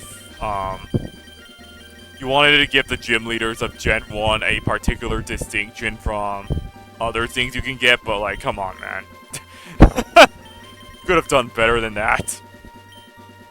It's even funnier, because, like, Psychic is available in the same town, and you don't even have to fight her for it.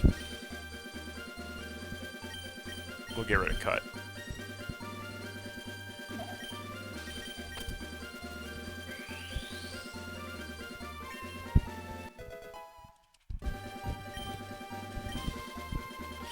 So, the next time I'll stream, we're gonna be fighting off against... I mean, as soon as I find my way out of here. So next time I stream, we're gonna be going to Viridian City, fight Giovanni. We're gonna fight, Gary one last time before we do the Elite Four. And then we're actually gonna finish the main game. In that... Hopefully in that one stream I'm gonna finish the main game, but... we will see what happens. I'm looking forward to it, because, like... I don't know, the first time I did that fight, or that I did the Elite Four, it was a good experience for me, because it was hard, but it wasn't, like, impossible hard. So I'm looking forward to it. Maybe things will be different with this team, but we're gonna see as we get there, so... Thanks everyone for showing up and being here.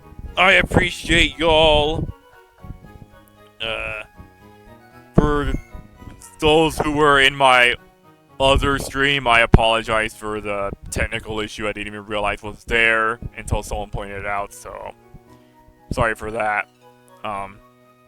Hopefully I made up for it with this stream though, cause I enjoy doing these and I enjoy having people who I know are having a good time with it. Thanks everyone. Alright. Have a good rest of your day. I'll be streaming again soon? I don't know how soon. Probably like Friday if I want to do something extra, but we'll see what happens. See you, everyone.